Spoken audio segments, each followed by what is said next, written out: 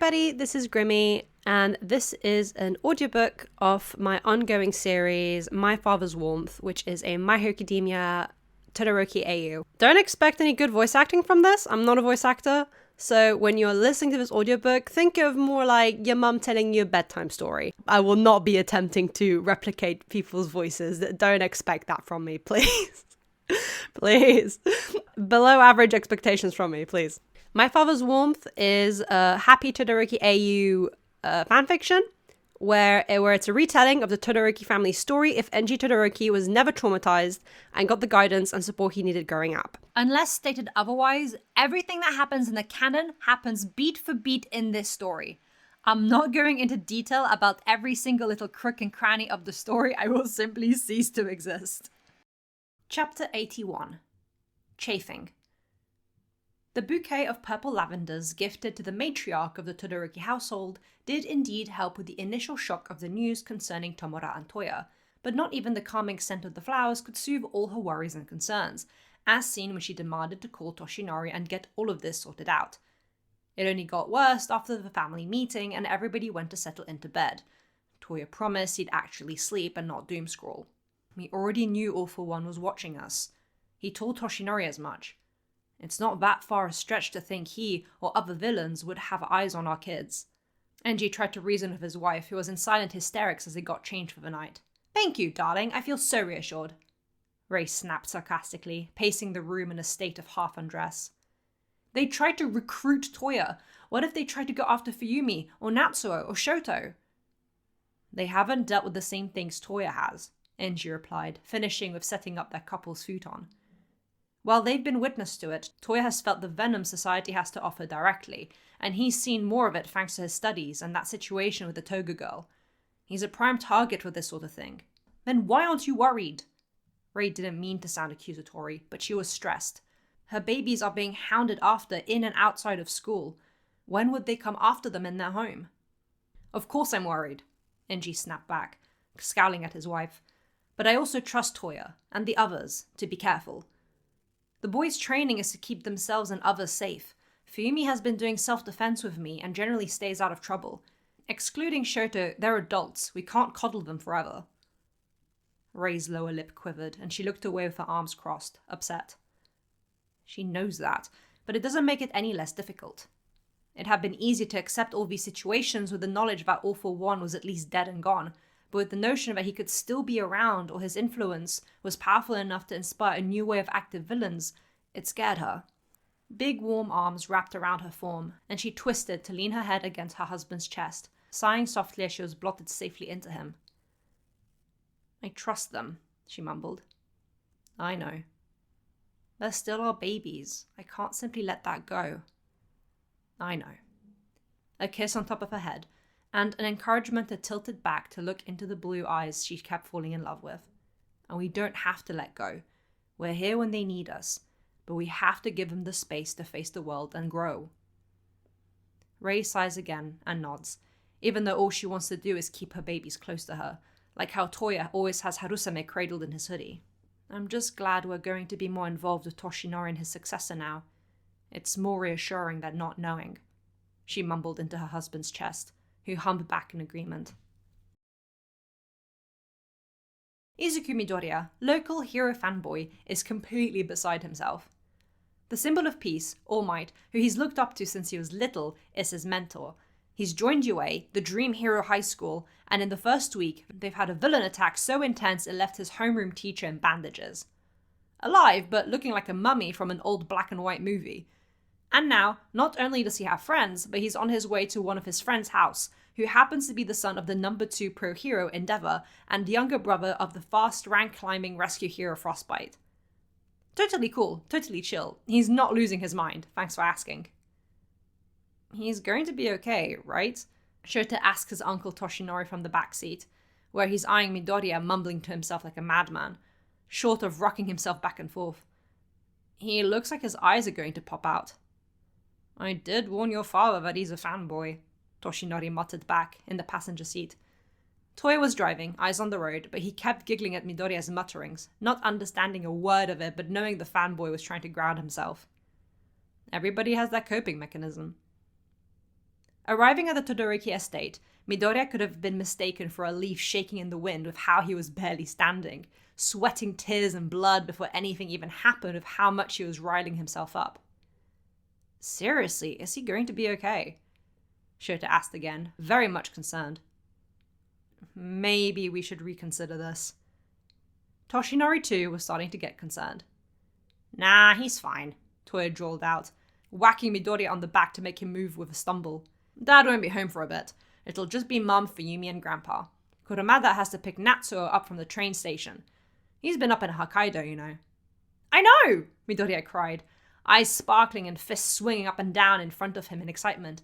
Just this morning, he rescued some lost hikers who took a wrong turn. Nobody else but him was on patrol that day, and he noticed a group missing, so he went after them. Because it was early in the morning, the temperatures were close to freezing, and since the group was elderly people, it's a good thing Frostbite went to look for them and guided them back to the right route and escorted them the rest of the way. He even called first responders to check them over, and they were all fine. It shows how hardworking and perceptive he is to notice one of many groups not appearing when he thought they would, and that he went so far as to look for them just in case, instead of assuming they'd be fine, since it's a highly touristic place.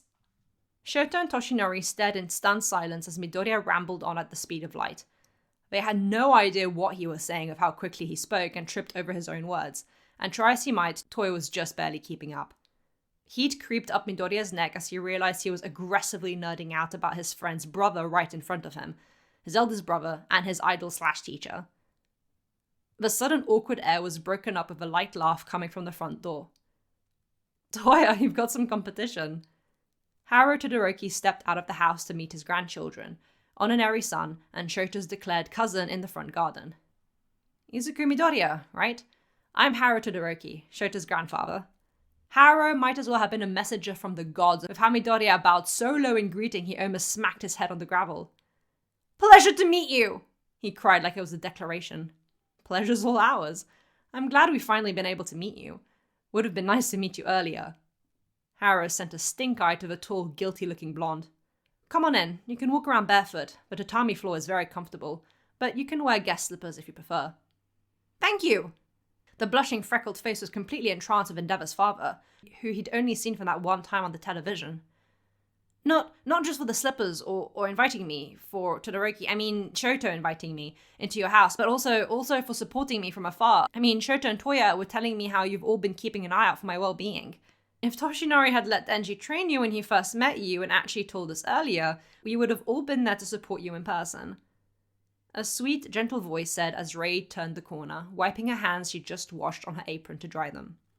Trotting alongside her was Harusame, who meowed obnoxiously at the sight of Toya, the latter bending down while cooing with a high-pitched voice in greeting to the white cat. I'm Shota's mother, Rei, and this is Fuyumi. I'm the sister. Hi! Welcome, Midoriya. Fuyumi chirped as she joined everybody in the lobby, jogging up to the freckled boy who only got more red in the face. Thank you so much for being Shota's friend. It's wonderful to hear how well you two are getting along. Midoriya was completely frazzled at the warm welcome he was getting. So many friendly faces looking at him like they'd always known him, and while normally he'd feel very abashed and burning from head to toe at being center of attention, this wasn't so bad. It was nice being taken in easily without fuss. He was still internally freaking out, in a good way, at being in Endeavor's home though. The holy grail of any pro-hero, the small ounce of privacy they got in this demanding society, and Midoriya was being invited in like it was no bother at all. He's honored. Dinner's almost ready. We're just waiting for Dad and Natsuo, Fumi chimed as everybody made their way in, heading into the dining room to sit at their various places. Midoriya, you're not allergic to anything, are you? No, not that I know of. Midoriya smiled at the pretty woman, before his eyes landed on a first-place trophy proudly shelved in the dining room, alongside photos of Fuyumi over the years at her various ice skating tournaments in different outfits, second-place ribbons decorating the shelf too, unhidden from the world. Miss, you're a professional ice skater? Oh, nothing like that. It's an extracurricular I did before I became a teacher. Fuyumi flustered a little at the awed look in the boy's eyes. And please, call me Fuyumi, or Big Sis Fuyu. I don't mind. Midoriya's aggressive nod of understanding is very endearing, and Rei had to hold back a laugh. It reminded her of Toya when he was little. We should really wait until Enji joins us, but tell me, Midoriya, does your family know about, well, all this? Haru asked as he sat down opposite the boy at the table, motioning to the entire family. Beside him, Toshinori froze mid-sitting down, and Midoriya stared with a gasping fish expression. Silence stretched out awkwardly. I didn't think so. Are you serious, Toshinori? Rei scorned, worries about Shoto fresh in her heart still. You didn't tell his parents? My mother, actually. Midoriya piped up, scratching his cheek a little. It's just my mother and I. That's worse! Rei cried. Despite being maybe, generously, a third of Toshinori's height, the number one hero felt very small as he shrunk in on himself at the furious mother's look. I can think up every excuse in the book as to why you kept it a secret, and I'd still say you should have told her from the beginning. Midoriya already knew of Rei's worrying for Shoto, as that had been the first thing the boy had spoken about this morning when they'd all met up for school again, with Ida and Uraraka.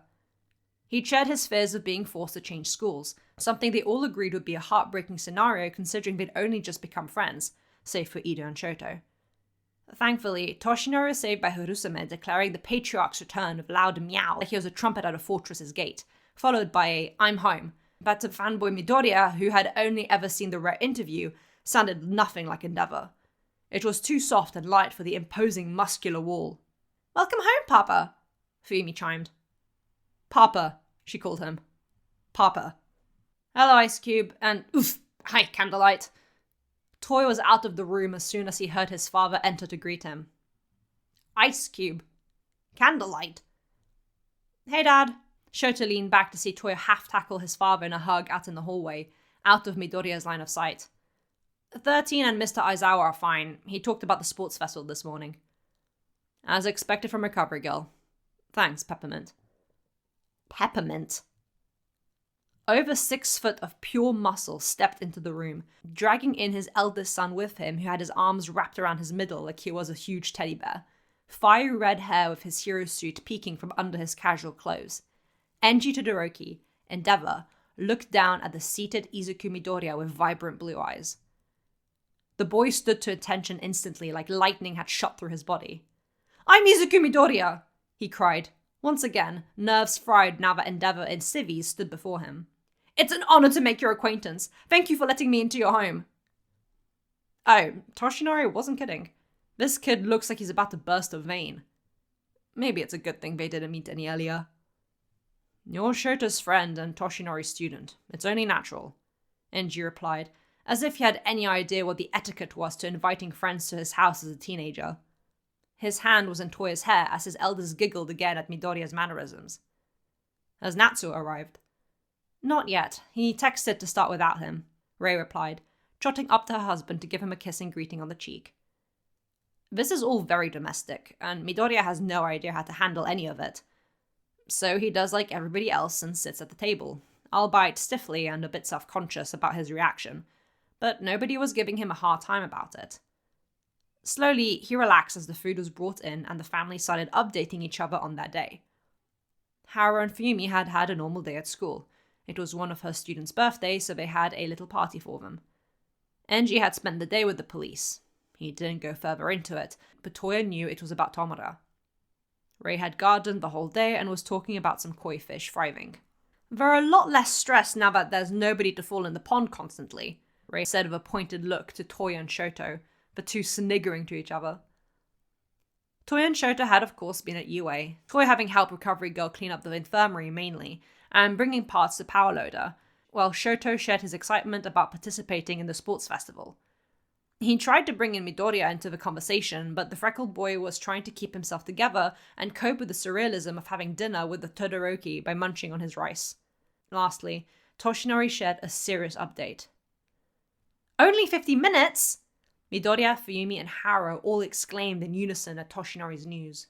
Yeah, that's the limit to how long I can use my power now. I overdid it too many times, the blonde admitted, hand on his neck as he placed his spoon down. Rei had made him a special broth with rice that he could eat better than what the rest of the family was having. It tasted delicious, and it's nice to be included. But Nomu was also a tough opponent, and it hurt. I can barely maintain my muscular form for an hour and a half now. Midoriya felt terrible.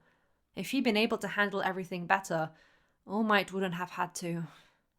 About that, sorry, he started, but he was abruptly interrupted by All Might bursting out laughing, some blood running down his chin. "You don't have to apologize. Man, we really are alike, you and me," the blonde hero cackled. "Too alike," Toya said behind his cup of water. "If All Might or Midoriya ever stopped getting injured, Recovery Girl would be out of a job." Those comments made Shoto stop chewing, and he stared between his uncle and Midoriya before making eye contact with his mother. Frankly, I don't have much time left as a symbol of peace. Toshinori's sigh brings all attention onto him. All except for Enji's, who is still eating while looking at his meal with a stony expression. And some with villainous intent are starting to realize it.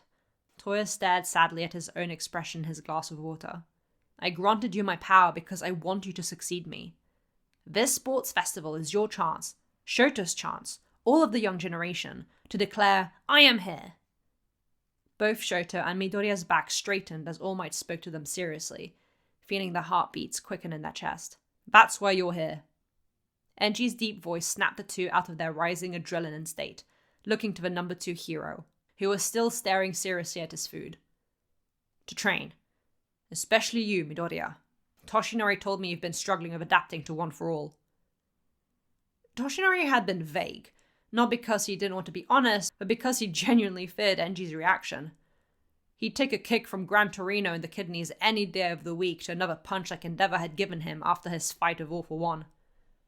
This was with serious input from his 2 consultants, Toya and Shoto, who agreed that telling their family the truth, the whole truth, of Izuku's injuries would probably end up with an early grave for their uncle. What are you saying?" Midoriya's heart was in his throat. "I'm saying," Enji's eyes lifted to meet sparkling green ones, who already knew, or hoped he knew, what the fired hero was going to say. "But I'm going to train you for the sports festival." Midoriya lifted to his knees, chopsticks clattering in excitement. "Really?" It was like looking at toddler Toya. With sparkling eyes, a bounce in his movement, and a joy so pure it could only come from a child with its dreams being just in hand's reach. It stunted Enji for a moment, but his expression softened. "Really?" he repeated, a tinge of a smile in his voice as Midoriya looked to Shoto with a bright grin. The two would be spending the next couple weeks training together. "And you're going to need it. Because one thing's for sure, Mr. Sparkly American Hero poster boy over here hasn't struggled a day in his life with One for All." Enji's voice turned to seething as he glared jealous daggers at his older brother, the blonde slurping his soup obnoxiously with a panicked expression. "You're not built like him, Midoriya. I'm going to make sure you don't collapse during your first fight."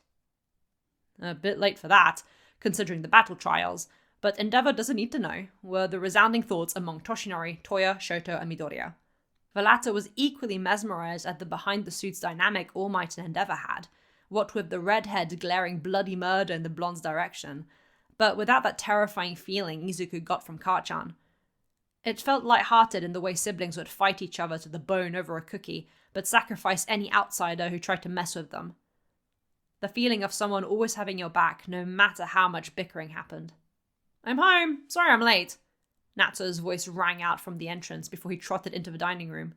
Hey, you must be Izuku Midoriya. I'm Izuku Midoriya!" Izuku stood to attention like before, face turning several shades of red as he realized he just said what Natsu did, all the while interrupting him. I'm Frostbite. You're... No, you got it. Nice to meet you, Frostbite," Natsu teased, extending a hand out to the embarrassed teenager. "Midoriya would eventually grow out of this, right?" Yeah, no, thought Toya, loud and clear in his brain with another giggle. After dinner, Enji took charge of cleaning the dishes, and because he's a good house guest, Midoriya helped too. Barata couldn't help but stare at the Endeavor suit sleeves as he dug his arms into the mountain of bubbles.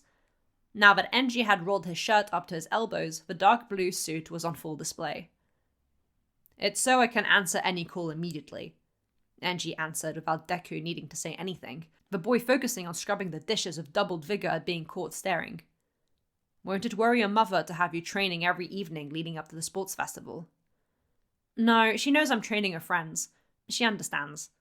Midoriya smiled fondly at the thought of his crybaby mother, something he'd inherited. "As long as I get home safe." Enji had no experience of what having a mother meant, but he knew what Ray was like, as well as his father. If this boy's mother trusted him enough to be responsible and to go to hero school, then he'll respect that. For your training, then, I want to focus on building your muscle with proper technique and self-defense. I'm currently training Fuyumi a little. She can be a sparring partner while you get the hang of it. After the whole ordeal with the kidnapping attempt, Fuyumi had finally given in and decided to do some very, very basic exercising with her father after work. It was no fun at all, nothing like ice skating. But if she learned how to protect herself, then the gross sweat and musky odor is what she'd endure. I know for a fact Toshinori hasn't taught you any of that. Midoriya shot him a sheepish look. Muscle bulking is fine, but you need to know how to use it. And with a power-up quirk like One for All, knowing every muscle in the body, its function, how it connects to the rest will go a long way to helping you adapt. Enji looked at Midoriya and was met with yet more sparkling eyes and red cheeks. The happiest, goofiest grin he'd ever seen on a teenager slapped across the boy's face. A green version of Toya. In the USJ attack, Midoriya was about to say didn't break my arm, but realized that could start something neither All Might, nor Toya, nor Shoto wanted to deal with. Managed to use it effectively. Perfect workaround. I think it's because it was the first time I used One for All on a person, and after 13 spoke about how her quirk could kill someone. You subconsciously put restrictions on your power. Enji hummed, staring intently at the dishes he was letting soak for a moment. I do that too. Consciously. Fire can cause some real damage to anyone without fire resistance. That's also why you don't use your fire to fly often, Midoriya chirped. The firepower needed to boost you into the air and keep you up has enough force to cause collateral damage and give first-degree burns to anybody too close. And with citizens often around, that's too high a risk, which means anything that doesn't require boosting your fire and instead uses physical strength is better in tight places like cities. Meanwhile, in open sky areas like motorways, you have wider range of motion to freely use your quirk. But saying that, you are fully capable of controlling a huge amount of fire in tight areas while minimizing collateral damage, like with the Queen Bee incident. So it's not that you're not able to, but you only use that as a last resort in extreme cases when it's necessary, since that sort of usage makes you overheat faster than normal and... He's rambling again. And Midoriya feels ice-cold shame as he freezes with his hands deep in soapy water. His crazed mutterings have swelled into nonsense as his mouth flaps rapidly in front of the number 2 hero, known for not dealing with fan service or having much patience with the press. Slowly, Izuku raises his head with a wary expression, awaiting annoyance or a weirded out expression. Instead, he's met with blue eyes, looking at him attentively, waiting for him to continue, listening to his rambles and understanding. No sign of struggling to keep up. You're very observant, Enji says after a moment, before a smile stretches across his face. And isn't that the biggest compliment in the world? You've wanted to be a hero for a long time, haven't you? Ever since I can remember, Midoriya nods, relief flooding his senses. When I learned I was quirkless, I was devastated. But that never stopped me from hoping. Dreaming, I guess. Even quirkless, I tried convincing myself I could be a pro hero. Why? Enji's question got him a confused expression from the boy. Why do you want to be a pro hero? Because I want to be just like All Might, came the confident response. All Might saves everyone with a smile. I want to do that too, without anybody ever worrying about me. Enji snorts, and for a moment, Izuku thinks he's being mocked. You'll always have somebody worrying about you, the father says as he finishes with the last dish and starts drying them instead. I don't think a day goes by when my father isn't worried about All Might, or myself, for that matter. He pulls a kitchen towel from the rack by the sink and starts drying the dishes. Yes, they have a dishwasher, but Enji finds the process of doing dishes therapeutic. And, just like All Might, I don't know. I have many criticisms about the symbol of peace. Oh? Midoriya is almost scared to open that can of worms, but curiosity does kill the cat. Like what? He hardly ever calls. He always overdoes his body even when he should be on bed rest. He thinks he has to bear the whole world on his shoulders even though he's just one guy, and he almost got himself killed without calling me for backup because he was afraid of making his family a target, but turns out we've been a target since before I married my wife. And he looks like an American comic character. Came Enji's own ramblings, expression turning more and more annoyed with every word. But he sighed and smiled to Izuku, a little brighter than before. All Might is a great hero to aspire to, But don't limit yourself. You're not All Might. You're somebody completely different, even if he has passed down his quirk to you. It's yours now. Experiment with it. Attune it to your body. Midoriya blinked and looked down at his hands. He smiled. Can you help me with that? He looked up to Enji, hopeful, as if that's not the literal reason he'd be coming to the Todoroki estate after school for the next 2 weeks. Of course, we all will. I don't doubt Toya has 101 theories about how to help you improve your training. Enji smiled at the boy. Speaking of Toya, Natsuo barged in, carrying more dishes from the dining room that he promptly placed into the sink with challenging eyes to Enji, accidentally splashing Midoriya in the crossfire. Father, I must complain about your lack of a reaction concerning Toya's associating with a villain. Midoriya blinked, confused with the front of his shirt slightly damp as he looked between Enji and Natsuo. The men looked identical to him, save for half of Natsuo's hair and their eye colours, but blue eyes returned the heated but playful glare. 1, your brother was hyperventilating and having a panic attack. Anything other than concern would have made it worse. 2, your mother reacted plenty for the both of us. I'm trying to make sure she doesn't ban Shoto from UA. 3, Toya didn't know Shigaraki was a villain, nor did he know his quirk. It was merely a hunch. Unlike you, who trained with a wanted vigilante you knew I had been actively against for years, and kept it a secret from me until he put himself in my way to save his illegal idol friend. Natsuo's challenging expression slowly fell, and he started looking sheepish, lips forming into a childish pout. 4, okay, I get it, the situation's different. You asked, let me finish. 4, Toya didn't almost hijack his entire career. Enji continued with a huff and steam emitting from his nose like a bull, the scales tipping to his advantage. His own pout was forming. Toya smugly walked past the kitchen for the parallel hallway behind his father, sticking his tongue out at Natsuo, who was getting sternly but calmly berated, the brand new pro-hero's bravery turning to sludge under his parents' firm rationalizing. All the while, a much shorter freckled face stared in bewilderment, hands still in soapy water. What sort of family had Midoriya gotten himself into? Midoriya is a lot like Uncle Toshi, don't you think? Shota asked his father after Midoriya had been brought home by Kurumada, escorted by the fire hero himself, who stayed in the car to not bring attention to the boy, and Toya had driven their uncle to his train station so he could make his own way home, accompanied by Fuyumi for company. As in, a lot. Enji never liked that tone of voice when it came to Shoto. Or Rei, for that matter. Or even Toya. Why are you asking? Yes, he saw a resemblance in the boy. There was that same stubborn desperation to help that his honorary brother always had burning in his eyes. Are we 100% sure he's not actually Uncle's son? Great, we're having this conversation now. Shoto, knowing your uncle, I'm very sure. Okay, but how sure? It's rude to speculate on people's personal lives, Enji said firmly, not wanting to encourage this sort of behavior in his already biting-prone son. That was one weird character trait too much as is. Yes, I'm sure Midoriya isn't Toshinori's biological son. Is that not speculation within of itself? Now he's talking like Toya does when he's trying to bargain.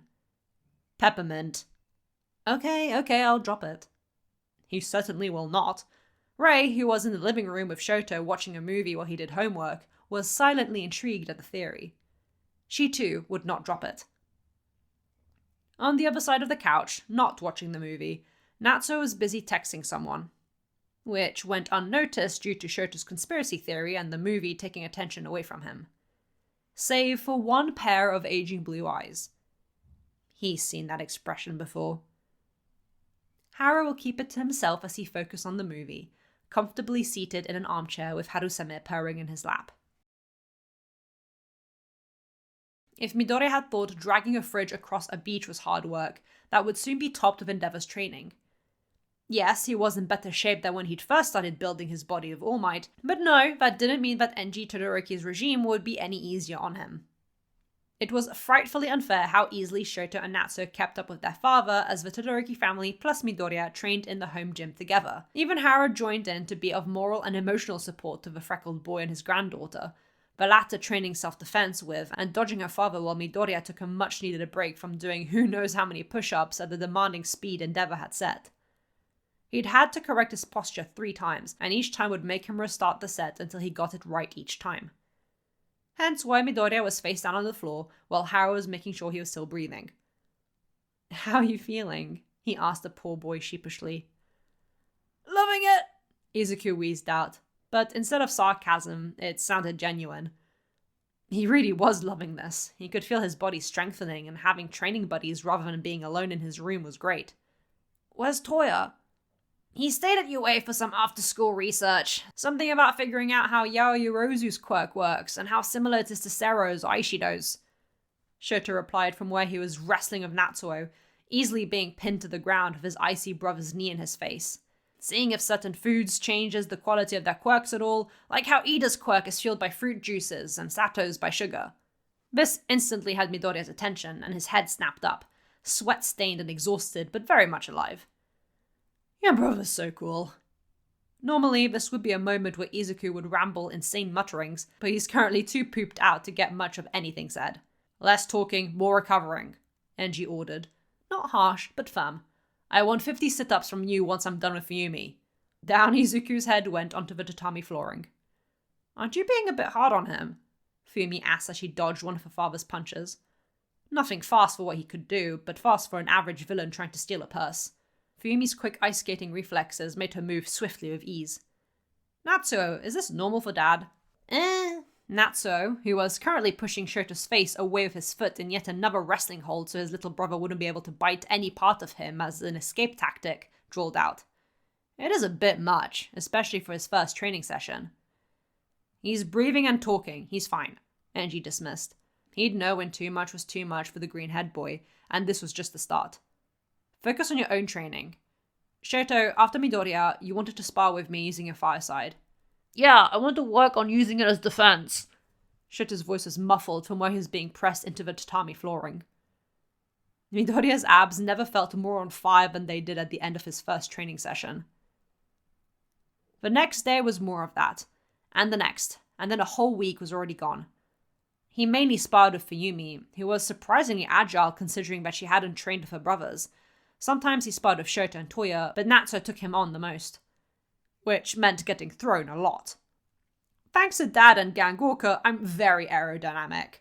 Helps fight nausea and getting my surroundings quickly. Natsuo explained as he pinned Midoriya like he was turning him into a pretzel. "That would actually help Uraraka," the green-haired boy managed to wheeze out. Toya was constantly writing things in notepads in between sparring with his father for fun. Never Shoto. "He's good on the bites, thanks." Rei sometimes joined in if the room wasn't too busy, and Haru-sama made it a point to stay out of the room and enjoy the rest of the empty house to lounge around in. Toshinori always checked in via phone call and would see an exhausted but very happy Midoriya during the school day. Everybody in both Class 1A and 1B were working ferociously hard. Safe to say, Midoriya quickly became acquainted with the Todoroki family members via their favorite bonding activity, training. And during that time, they caught him up on everything they knew from Toshinori. All for one, Nana and Gran Torino, Toshinori's past, his friendship with Enji and Rei, being an uncle to their children, the fight against All for One and the injury that almost killed him, the behind-the-scenes team-up between Sir Nighteye, Endeavor, All Might, and Frostbite's agencies, how they've been helping each other in light of the symbol of peace's weakening state. Toya spoke of Tomura. He explained his own defective quirk, his self-mutilating tendencies, and how it affected his family. Midoriya became very serious at that, and only listened to Toya's tale that he spoke easily about, saying nothing.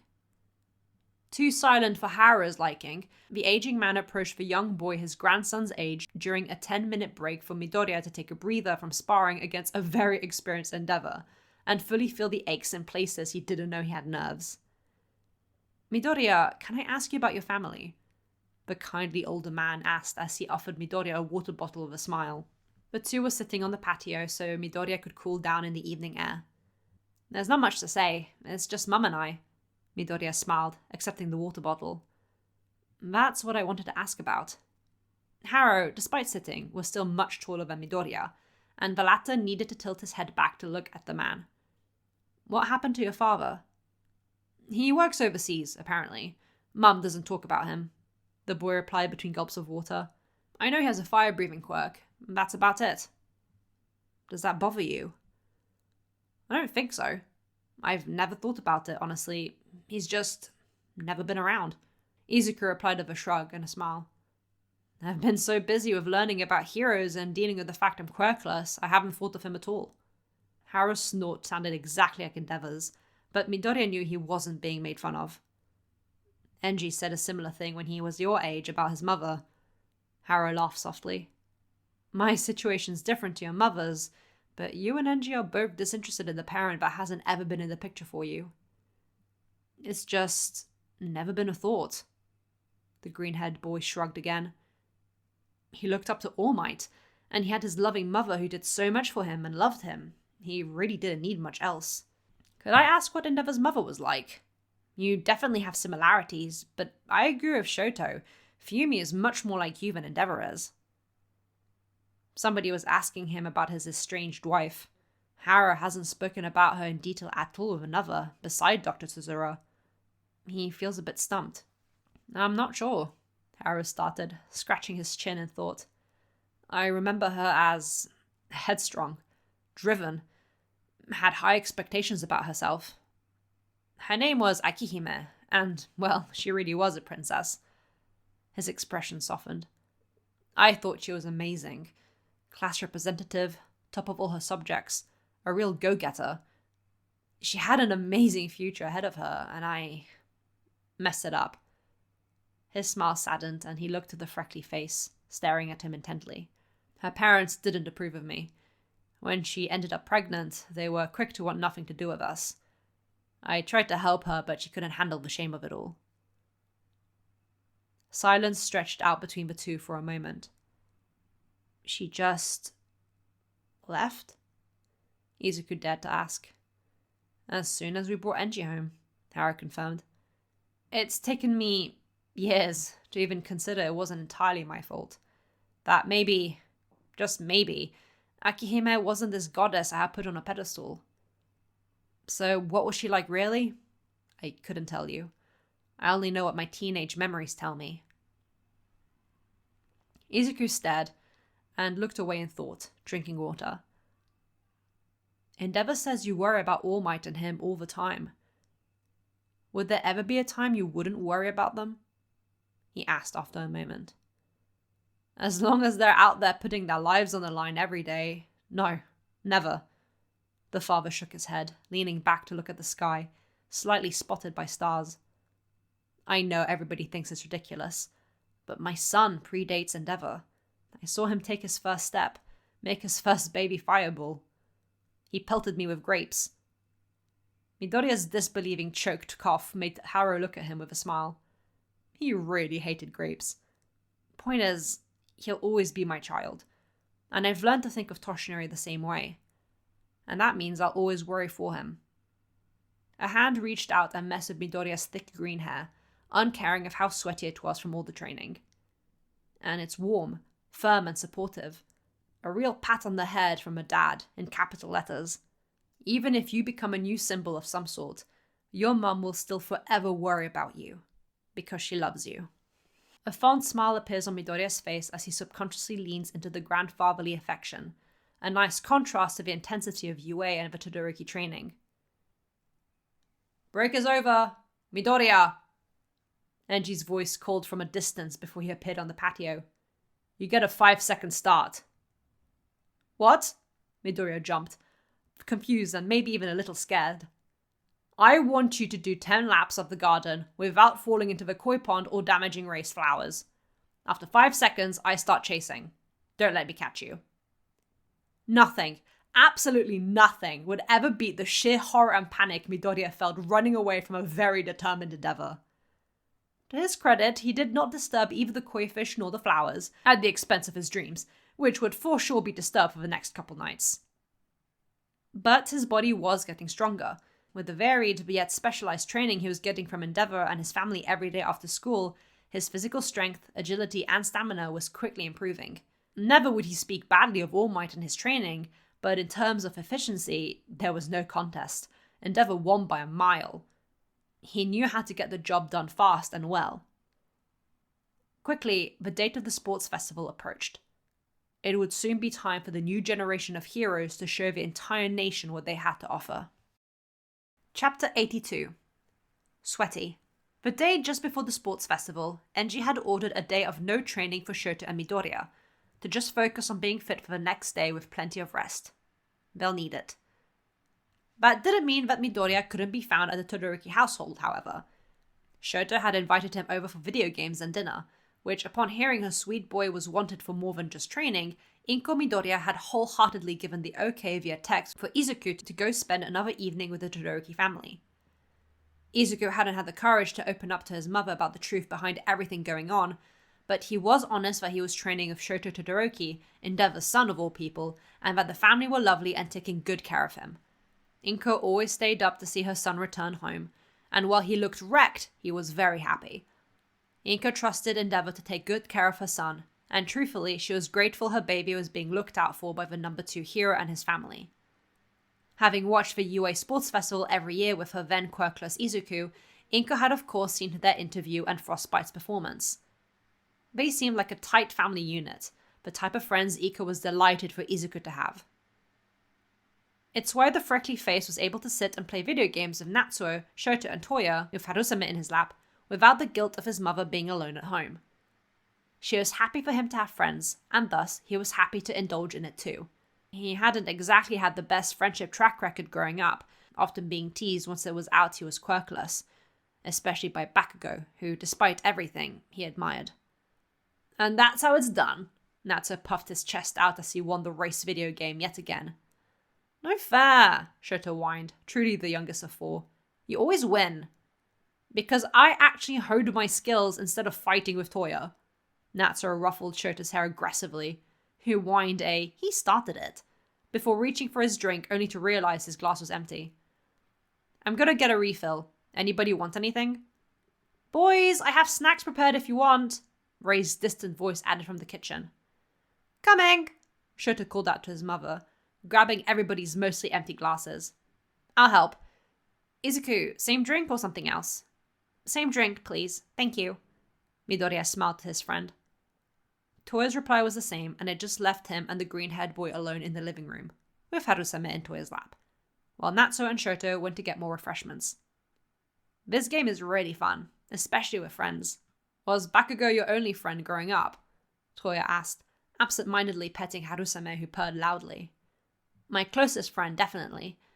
I had others, but we've always known each other, Midoriya replied. Though, I guess, he doesn't see it that way. His voice trailed off, looking distant for a moment before smiling to Toya. Not to sound weird, but I'm glad we had similar experiences. For the longest time, being quirkless and teased endlessly made me feel pretty alone. Toya smiled back to him, tender. I get it. I felt the same way when Dr. Tozura inspired me to become a doctor. Of course it's terrible that any of us have such experiences, but it's better to deal with it together than solo. The white-haired man scratched his cat behind the ears gently, receiving a happy chirp for the affection. But maybe that's why it hurts more when you can't help someone who clearly needs it. Silence stretched out for a long moment, the soft jingle of the video game's character selection screen playing.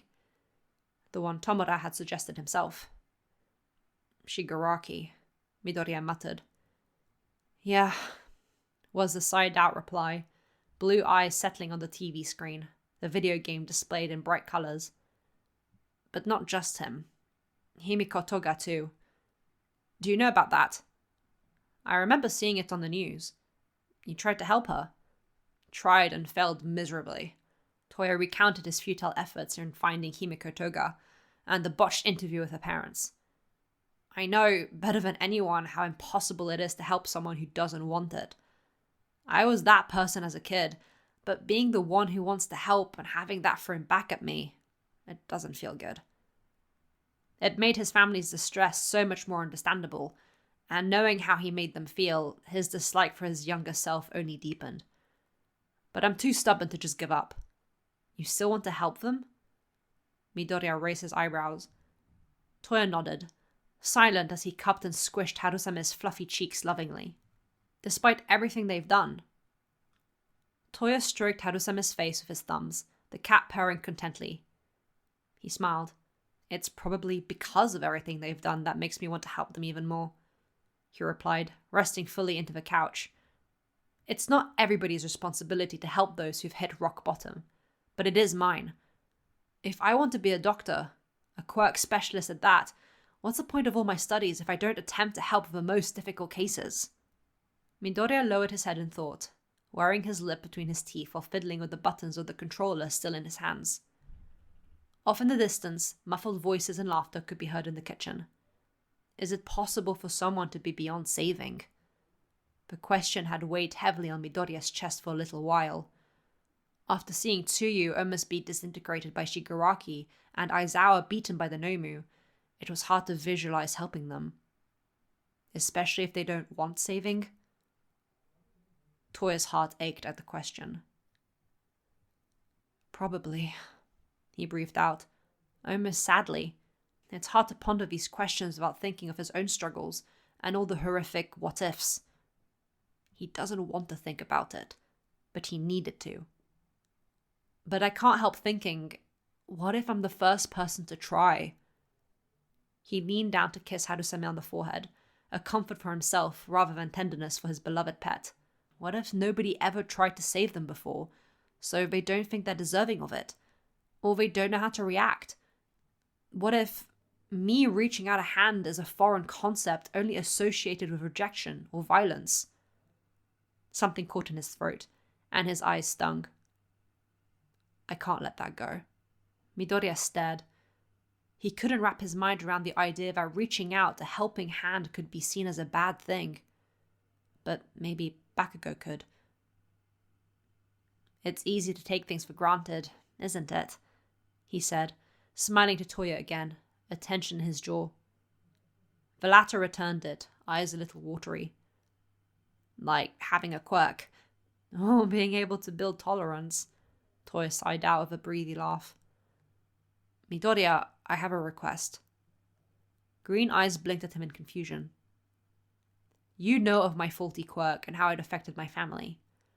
Do you think you could avoid your self-mutilating trick during the sports festival? It's a very sensitive, very sore spot for the family.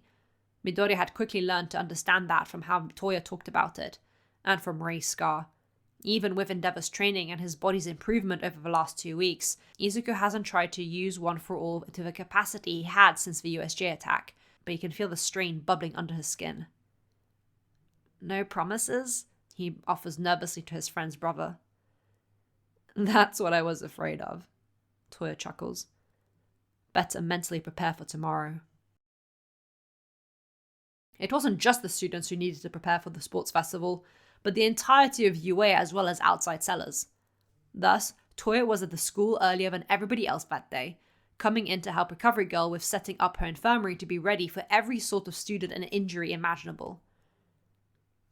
How are your studies going these days? The elderly woman asked Toya as he made the beds ready for any students needing a rest. He had a feeling Midoriya would become personally acquainted with these today. You're in UA most days. Don't you still have shadowing at the hospital and children's clinic? Oh, no, that's done, Toya replied as he fluffed the pillow. Most of my work these days is field research and getting work experience. With Dr. Ujiko approving of my essay and giving me glowing feedback, my teachers are pretty happy to let me do whatever, considering you invited me to intern at UA. Not to say he was receiving special treatment, but Toya wasn't about to downplay his achievements and say he wasn't miles ahead of everybody else in his class. He actually had ambitions and a reason to strive towards helping people that went beyond the norm. As long as I keep them updated and add to my portfolio, I'm good. And your therapy with Dr. Tsuzura, I don't mean to pry, but are you still doing that? Recovery Girl asked while checking that her compartment of sweets and chocolates was full. Not as regularly. It's more on a when I need it basis these days. Like right after the whole situation of Tomura. That had not been a fun session, but as always, understanding and patient Tsuzura had helped Toya process the event and emotions in a way only a professional with good intent could. She's everything Toya wanted to be for his own patients. Hopefully one day I won't need her on speed dial. Recovery Girl smiled at the young man, proud beyond words at his development. Not to mention the real help he was giving her at the infirmary. She was old. There was only so much she could do on her own. Having a second pair of helping young hands was truly appreciated. "Why don't you have the day to be with your family?" she offered, Toya's head rising from where he finished smoothing out the covers. "You've worked hard. You deserve to watch your brother rather than being cooped up in here." "Really?" Toya asked with a happy voice. At the old lady's hum and motioning to the door with her stick, Toya's face split into a bright grin and he dropped to his knees in front of her to hug Recovery Girl in gratitude. "Thank you! Let me know if you need my help. I'll be in the stands." The air was bright and enthusiastic in the 1A waiting room. All the classmates sitting together as they mentally prepared themselves for the day as well as did some stretches. Of course, caring Ida was micromanaging. "Yo, Midoriya, you've packed some serious muscle, dude," Kirishima complimented. He was exaggerating a bit, but it's true. Midoriya was more square than he'd been 2 weeks ago, more definition in his arms and back. "You did some serious training." "I trained with Shota and his family. They've been a huge help." Midoriya smiled with a sharp-toothed redhead, Shota opposite him discussing tactics with Uraraka, who was pumping herself up with puffed-out cheeks. "You trained with Endeavor?" Kaminara exclaimed from another table, sitting beside Bakugo, which made the other blonde shoot a stink-eye to Midoriya. "Cool! What was that like?" Midoriya faltered. The last day of rest had been extremely needed, not just for his body to recover, but also for his mind. Endeavor chasing him around the garden in what was only a light jog for him while Midoriya was fighting for his life was still a very fresh and haunting memory. No horror video game would ever be able to come close to that. "He doesn't mess around." Shota snorted a laugh, a rare sound that caught the entire room's attention. "Todoroki, your brother won all his sports festivals, right?" Short Mineta asked, round purple haircut just barely visible over the table edge. "You're not under any pressure to perform, are you?" It was genuine curiosity, dare he say concern, coming from Mineta. It's not like any of them were pro-hero kids, beside Ida. "Not from my family, no." Shota shook his head, with a smile to his classmates. "Like 10 years, our family just want us to do our best." "But we must be better than our best. We must show the world what we are capable of," Tenya declared with swiping motions, the most hyped up out of everyone in the class. Shota pointed to him with a, "see what I mean?" snickering with Mineta and Uraraka at Tenya's infectious enthusiasm. "Even so, like everyone, I intend to win." Everybody agreed with Shota's sweet declaration of rivalry. One person took it to heart a lot more than the others. "I just want to say, I'm gonna win." Bakugo had taken it so much to heart it had been his pledge as the player representative. That was very different to what Natsu had been like, Shota thought as the entire crowd of students booed at the arrogant line. Red eyes glared at mismatching ones challengingly. "Oh, okay. It's on." Boy," Natsu snickered from the stands, his entire family by his side as he rested his chin on his crossed arms on the ledge. "Those two are gonna duke it out. This is giving you and Saichi vibes." Fuyumi's sigh was drawled out and exasperated. "Boys." "Did you have a chance to speak to Toshinori this morning?" A bit behind them, Haru spoke to Enji and Rei, the former in casual clothing rather than his Endeavor suit to keep eyes away from him. Shakes of their head at the question made the older man sigh and look for his honorary son in the crowd. "I don't imagine All Might will make much of an appearance with his shortened time limit." "Oh, there he is." His eyes fell on the scrawny man in his yellow striped suit. The two gave each other a very small, discreet wave. Toya was beside his siblings, bouncing slightly on the balls of his feet in excitement as Midnight announced the first event. A race course. True to his word, Shoto had every intent to win. But even as he froze the entire ground and shot forward with a gaping head start, his classmates weren't far behind. Despite that, the crowd cheered for the two-tone-haired boy, remembering Frostbite's tactics to be at the front of the race. Seems the brothers really were cut of the same cloth. Toya's eyes were going everywhere, analysing every movement the students did, how they used their quirk, their improvements since last he saw them, where Class 1A was standing compared to 1B. Now that he was in the position of a quirk specialist, in training still, but hush, he felt driven to penalize every detail for safeguarding later on, something he was sure Midoriya would love to discuss with him once the day was over, as long as he wasn't completely exhausted. That Bakugo boy really is something, Haro voiced, eyes focused on the explosive blonde as he quickly caught up to Shoto. But it wasn't of admiration. There was concern in his tone, and a scowl on his aging face. Enji raised his eyebrows at his father. He looks angry. Guilt shot through Enji. He really was the reason for causing that sensitivity in his father, wasn't he?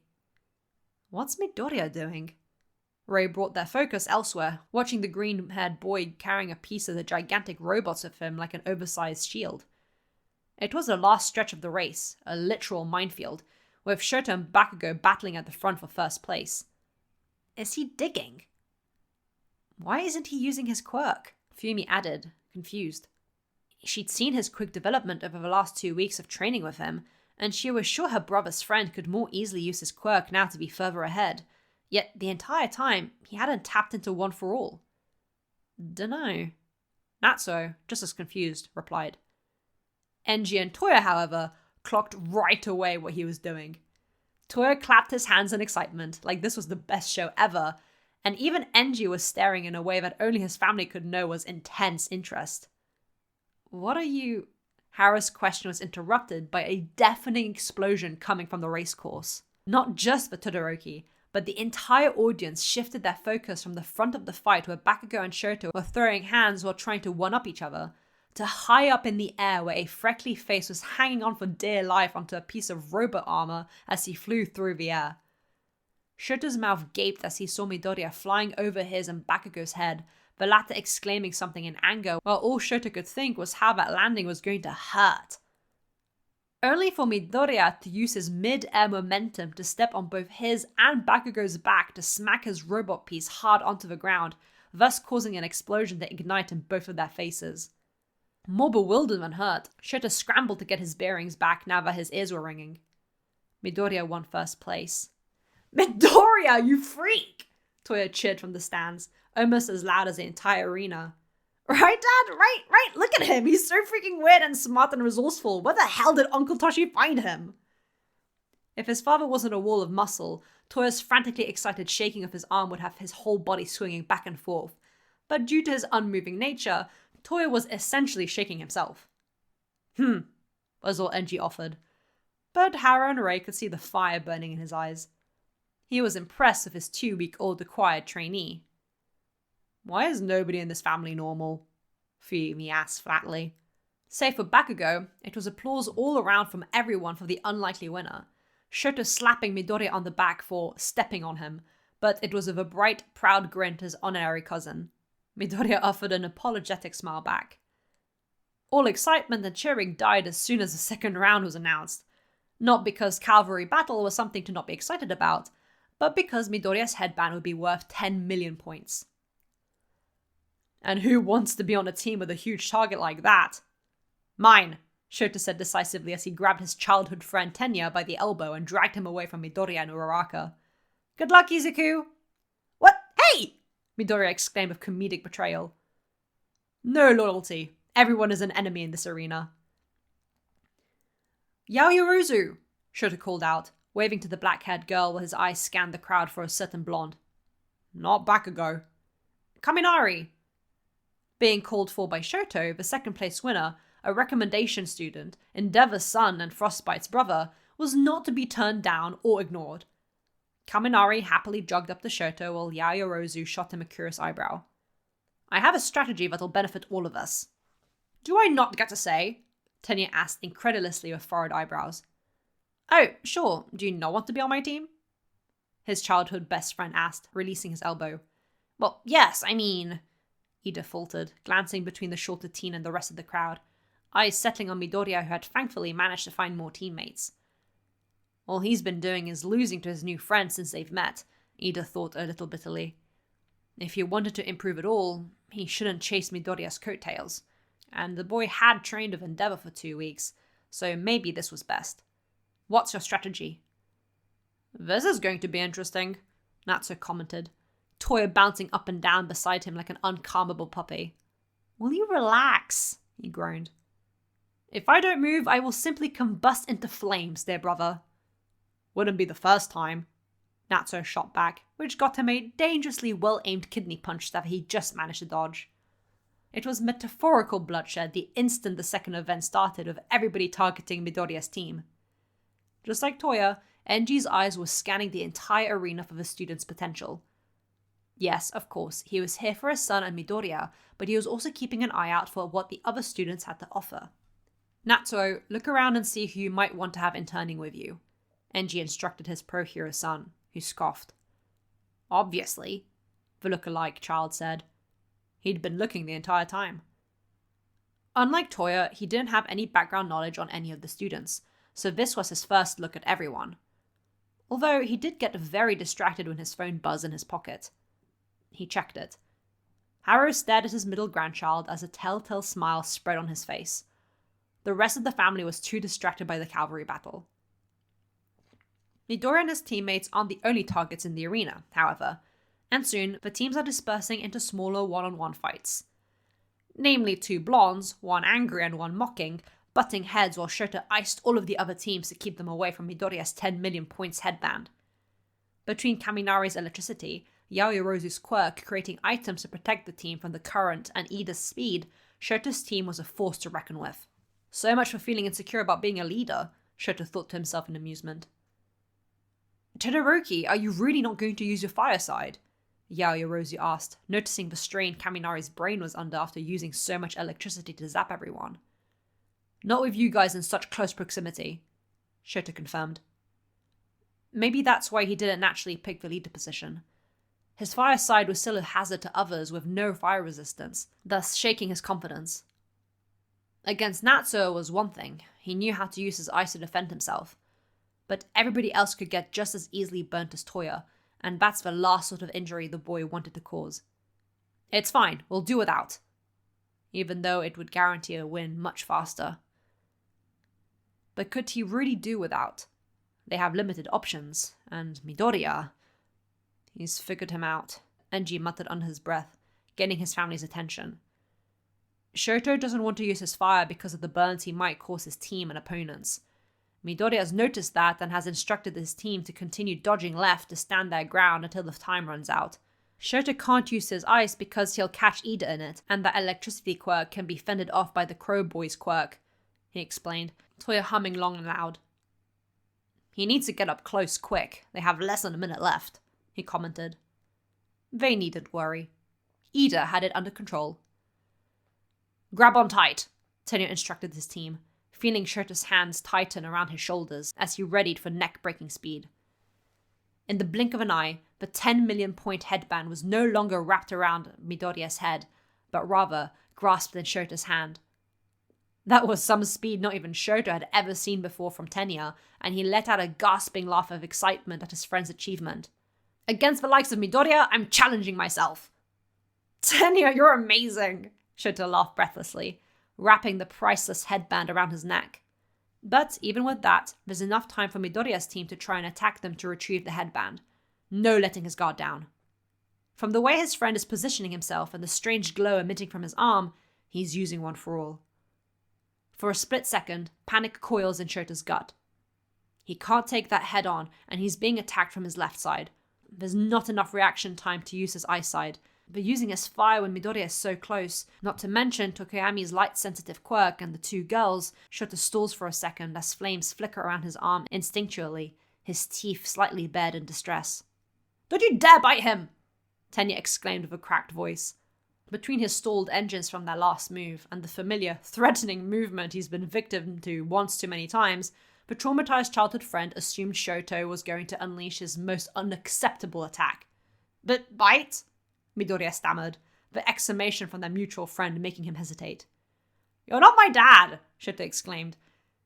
With the hesitation from Midoriya and the sudden disappearance of the glow in his arm, Shota managed to aggressively swat the attacking limb away from his neck, the movement snuffing out the flames from his left arm. But it seemed his whole family had assumed the same as Tenya, because a powerful yet distant voice yelled, Don't bite him, Shoto! From the audience, a gust of flames emitting from his father's indignant expression. Boo. But he was thankful for the distraction it caused, leaving Midoriya startled and confused. Listen to your father! Tenya's voice cried as he tried to maneuver away from the opposite team.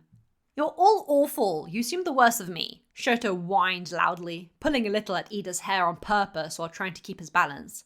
I wasn't even thinking about biting. It's not assuming, it's noticing a pattern, his friend yelled accusingly. Yaoyorozu was staring at the arguing friends, completely in disbelief at the topic of conversation. Kaminari's half-working brain was trying to keep him on his feet, so he wasn't hearing any of this. The others may not know that side of you, but we do. As class representative, This isn't the time! Yaoyorozu scorned, but the bickering caused just enough gap in their defense for Midoriya to grab the 10 million point headband. Except it wasn't, because Shoto wasn't brainless enough to not shuffle the order around on his neck. That was naive, Midoriya! 10 seconds later, and a final desperate attempt from not just Midoriya, but also Bakugo's team, and the event was over. Bakugo face planting into the ground after launching himself from his team to grab at Shoto. That was close, Shoto breathed out, going to grab for the headband on his head. 615 points, and... Huh? It's not there. What? Tokuyami's quirk, Shadow, proudly held the last second stolen headband in his beak, causing Midoriya to burst into a waterfall of tears as they managed to scrape into 4th place. Oh, my panicking and bickering made us lose that one. We're still first, though. Kaminari's slight stammered voice as he swayed from side to side with a wonky thumbs up wasn't much to reassure Shoto. Sorry, I wrongly assumed you were going to bite him. That's my fault. Tenya rubbed the back of his neck, guilty at his sudden outburst that put his friend in a bad light. But Shoto just smiled. You have every reason to. Plus, it shocked Izuku enough for me to parry his attack. Why on earth would he have every reason to assume you'd bite Midoriya? Yaoyorozu said, baffled. How exactly did this boy's brain work? He's such an odd enigma. The sheepish smile she gains from Shoto doesn't aid with understanding him at all. But despite the banter and congratulating Midoriya's team for a job well done, all the while Bakugo lamented his 2nd place win, once again below Shoto, Shoto still had a sour feeling in his gut. If he'd used his fire side, they would have definitely won a lot faster, without the need for that last hiccup to happen. But at the risk of burning his classmates, which he really didn't want to do. He was driven into a corner, and he panicked. This is exactly what Dad always says, he muttered. Shoto's only limit is himself, Enji sighed, rubbing his jaw as the lunch break was announced. If he stopped worrying and trusted the others to take care of themselves, he wouldn't be so hesitant to use his fire when close to others. Toyo felt guilty. That was probably his fault. Fingers snapped in front of his face. Hey, no, I know that look, Enji said firmly, but with humour in his voice. None of that. It's probably true, though, Toyo said sheepishly. He looked to his mother, who was busy chatting with Fumi and Natsu about what they should get for lunch. Her long white hair was tied up in a half bun, her scar visible to the world without shame. I did that to Mum, and it would have happened to Shoto if she hadn't pushed him away. Toyo's eyes lifted to meet his father's. It's my fault. Enji didn't know what to say. Fault or not, that's for Shoto to overcome, Haro said instead. Maybe that's something you two could discuss your works on in the upcoming training camp, or find a compromise to make him more confident using his fire. A compromise? Instantly, the gears were turning at full speed in Toyo's brain, distracted from his negative emotions as he pondered his grandfather's words. Enji exhaled softly, grateful for his father always knowing what to say in these moments. Years with Dr. Tsuzura as an adult sure does help. Fumi and Natsu grabbed their eldest brother to go get lunch for the entire family, Rei returning to her beloved husband's side to watch her students disperse back to the waiting rooms for lunch. Her eyes settle on her baby boy and his friends, lingering on the messy mop of green hair. Shoto is right, though. That boy is a lot like Toshinori. Stop, Enji grumbled flatly. Every day of his marriage was living proof of where Toya and Shoto got that crazy conspiracy theory character trait from. I'm not having this conversation. Haro couldn't help the snort that left him. Are you sure you're not All Might's love child? Shoto asked with a green tea-flavoured jelly pouch in his mouth. The question caused Midoriya to splutter and choke on his water, hacking out a lung, which would make him even more like All Might. What?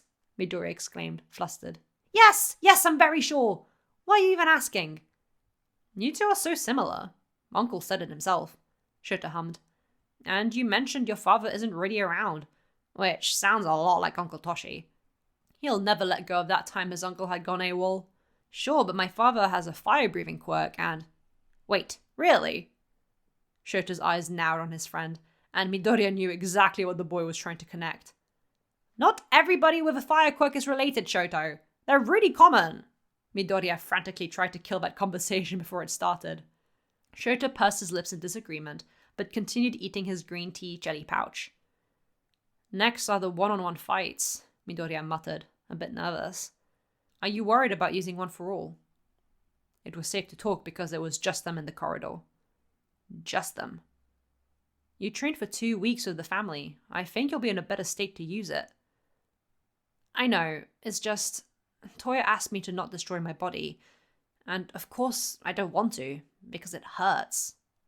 And it looks gross, Shota added helpfully. But if push comes to shove, I will have to. Midoriya raised his hand in front of him, and tensed into a fist. Even against you, Shoto. It's like Ida said. We have to show the world what we have to offer. Shoto stared at his friend for a moment, before smiling softly. Okay. He raised his hand to form a fist as well, his left hand, and bumped the side of it gently with Midoriya's right, thumb to thumb. I won't go easy on you. The two friends smiled to each other, pumped to have a good face-off. All Might and Endeavor's students. Around the corner, Bakugo heard everything. His hands clenched into fists. Chapter 83. Scolding. A huge shockwave blasts through the arena, Enji's eyes widening at the intensity of it that made him cover his eyes slightly to not let dust or dirt get into them. A hand was also on Fuyumi's back so she didn't get blown away. Toya holds onto the rail, cold, nervous sweat forming at the base of his skull as he stares warily at Midoriya, the boy fighting against his purple-haired opponent. He prayed and hoped that trick didn't injure his body in some way. Midoriya was sure it had. His joints ached and his mind spun at the vision he'd had when under Hitoshi's quirk, but as he left the arena, the winner of the fight, he shakily dared to raise his hand to look at the damage. None. His fingers are fine, but not a gross, bruised colour, and they're fully mobile, not even hurting as he flexed them. In the moment, the force of using one for all had sent a shock through his system, but the pain in hindsight was more akin to smacking his funny bone than breaking his digits. Excitement ripped through Midoriya's body. He had so much to tell All Might. You didn't break your fingers! Shota exclaimed in returned excitement, having been waiting for Midoriya in Recovery Girl's infirmary of All Might. Considering the green-haired boy's track record, they'd all fully expected him to be crawling here for treatment. But no, he'd been bounding with lots to share. Dad's training helped! Yeah! Midoriya's face was glowing, delighted at this achievement. This has got me pumped. I want to test this out in an actual fight. Shoto, you really promise to not hold back with me in our fight. You're probably the only opponent I can stretch one for all without immediately injuring. Besides maybe Bakugo, but I don't think he'd ever let me make a move if we were to fight head on. Oh, but you're worried about using your fire side to burn me, so that means you might not want to go full out, even though the challenge would be really beneficial to see just what I'm capable of. I'll use my fire against you, if you promise you can defend yourself. Shoto interrupted the adrenaline-fueled ramblings. Really? Midoriya was vibrating with energy, and it reminded not just Shoto, but also All Might of Toya when he got an idea or the topic of endeavor came up, which was often. If you'd broken your fingers, I might not be up for it, Shoto admitted, stretching his arms up and across his chest as a small warm-up. But you look like you're having fun. I am, Midoriya chirped, fists clenching and unclenching. This is the first time I've used one for all without injuring myself. It feels amazing. His friend's hyped-up state and happiness was infectious. Shoto couldn't help but feel his own excitement seep into his limbs, feeling the need to use his quirk himself and have fun with it too. Shoto, your match is going to start soon. You better get going. All Might smiled, happy to see his student and nephew feeding off each other's good vibes and actually enjoying the sports festival. They're still kids at the end of the day, and they deserve to have fun. Young Midoriya, you wanted to tell me something. Oh, right! As Midoriya started telling his teacher about the visions he saw, Shoto left the infirmary with a final wave to everyone, including a delighted Recovery Girl, who was simply relieved she didn't have to stitch the poor freckled face back up together. He was getting antsy. His hands were jittering with anticipation, and no amount of stretching or shaking his head and hands was getting rid of it. He desperately needed to use his quirk. He could feel the icy hot itch crawling under his skin in the same way a dog wags its tail and shakes its whole body with the desire to run. Shoto looks pretty pumped, Natsuo hummed, watching his younger brother walking to his spot in the arena. Pretty unusual. You think Midoriya's fight got him hyped up? Maybe, Enji replied. Haru stared flatly at Toya, who was resisting the urge to side-eye his grandfather. It felt like he knew. That boy, Seto, has range, so Shoto's best tactic would be to immobilize him as soon as possible. Rei and Fumi both screamed along with the rest of the arena when an iceberg that put the one that took the Titanic down to shame materialized out of thin air, breaching the height of the stadium and even overshadowing the stands and patrolling heroes outside of it. Class 1A gaped and huddled at the powerful ice, and even present Mike was speechless. Groaning and cracking echoed through the air as the ice settled. Oops. Shoto looked as surprised as everyone else and shot Seto a sheepish, apologetic smile. Sorry, I got too excited. You don't say. Seto's teeth chattered, body frozen as Shoto jogged up to him. The icy silence spread throughout the audience was broken by, surprisingly, not Endeavor, but Frostbite. Way to show off, Shoto! The older brother yelled with a good-natured laugh, which put everyone at ease. Even frozen to the bone Seto, who admitted defeat considering he couldn't move unless Shoto freed him. Guess Mum's theory was right. He can make icebergs. Why are you being so calm about this? Fumi freaked, quaking like a leaf beside her mother, both staring at the slowly melting ice monstrosity that Shoto was clearing up. Shoto never did any of this at home. We already knew he was capable to, though, Enji replied, unbothered but still proud of his son's abilities. Unlike he and Natsuo, Shoto could breach the limits of his physical body if he was just willing to overcome his own mental obstacles. It was just a question of being in the right environment to stretch out. He can't do that at home. Yoa is the only place he can freely test out his quirk without the police being called. Haru was hearing the family talk, or freak out if you were Fumi, but none of it was going in. He was smiling as he watched Shoto laugh sheepishly while pulling Seto out of the melted ice, the shivering boy making banter with the victor. Shoto's having fun. He's glad. With each one-on-one fight that happened, Toya's eyes shifted and took in every movement, quirk and tactic, or lack thereof. Kaminari lost in an instant despite his powerful quirk simply because Shiozaki had found a counterattack to his electricity. Natsuo was sure his own Ibara would be delighted having the Vine quirk user for an internship. The Ida and Hatsume fights sure was something. Rei had her face in her hands as she tried to process the secondhand embarrassment. Meanwhile, Shoto was wheezing from the audience at his childhood friend's seriousness despite the ridiculous setup the naturally born saleswoman had put him in. Mina and Aoyama's fight was a bit longer, but didn't have much grace to go with it. Much like Toya, Midoriya was furiously writing notes about everybody's quirk, his speculations and theories, while Uraraka was trying to calm herself for her fight with Bakugo, so much so she left the audience seats to settle her nerves. Don't worry, Izuku, even if we miss some of the matches, Toya's bound to have them memorized, Shoto joked lightly with his freckled friend as the boy was torn between staying for the matches or going to check up on Uraraka before hers started. I think she'd appreciate you and Tenya encouraging her. What about you, Shoto? Tenya, still a little peeved about his own weird victory, raised his eyebrows. I'm waiting to speak to Yaoyorozu when she comes back, he replied before his two friends left to speak to their brunette classmate. Her fight against Tokoyami had been brutal. Not necessarily because of the violence, but rather she hadn't had the chance to fight back and show what she's capable of. Something Shoto, who was here with Izuku to show off, was sure was disheartening for a smart girl. Oh, Yaoyorozu, well done against Tokoyami. He's a tough opponent, Shoto greeted when he saw her rejoining Class 1A in the audience. With him speaking to her first, she went to sit in the now open seat next to him. There's nothing to congratulate me for. I was completely unable to do anything against him. She sat with a solemn tone, hands on her knees and shoulders squared. Shoto didn't know what an upset Yaoyorozu looked like, but this seemed like this would be it. Not at all. He held up really well considering he didn't give you time to react, Shoto argued kindly. Making items without any time to breathe has to be straining. He got an odd look from the black-haired girl for that comment. Why do you say that? She asked suspiciously to Shoto, eyebrows furrowed. Shoto couldn't tell if she was offended, curious, or something else. Toya said as much. He offered, motioning his chin to his family's general direction on the other side of the stadium, where Toya could be seen hunched over the rail as he stared intently at the current fight, Kirishima Tetsu. Mr. Aizawa asked him to come up with potential training routines for everyone in the upcoming training camp. You've been discussing our quirks with your brother?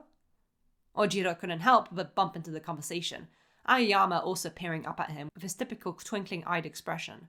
With my whole family, Shoto replied, causing the two blonde classmates to look at each other, then to endeavor in the distance and back to Shoto again. Toya's the quirk specialist of the family, but both my father and Natsuo have in-depth UA training from previous years. It helps bounce around ideas. He smiled to Yaoyorozu, who had never stopped looking at Shoto with a questioning look. Point is, you're among the best of the best our generation has to offer. You're going to face tough obstacles, but you have even tougher mentors looking out for you. You'll get your chance to prove yourself. Yaoyorozu said nothing for a long while. You said you were bad with words. What's all this then? She finally replied. I'm like Dad. If it's hero talk, I'm fine. Shoto laughed a little sheepishly. The second it's anything not that, especially with people I'm not familiar with, I'm a bit of a mess. You also take everything literally, Tenya added flatly as Shin Izuku returned from that chat with Uraraka. And your first instinct to being told no is to bite. I've grown out of that, Shoto, a bit embarrassed, retorted with a flushed face. You absolutely have not. Watching this exchange, Momo felt the disappointment in her chest ease, and she even smiled a little. These boys are so silly. Not as silly as the audience was when they booed Bakugo for the audacity of putting up a fight in a one-on-one battle. Just because his opponent is a girl. Both Enji and Natsuo are about to give a piece of their mind to the other pro-heroes in the crowd, Haro and Rei already preemptively stepping away to not have their eardrums blown, but Aizawa himself told the audience off. As he should, Natsuo grunted. All that mist was for the literal steam emitting from his nose, and he'd be a replica of Enji. Isn't that Toy? I should tell Yawara to reconsider being her sidekick if that's how she deals with being in a fight. I get it though, Bakugo's being very cutthroat, Rei argued, feeling terrible for Uraraka, who was clearly straining her body and covered in injuries from receiving direct blows to her body. It's hard to watch. It didn't get any easier when Uraraka's plan failed and her body collapsed, unable to continue fighting despite her spirit not wanting to give up. Bakugo won, having barely broken a sweat. Enji was merciless like this as well, Haro commented as the arena cleared, not looking at Bakugo while he said that, rather, Uraraka being taken away to Recovery Girl. You've never underestimated anyone. She's tough, Enji grunted with a nod. If not for her body giving up on her, he was sure the fight would have gone on for longer. Yes, Bakugo would have won anyway. He was clearly stronger and far more driven than the others in comparison. But Uraraka wouldn't ever roll on her back and give up. Just from that fight, he could tell. She needs to build her stamina. Maybe training in some form of grappling could be of use to her. Out of everything you've seen so far, who would you pick for an internship? Toya asked, head tilted back. Enji hummed at his son's question, as did Natsuo. Depends what I can offer them, their father replied, watching as Kirishima and Tetsu had their rematch. Something only I can help them with. If they'd naturally improve going to any hero, they don't need my help. I guess Midoriya then? Fumi asked her dad, leaning on his arm. Maybe, but it depends what Toshinori wants to do with him. That's his successor at the end of the day, Enji said, eyes lingering on his blonde friend in another part of the stadium. Speaking of, Rei muttered. It's him and Shoto up next. Toya finished the thought and bit the inside of his cheek when he felt his grandfather's all-knowing eyes staring holes into the side of his head. On his way to his side of the arena, Shoto felt red eyes glaring at him as he passed Bakugo, who was sitting with others. He hadn't been of the audience's opinion when they booed him, rather gaining a little respect for the blonde that he wouldn't underestimate Uraraka in the way he did Izuku previously, but that didn't mean he liked him any better. He met the glare, questioning. What's with that challenging look? Whatever. Right now, Izuku is his opponent, and after that incredibly short fight of Sero that did little to rid his limbs of the tingling need to use his quirk, Shoto's ready for a real fight. He wouldn't be able to repeatedly do an attack like he did with Sero. That would strain him in the long run, only having been able to achieve that thanks to the adrenaline thrumming through his blood. His best course of action was to do smaller, more manageable attacks to test out Izuku's limits and see how much he could take. Izuku, Shoto addressed him with a strong voice right before midnight started their fight. You said you could handle yourself, right? Green eyes blinked at him, wary for a split second before his brows furrowed in determination, and nodded at the question. Start! Midnight's voice was lost on the two friends. Then you won't mind this! Having learned from Sero's quick reaction time, Shoto gave Izuku no time to breathe and raised his left arm. Toya flinched at the hot fire that engulfed the arena, squinting at the heat suddenly hitting his face, only to shut his eyes and lean back when Midoriya shot an air blast to negate Shoto's fire, sending blistering heat propelling through the air. A hand planted in his hair, and Toya looked to his father, but Enji's hands were on the rail, intensely looking with pride as his and his brother's student battled it out. Whose hand is that, then? Cold seeped into his white hair, and Toya's look moved to Natsuo, who was also looking at the fight with an effused grin. Feeling his brother shift under his hand, the younger brother smiled to Toya. I got you. The burning heat simmered again from Toya's forever sensitive skin, and was replaced by refreshing, invisible ice as his brother cooled him down, much like he'd done when he first manifested his quirk. Toya smiled. Down in the arena, though, Izuku was sweating all of the water out of his body. Between Shoto's fire and ice, the green-haired boy was bound to catch a cold from the sudden temperature change, but still he stood his ground, even when Shoto closed up the distance between them and tried a mixture of hand-to-hand combat and his quirk to keep Izuku guessing. If the latter hadn't just spent 2 weeks training with his friend and newly acquired honorary family, that might have left the boy scrambling. But Izuku is much like Toya, and always watching, observing, developing tactics in preparation for future fights or on the go. And despite the ache of his body being pushed to his limits, Izuku hasn't broken a single bone. He's broken sweat, but his skeleton is intact, and it feels amazing. After years of being quirkless and weeks of struggling with One for All, finally being able to use it, even just a small percentage of it, without shredding his limbs is a literal dream come true. He can't help the grin on his face as he blocks an ice-covered fist from Shoto, feeling One for All buzz under his skin like a glowing shield, and it's infectious, because Shoto is mirroring his expression and feels the adrenaline pumping through his veins, flashing hot and cold. They're having fun. Everybody in the arena can tell, from Class 1A to the pro heroes. And Haro can't stop smiling. You said you wouldn't go easy on me, Izuku yelled as he side-rolled to dodge an ice attack from Shoto, before kicking off the ground to rush him, like Uraraka had done back ago. But I know you can use your fire and ice simultaneously.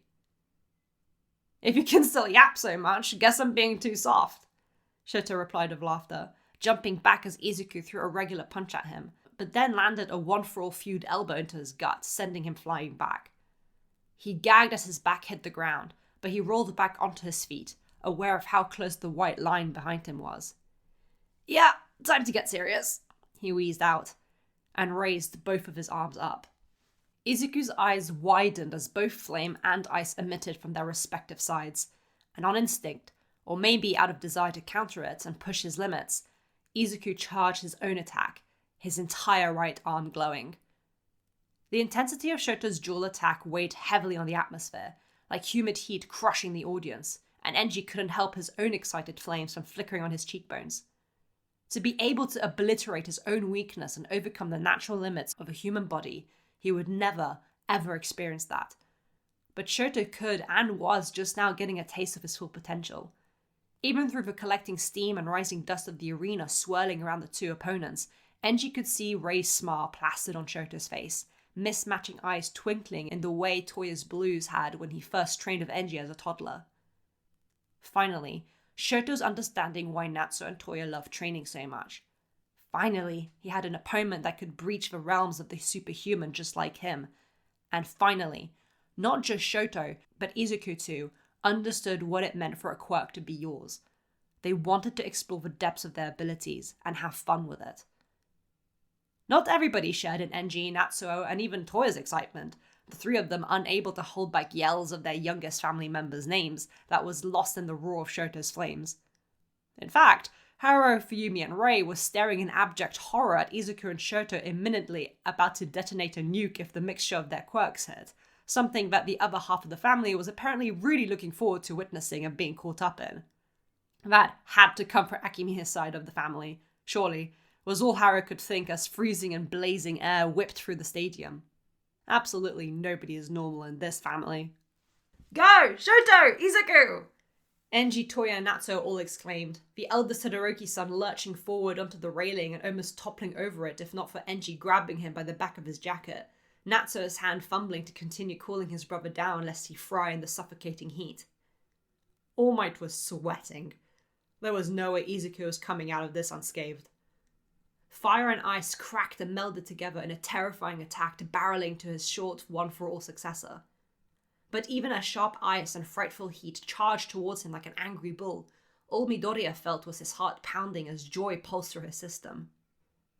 A mad grin spread across his face. He can counter that. For a split second, everything went silent once the two inhuman quirks collided.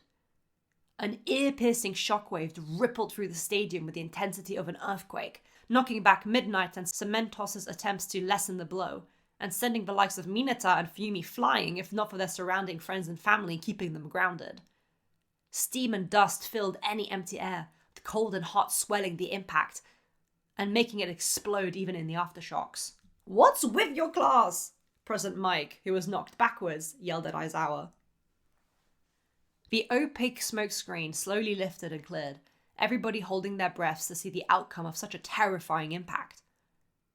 And the half-destroyed arena was Shoto and Izuku, still standing, still in bounds. "What the hell?" was the resounding cry that echoed through the entire stadium, screamed out cheers and applause at the two panting and shaking students not having been blown away by their own attacks. "What?"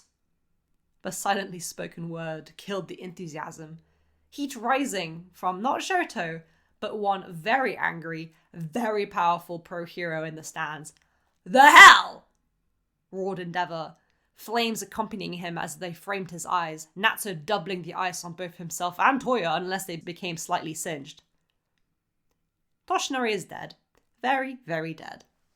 Panting, his breath coming short but his heart still pumping adrenaline and desire to continue fighting, Izuku didn't understand what Endeavor was so angry about.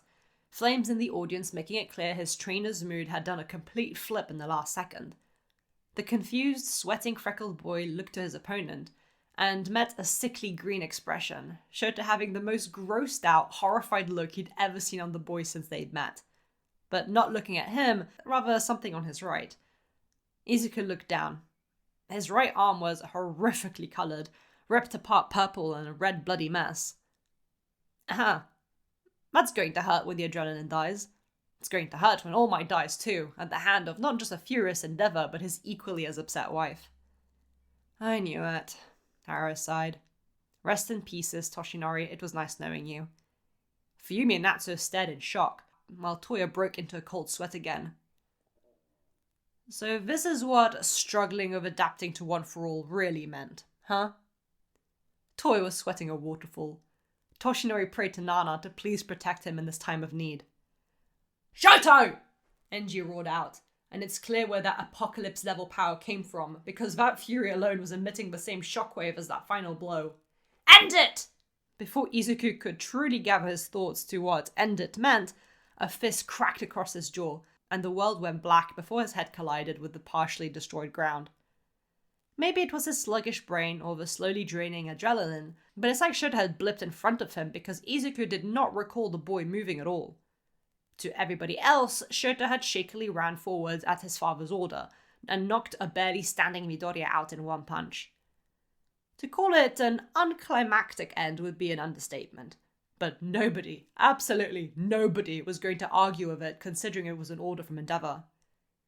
"Midoriya is knocked out. Todoroki moves on to the third round."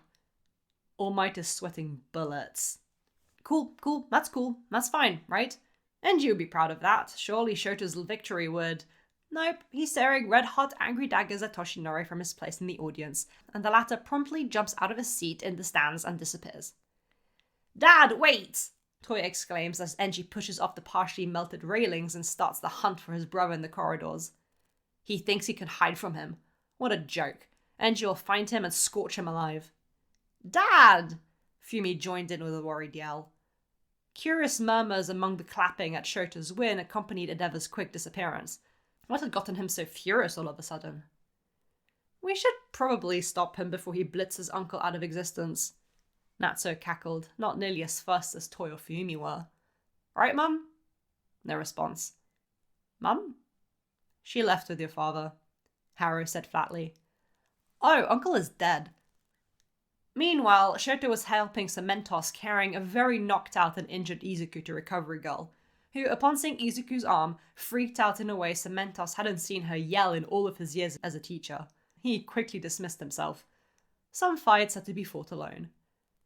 I'm sorry, I know, but we were having fun, and Shoto tried to calm the angry old lady down, accepting the weak smacks of a walking stick. Sorry nothing! You of all people should know better! The small woman scorned sharply. Come now, before the damage is irreparable.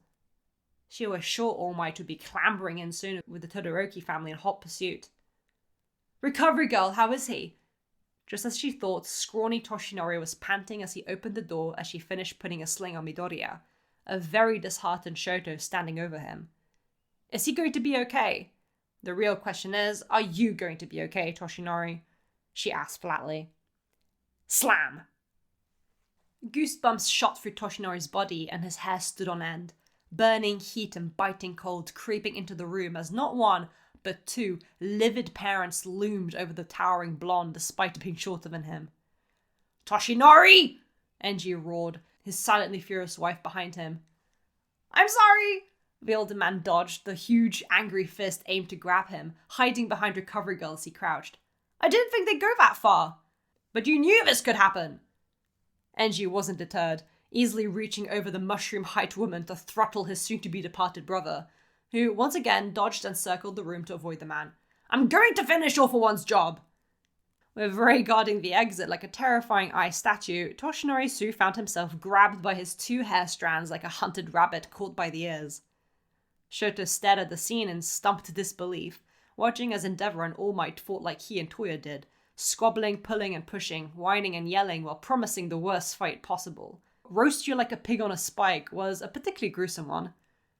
Recovery Girl's yelling for them to settle down fell on deaf ears, and it didn't help when the rest of the Todoroki arrived, Toya yelling at his dad to unhand their uncle that he and Shoto knew too but didn't want to tell him because of how he'd react, which didn't do much to help because Enji wasn't stupid and he'd put two and two together.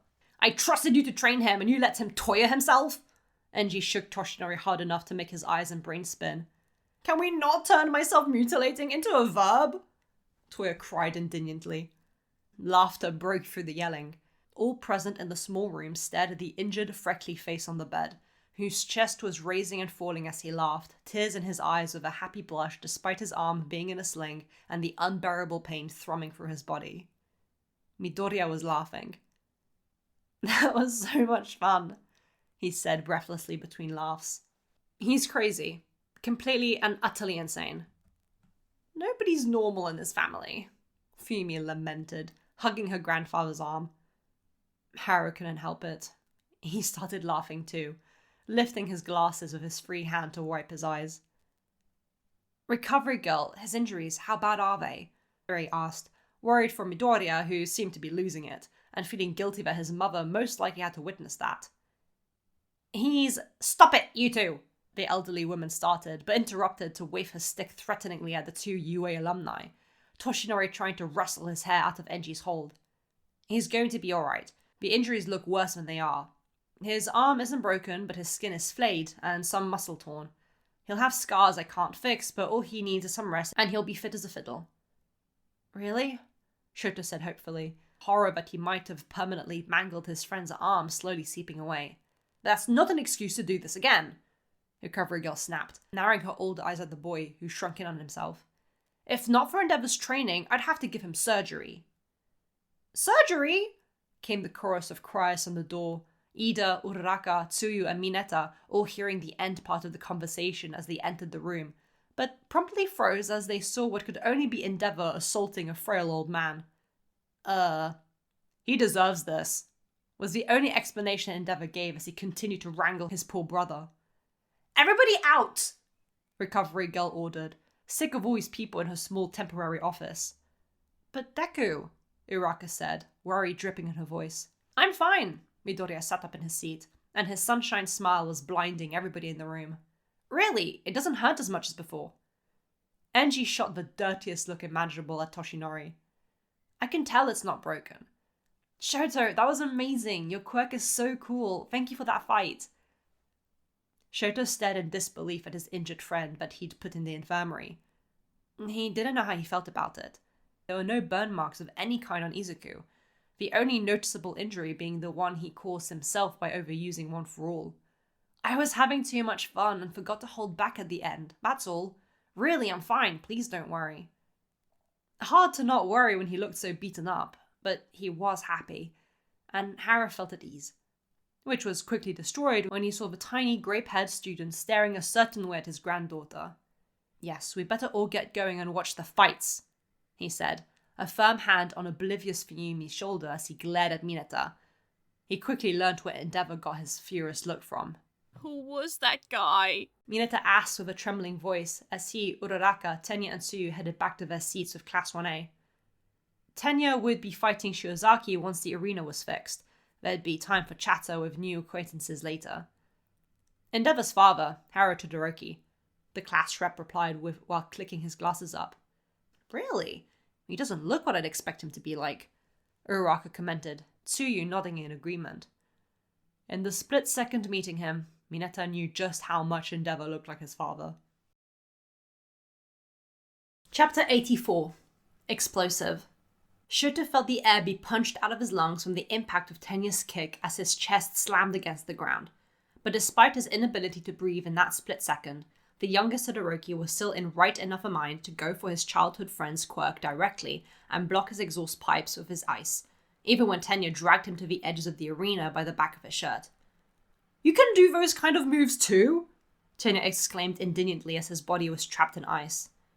I'm also surprised, Shoto giggled, sitting dumbly on his butt with two hands flat against the floor between his knees. That kick was fast, Tenya. I couldn't dodge it at all. It freaked me out. You don't seem very freaked out, his friend exclaimed at the audacity of the boy to giggle as he lost the fight. Damn it, I was hoping to show brother what I could do. Shoto tilted his head up at him and blinked with his mismatching eyes like a big puppy. You're in the top 4. Considering our class and this being UA, you're amazing, he said bluntly, never one to understand why everybody around him seemed to feel like they were falling behind when he saw so many things about them to love and appreciate. Tenya stared at his childhood friend as the boy got up to unfreeze him. Yeah, he muttered, and smiled a bit as the ice melted off of him. You can be supportive when you're not being a menace. I'm only a menace to Toya, Shoto grinned. Rei smiled fondly as she watched the two boys leave the arena together to make room for the next fight, Bakugo and Tokoyami. It was wonderful to see that even after all these years, her and Ida's boys could be such good friends and encourage each other in the same UA class. A small relief considering her fears for her boy's well-being, that at least he had friends to surround himself with. Rei could admit she'd been impulsive when saying she didn't want Shoto to return to UA, simply afraid for her youngest, but agreed that separating him from his friends wouldn't be the right thing to do, least of all separating him from Tenya.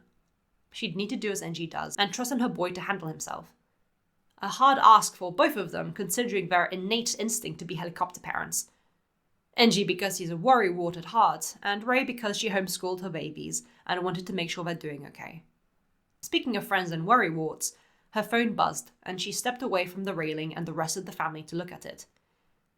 Chisato Ida, her dear friend, Tenya and Tensei's mother. Hi, Chisato, are you calling about the sports festival? Aren't the boys doing great? Rei chirped happily, but stopped suddenly when she heard a weak sniff on the other side of the phone. Chisato? Oh, Rei, I'm sorry. I couldn't bring myself to call Tenya directly. Hara heard the sudden serosity in Rei's demeanor from her previous happy state, causing his attention to shift from Bakugo and Tokoyami's intense fight to watch Rei. Her expression was some kind of shocked horror, and a stone sunk in Hara's gut. What had happened? Meanwhile, Enji was hyper-focused on the fight, watching the two teens battle it out. Bakugo had quickly caught on to Tokoyami's weakness and forced him to surrender after completely overpowering him. That blonde boy really had talent with the driven attitude. It truly set him apart from every other student. His father's words mentioning his angry appearance hadn't stopped bothering Enji since the race, and so he couldn't pull his eyes away from the explosive boy. It wasn't the same as with Natsuo and his anger towards Saichi. That had been an in-the-moment trigger that Natsuo quickly got over with a good verbal smack across the back of his head to focus up. Bakugo's anger, not even that, his inner turmoil seemed to have been brewing for a long time, even if just subconsciously. It hurt to see. Because yes, Natsuo is identical to Enji in many ways, but he had a raised, gentle and cold touch to soothe his angry thoughts, long ago having made up his mind to not let anger control and hold him back. Enji had had Haruo, but the fire in his belly came from him too. Bakugo is fiery and destructive, just like him. Him? Toya can see already that his father had made up his mind, and fully supports the idea. He's got a bit of an inferiority complex, Could really do with some That was the sound of Toya's whole face being grabbed by his father to lovingly make him shut up and quit rubbing it in. Natsuo and Fuyumi laughed at their brother squirming like a wriggling fish in Enji's hold as the man continued to watch the fight. Natsuo. Rei's serious voice caught everyone off guard and made them look at her. A villain got to Tensei. He's severely injured. Natsuo's face paled a little. How injured? He can't feel his legs. The entire family froze, Fuyumi's eyes tearing up and Toya's own blues widening in horror. That meant the end of Ingenium. Natsuo inhaled slowly through his nose and held it, closing his eyes. One long, steady exhale. Dad, can I call Kurumada to pick us up? Do you want me to come with you? His father asked, the lack of a no a definite yes. No, I'll go along with Tenya. Natsuo paused, hand tight around his phone as it shook for a moment. Anger bubbled in his chest towards whatever villain had dared to do that to Tenya's big brother, the man who had seen them all growing up over the years, helped Natsuo with his speed and introduced him to Koichi, now a good, long-distance friend. Out of everyone, Tensei deserved this fate the least. I'm both an older and younger brother. The corner of Toya's mouth pulled down as emotion caught in his throat, and he looked away, back to the now empty arena preparing for the final fight. Shoto and Bakugo. Okay, Enji nodded. Keep us updated. A text from Natsuo asking if Tenya was with him caused Shoto's brows to furrow. He wasn't, but he knew where he was, and texted him the location back. He hopes everything is okay. Just as he sent the text, the door was kicked upon and it slammed against the wall. Shoto stared in surprise at Bakugo, who looked back at him with the same expression. Huh? Why are you in here? Prep room. Ah, crap, this is room 2. The blonde answered his own question without Shoto uttering a word. Shoto raised an eyebrow, but thought nothing more of Bakugo as he looked back to his phone, worried about Natsuo's lack of an answer to his question, asking if something was going on. He wasn't even left on red. Bakugo must have taken that the wrong way, because suddenly there's a hand emitting an explosion right in his face. Hey, what's the big idea? Shoto exclaimed, standing up abruptly as he tried to protect his phone. Seriously, what's your problem? I get that I walked into the wrong room, but giving your opponent the cold shoulder? What's that big idea? Bakugo snarled back. I'm not. I'm worried about something. Shoto replied back with a scowl. Well, it better not distract you in our fight, because I'm planning on going all out, Bakugo said, jabbing a finger against Shoto's chest, his whole demeanor confrontational, which Shoto simply didn't understand. I don't get what's going on with Deku and your family and All Might, but you got your eyes on the wrong opponent. Shoto blinked, confused, before his brain clicked. Were you eavesdropping? He scowled, annoyed. I was passing by and heard you two blabbering openly, the blonde retorted. So, eavesdropping. You better not back out from using your flames against me. Bakugo didn't answer the question, that challenging look from when he proclaimed his intention to win at the very beginning of the sports festival plastered on his face. Not when you went all out against that damned nerd. Why are you so mean to him all the time? Aren't you two friends? Shoto, in turn, didn't acknowledge Bakugo's demand, just because he was quirkless and now he's not. What sort of complex is that? Each word seemed to trigger a memory that Shoto wasn't privy to in Bakugo's mind, and it only got more and more on his nerves. Probably memories of Izuku since their childhood. Who the hell cares? Bakugo yelled, kicking the table as he did. Shoto stood there, unfazed.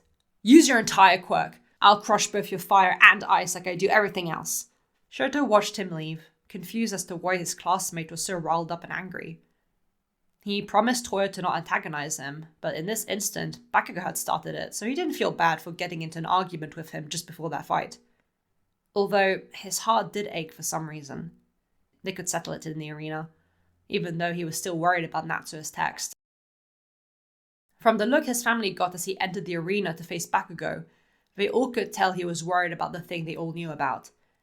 Enji scowled and pointed at Shoto's opponent, who was ready to give him a beating. Focus on the task at hand first, we'll talk later. Shoto nodded, and refocused on Bakugo, widening his stance. The quicker they got this over with, the sooner Shoto will be told about what's going on. Fight. Start. But Natsuo and Tenya wouldn't be there to see it. They'd watch the recorded broadcast after the fact, because currently, Tenya is shaking, face pale as he sweats, and his leg is bouncing in the back of Kurumada's car, who is going as quickly as he legally can to the hospital the eldest Ida's son had been taken to. On his shoulder is Natsuo's hand, gripping it firmly to be a grounding force, not let his mind wander too far. Tenya, he's going to be okay, Natsuo reassures, gaining the boy's attention as he looks at him with panicked red eyes. Your brother's tough. He'll pull through the surgery. But you said that his legs, he can't. Tenya's voice was uncharacteristically shaky, and he was visibly struggling to keep it together, stammering and tripping over his words in a way Tenya never has. That damned villain. And now anger fled in the boy's voice, hands clasping tight. Natsuo knew that feeling all too well. Tenya, don't think about that.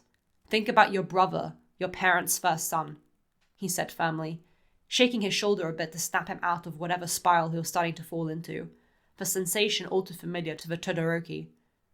I know you want to be angry, and that's okay, but don't let that mar your reason. Leave the villain to the pro-heroes. His firmness softened, and Natsuo gave Tenya an understanding smile. From one little brother to another, it's going to be okay. Tenya's hand shook, but he swallowed and nodded. He so desperately wanted to believe that, Tenya thought, as tears welled in his eyes. But he couldn't let go of the throbbing anger in his chest. Elsewhere, Shoto's head was throbbing from Bakugo having pulled his hair and flung him. Bakugo is fast and versatile, rivaling Tenya's speed, and it's hard for Shoto to dodge him at all. He's able to summon a wall of ice to stop him from being thrown over the white line of the arena, but his vision is quickly obstructed by yet another direct attack from Bakugo. Shoto knows he's trying to get him to use his left side. His family knows. Midoriya knows. All Might, surprisingly still alive and only a little bit singed in the stands, knows, and Shoto feels he's still at a safe enough distance for him to do that. It's not powerful, but the flames are just enough to make Bakugo blast back in midair before he falls face first into them, and leaves his vision blocked long enough for Shoto to send a surprise attack of ice spiraling towards him. Weak! Bakugo roars as he blasts the ice into insignificant melted droplets straight back at Shoto, an angrier version of what Izuku had done in their fight. You think you can take me out with attacks that couldn't take Deku down? No way! Unthreatened by Shoto using his fire at all, Bakugo blasts forward, quickly shortening the gap between him and his opponent. You think I can't handle your puny little fire? My explosions cause more damage than you ever could. Shoto was confused by the comment, but narrowly dodged Bakugo's attack, which destroyed the ice behind him. He'd gone for his left side again, too quickly, so Shoto didn't feel safe using his fire to counter the blonde. I'll kill you if you think you can make a fool out of me. Come on, fight! There's no point in winning against some half-ass punk who won't use his full power. If you're not even trying to win, get the hell out of my face, Todoroki! Shoto's heart is pounding with a sense of doom, and his ears are ringing from all the explosions, and it reminds him of Toyo's assessment from that first day. Drummers can often go deaf. I'm thinking that between your quirk and musical skills, you've managed the opposite and actually built a tolerance for loud noise. And with Bakugo just saying his explosion causes more damage than Shoto's fire could. Damn it, the blonde is impressive. Shoto can't argue that. He's miles ahead of Izuku in terms of quirk, and for all his crisis in their first battle trials, Bakugo had been dominating the one-on-one fights. His tactics are refined, he's a well-rounded fighter, and he never backs down, always having a stubborn, angry frown on his face as he focuses on the fight before them, and... that sounds a lot like Dad. Suddenly, Toya's attitude towards Bakugo makes a lot more sense. Even though Bakugo seems brash and reckless, every movement he does is thought out to gain the wanted outcome efficiently, especially since their battle trials. Bakugo is powerful, and he's refined all of his skills in only a few weeks. Shoto may have the upper hand in quirk power alone, but Bakugo's doggish stubbornness puts him ahead of Shoto. It puts him closer to Endeavor than Shoto ever has. And that's a weird thought. It also means he can't hold back. All that training with the number 2 doesn't mean you get to look down on me. Bakugo's voice is the last straw, but the words make something in Shoto lurch, like nausea, but deeper with a sense of incoming doom. Show me what you've got! Fine, you want to get burnt so bad? Shoto yells, and just like with Izuku, ice and fire explode from their respective sides. Don't bitch about it later! Somewhere in the distance, Rei slapping Toya's arm could be heard. No way Shoto learned that on his own. Shoto isn't grinning, but Bakugo is. That's it. If they're going to fight, it should be with everything they've got. Howitzer impact should do the trick against the icy hot bastard. Behind Shoto, he creates ice as a foothold to support the firepower he's about to send exploding in Bakugo's face and shut him up for the first time in his life. Bakugo's power is building and spinning and intensifying, and it makes the ground shake and air tremble with explosions. Their flashing so intense it makes Shoto's eyes wince shut and his ears ring.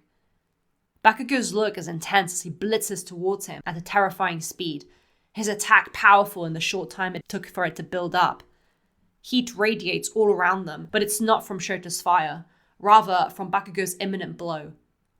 Even so, Shoto's own attack is ready. And he makes eye contact with Bakugo right before they're due for an impact. Angry, murderous, determined to prove a point. You don't know how lucky you are! Fear strikes through Shoto's nervous system like a bolt of lightning. He flinches back, closer to the ice as his scowl is wiped off his face, and he doesn't see Bakugo anymore. Red, blonde, and orange explosions are replaced by blue, white, and azure flames, eating up all the oxygen in the atmosphere just to suffocate him specifically. In that split second, Shoto is 5 years old and looking at his furious big brother he loves so much, who he doesn't want to burn when his own quirk does. Bakugo notices the shift. The flinching, the scowl replaced with a look of horrified fear. He notices it, and he's confused. It doesn't stop him. But at the very last second, Howitzer impact aims at the ground instead of Todoroki's face. This time, it really is like a nuke has been set off in the arena, and once again, everybody's holding on for dear life lest they get blown away. Mineta once again depends on Shoji so he doesn't disappear into the stratosphere. Slowly, the air and noise settle. Bakugo flat on the ground as he squints through the falling dust and ice to get his bearings. He didn't hit Todoroki head on. The look he had on his face, it wasn't like anything Bakugo had ever seen. Not even on the sniveling crybaby nerd's face. Bakugo didn't want to back down from the fight. He wanted to show Todoroki what he could do, just like Toya had told him to. But in that instant, he couldn't. Because whatever Todoroki was seeing, it wasn't him, and if he's going to beat him into a pulp, he wants his opponent to know it was him, not a ghost of a memory. Finally, the arena becomes visible. Shoto is resting on his ice, eyes wide and breathing heavily, out of bounds. Bakugo's win. But it doesn't feel like a win. It's not good enough. Todoroki had flinched away from his attack, and Bakugo had done something he'd never thought he'd do in a fight. He changed the course of his blow. Shakily, Bakugo pushes off his throbbing arms, feeling the aftershocks of using his own quirk to such an extent, but ignores it to lift himself onto his feet and stagger towards a wide-eyed Todoroki. Red eyes look over the defeated teen and identifies the problem. He is hyperventilating, overproducing ice that threatens to start eating his skin if he doesn't use his fireside soon to even out his body temperature. Oi! Smack! Shoto jolts at the slap across the top of his head, and his mismatching eyes focus on Bakugo with a wild, terrified expression. Like he's just realizing where he is. He's not 5 anymore. He's not held tightly in Natsuo's arms as he cries for his father, nor in Fuyumi's, who is protecting them both with her ice in the corner of their inflamed living room. Toya's distant, panicked voice is non-existent. "The hell were you looking at?" Bakugo snarls, angry at the stupid win, but more confused at what just happened. His fists are shaky in barely restrained bitterness. He wanted to win, fair and square, not because his opponent was having flashbacks mid-battle. Because it wasn't me. It's an unsatisfying end to their first sports festival. Shoto looks at the frustrated blonde, feels the sting from the slap. The crowd around them erupts and cheers at Midnight's announcement of Bakugo's win, but it falls on deaf ears. Shoto and Bakugo are staring at each other, until Shoto's expression finally softens and he looks down in shame. "Sorry." His voice is a hoarse whisper. I didn't know that happened. I really wanted to punch you in the teeth." The admission kills the current anger in Bakugo's chest, and he sees the disappointment in his defeated opponent's eyes. "Next time." And it's gone. Instead, Shoto has a determined look as the ice melts off of him, straightening his back so for once, he's the one being confrontational. "I'll get more confident, and I'll beat you up. A promise for a rematch. A proper fight." Bakugo's impatient, but for a full-on show of power between the two once they'd had some time to refine their weaknesses, Bakugo's willing to learn some patience. "You fucking better." Bakugo snarls and stretches out a hand to help Shoto get up. "I promised your big bro I'd show you what I can do. I plan on keeping that promise." A smile, even if a weak one, pulls at Shoto's lips as he hesitates just for a second before accepting the blonde's hand and is pulled up to his feet. "Of course you and Toya are ganging up on me," he jokes weakly. His feet are a bit wobbly, what with them taking on the brunt of Bakugo's howitzer impact, but considering he didn't body the blow, he's fine. He does need Bakugo to support him a bit lest he trip. Bakugo is helping him without complaint. "Does this make us friends?" Shoto asks. "This is what happened with Saichi and Natsuo after all." "Hell no," Bakugo spit. "Friends. I'll drop you. Best friends. I'll kill you." And that just made Shoto laugh. Up in the stands, Toya's hands grip the railings, forcing himself to breathe evenly as his father rubs his back. He'd recognized that expression on Shoto's face, and he hated himself for being the cause of it. In a bar, red eyes looked at the TV screen, and chapped lips smirked knowingly. So that's what Master was talking about. The award ceremony held Tokoyami in third place, where Tenya should be too. Shoto in second, looking thoughtful as he stood there, and Bakugo in first place, disgruntled with his hands deep in his pocket. His foot was tapping, so clearly he was unhappy with this outcome, but at least behaving. Surprisingly alive and in one piece All Might appeared in his usual dramatics, but the hissing sneer he got from Endeavor in the stands told him to get this over with so he can get a proper beating at home. In video games, that is. "Shoto." It was whispered, just out of Bakugo's earshot, but he could see how familiar All Might was with Shoto as he was given his second place medal around the neck. "Are you okay?" "I'm going to check in with Dr. Tsuzura later," Shoto replied, but smiled, puffing his chest out a little. "I'm going to deal with whatever that was immediately. Promise, uncle." He'd learned firsthand the damage not doing that caused his family, and so he was going to do something about it rather than putting a lid on it. And it reassures his uncle, who smiles at him and hugs him. For others, it was his typical congratulatory hug, but to Shoto, it was a direct encouragement and support from his uncle and favorite pro hero. And finally, Bakugo. "This win doesn't mean squat, All Might." Bakugo was seething, with an expression that said he was barely holding built-in frustration, comically shaking with a face All Might didn't think physically capable. "You kept your promise, though, And in a world where not everybody can stay on top, take this as a reminder, a wound even, that you have every capable classmates hot on your heels. All Might laughed bombastically, lifting the first place medal, only for Bakugo to dodge him, attempting to place it around his neck. Come now, young Bakugo, don't cause a scene. I said I don't want that garbage, Bakugo yelled, reminding the hero of the snapping chihuahua. It's fine, he doesn't need it. I'll be ripping it from him next year anyway, Shoto said from his lower podium as Tokoyami side-eyed the entire situation, wanting to go home. Give it here! With that, Bakugo allowed the first place medal to be placed around his neck. All Might shot a thumbs up to Shoto for his clever taunt, and Shoto stuck his tongue out a little. They both have 2 Bakugo types at home. Said 2 Bakugo types from home are glaring at them in the stands. I don't know what they're thinking, but I hate them, Toya seethed. Enji grunted, both almost replicating Bakugo's appearance. Feeling the glares, All Might ended the sports festival with a closing speech. Toya was gone before his family could even realize he'd taken off, straight towards his little brother who was barely getting off the podium. Toya? Shoto started, confused as to why his eldest brother was bolting at top speed towards him in the arena, only to be caught in a rib-cracking hug.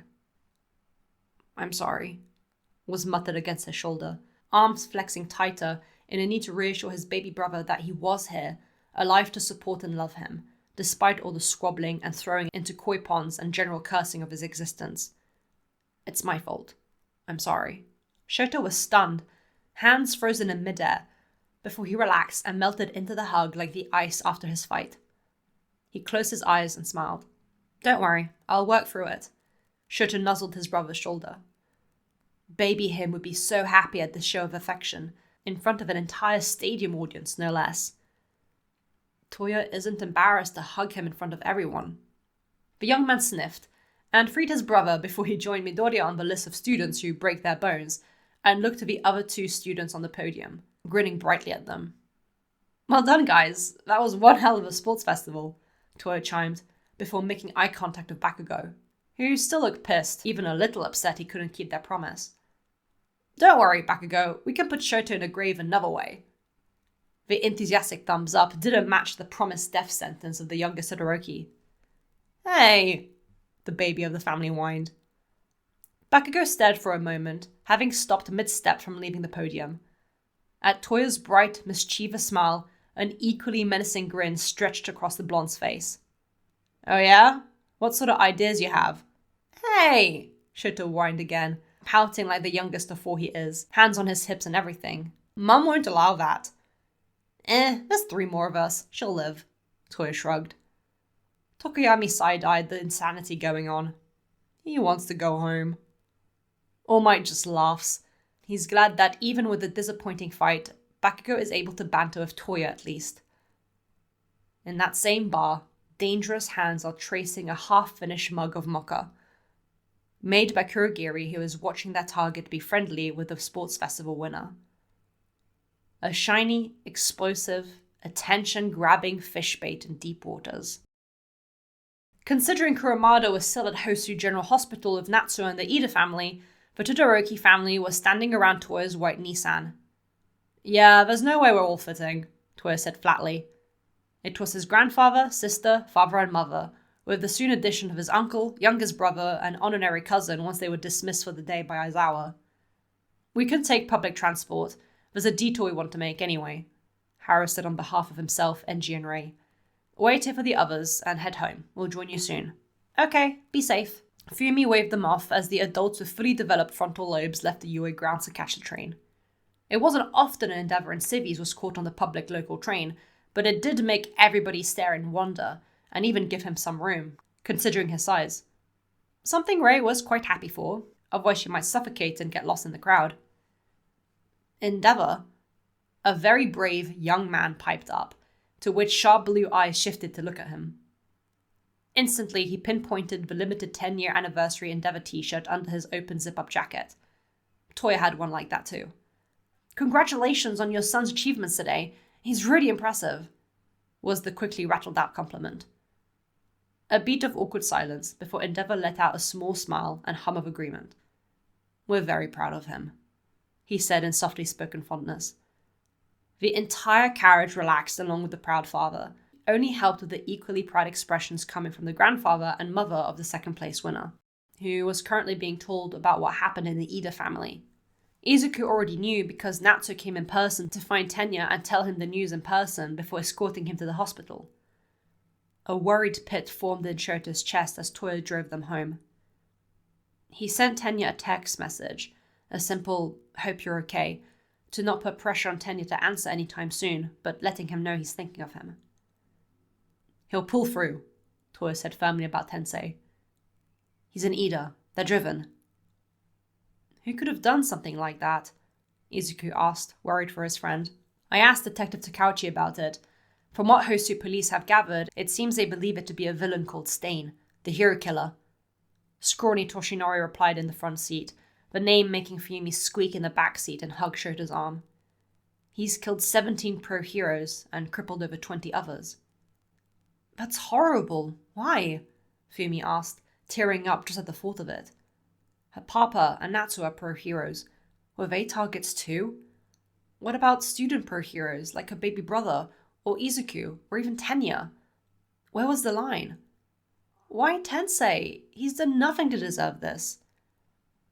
Toshinori's expression darkened a little, staring out onto the road. "Everybody has a story," Toya answered. "Everybody has a reasoning that, to them, makes sense, and puts them in the right." "That doesn't justify hurting others, though," Shota argued, scowling. "Whatever happened to them, if they choose to hurt people in return, that's on them, not their past." "It's not about justifying, Peppermint. It's about understanding," Tora replied, getting a hum of agreement from Fuyumi. "The more we understand why, the more we know how to prevent it.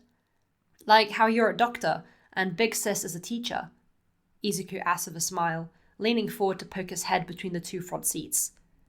Toya smiled, seeing the head of messy green hair in the corner of his eye, but never taking his eyes off the road. "Exactly." Shoto stayed silent and leaned against shorter Fuyumi, his cheek atop her head as she continued to hug his arm, her hand on his as she worried for their pro-hero family members. "Where are Mum, Dad, and Grandpa anyway?" he asked after a moment. "They're doing a detour." Ring, goes the Midoriya apartment doorbell. "Yes, coming, 1 moment." A sweet voice comes from the door as Inko Midoriya hurries to open it, tears still in her eyes from watching the sports festival. She's so proud of her baby boy. "What can I—" She bumps into and stares at a wall of clothed muscle before slowly lifting her head up, craning it back to make eye contact with the towering red-headed man who looked at her with a neutral expression and intense blue eyes. "Mrs. Midoriya, I'm—" "Endeavor!" Inko exclaimed, before promptly dropping to the floor like a bag of bricks. She fainted, like a surprised goat. Enji stared in muted horror before looking at his father and Rei, equally confuzzled at how terribly this had started. "Is it something I did?" Chapter 85. Clammy. If there was any question as to where Izuku Midoriya got his mannerisms from, Inko Midoriya was the answer to that mystery. A sweet, round little lady with green hair, who even after a train and bus trip to the Todoroki abode didn't stop shaking like a leaf once she'd recovered from her fainting spell. Getting a surprise visit from the over 6-foot tall wall of muscle and fiery red hair that was a number 2 pro hero endeavor would startle even the strongest of souls. Something quick to tears Inko Midoriya was not, at least not in that moment. "Mom!" Izuku cried in shock when his mother appeared in the Todoroki living room alongside Haro, Rei, and Enji. He, Toya, and Shoto are currently obliterating All Might in a video game, and he jumped from the couch, startling Harusame in the process, who scurried out of the room at top speed. "Why, you!" Enji snarled, a large finger pointing at his freckled nephew before the same accusing finger was jabbed at his blonde, scrawny brother. "And you! Other room! Explanation, now!" Inko was nothing but a sweating, confused, stammering mess as her son and the tall, skinny stranger shrunk under the silent fury of the number 2 hero. A reassuring hand on her back and a sweet smile from Rei did make Inko jump, but she relaxed at the fellow mother's gentleness. "My daughter Fuyumi and I will make dinner while Enji and Toshinori explain everything. Please, feel at home," Rei said warmly. As much as Inko would love to do that, their home was 100 times the size of her apartment, It might as well have been a castle and a maze combination to the single mother. But she returned the unsure smile and nodded, silently following a fuming Enji, behind who Izuku and Toshinori trailed like guilty dogs caught red-handed. "I'm going to make tea," Haru said as he headed to the kitchen. "Just in case. I don't want poor Mrs. Midoriya's heart to give out." It almost did, several times. Each cry of shock and worried exclamations from the green-haired mother coming from the other room not only startled Harusame, but even Shoto and Toya, who didn't feel like playing their video game without the other two players. Shoto wasn't much of a mood to do anything, really. He was too busy worrying about Tenya, who hadn't replied yet. Neither had Natsuo. "Boys, dinner!" Fumi called out, and upon arriving at the dining room with morose expressions, the oldest and youngest brothers stared at the red-eyed mess that was Izuku's mother, although it didn't seem like the boy was in any better shape. "Mrs. Midoriya, I'm Fumi. I'm sorry you're learning about all this just now." "Yes, it's a shock," Inko admitted, teary-eyed and holding onto her son's arm tightly. "Endeavor, All Might, Izuku's new quirk, and this awful one person, it's all just..." She inhaled a deep, shuddering breath before exhaling shakily. "It's a lot." "I'm sorry, Mum. I should have told you earlier, but Izuku started, leaning his head onto his no longer sobbing mother, but knowing she was still emotional. "I didn't want you to worry." "Mrs. Midoriya," Haru started. "Please, call me Inko. We're past formalities now, I think." Inko sniffled, but managed to smile. Haru returned it. "Inko, I'd like to apologize on behalf of everyone here. Unfortunately, your boy fits right in. We all have a terrible habit of keeping secrets and not confronting our feelings." The kindly grandfather bowed his head while kneeling at the dinner table, which made the woman jump, tear up, and be flustered all in one go as she fretted over the apology. "Trust me, my boys do nothing but give this old man grey hairs."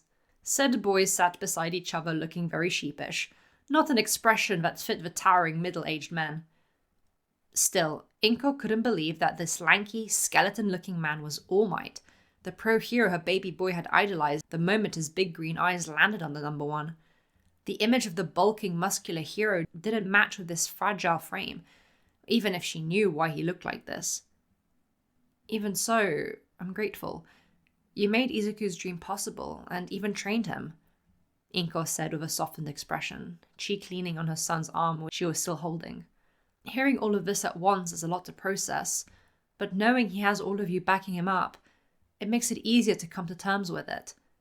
And explains him suddenly having a quirk. Inko would never assume her son had lied when he told her the grand story of his late blooming, just happy he was able to follow his dreams she had shot down so early on. "Thank you." Toya stared, and a bitter taste settled in the back of his throat. "Mum, for you, thanks for the food, but sorry, I'm not hungry," he muttered, head down as he left without another word to go into his room, Harusame hot on his heels. "Toya?" Fumi called out, but Shoto sat beside her at the table instead.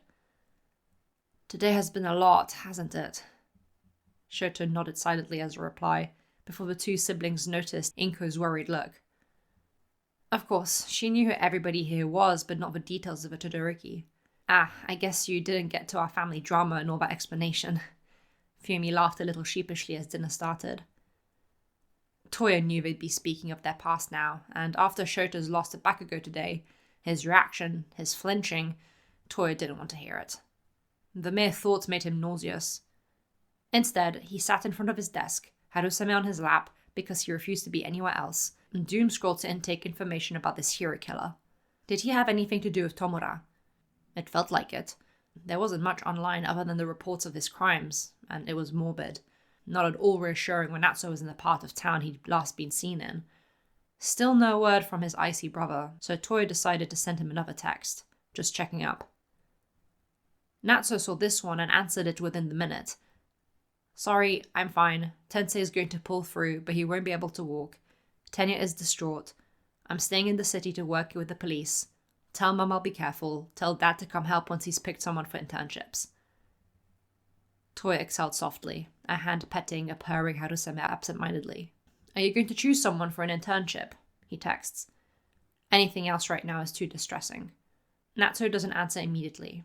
He's probably being dropped off at the police station or a hotel by Kurumada. The answer he does get makes Toya's eyebrows raise. Toya! Rei's voice calls him from downstairs. You should come hear this. Toshinori wrote to his American friends. Oh, thank goodness, something not depressing. He hopes it's not depressing. Well, technically, his friends wrote to him first, Rei elaborated as Toya joined them again at the table. You never sent that email? Toya asked with a small scowl to his exhausted-looking uncle. I didn't get the chance to. My friend's daughter, Melissa, wrote to me. Toshinori sounded as worn out as he looked, but he had a smile nonetheless as he explained what it was Melissa Shield had emailed him about. As that went on, Toya was startled by food being placed in front of him. Rice, beef stew, mixed vegetables, and a cucumber salad. He looked up and met his mother's tender gaze, who gave him a kiss on the forehead. She knows he's hungry. Toya can't help the burning of his eyes and smiles. Inko, now knowing the cause of Rei's scar and Toya's struggles, watches this with a soft expression. After hearing all the trials they'd gone through, to see them together so tenderly, it was a relief to know this family was being so good to her boy. Oh, Dad, Natto told me you should go help him and the police once the internship start.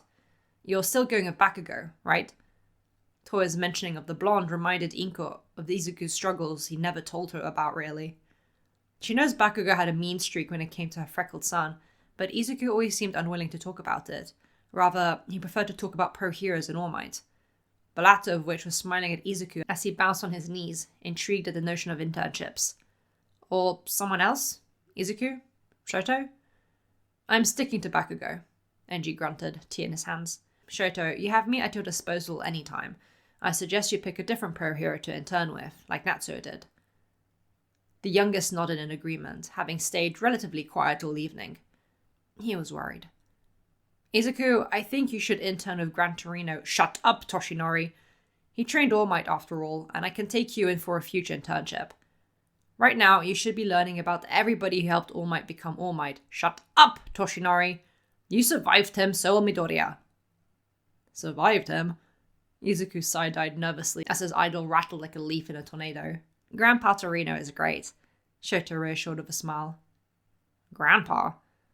It seemed even this pro-hero Izuku wasn't familiar with had been added to the roster of Shoto's self-made family tree. Haro, satisfied with how the explanations and dinner had gone, busied himself with the dishes and doing his daily evening task of checking on the koi fish. It's peaceful, a little cool breeze ruffling his hair and the stars are twinkling up above.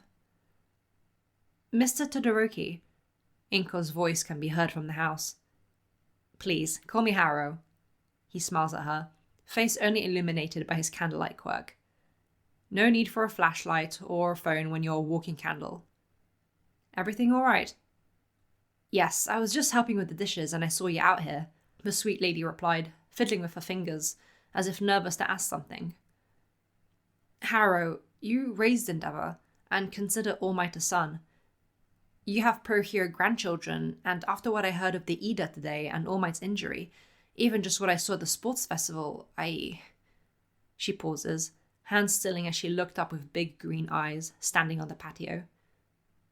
Does it ever get better? Haro's expression softened to one of understanding. You never stop worrying for them. But as they get stronger, gain more skill and more experience, you learn to trust they can look after themselves, he said, watching the red and white, blue and brown-eyed koi fish swim around happily in the pond. They matched the size of it, never growing bigger than what was comfortable, and he wondered if maybe they should make it larger. They'll always need us, though, to bring them back down to earth. It's easy to get lost in the pro-hero world. It can send the strongest of them spiraling. It's important for us to be strong and steady too. We're the ones who help pro-heroes when they need it.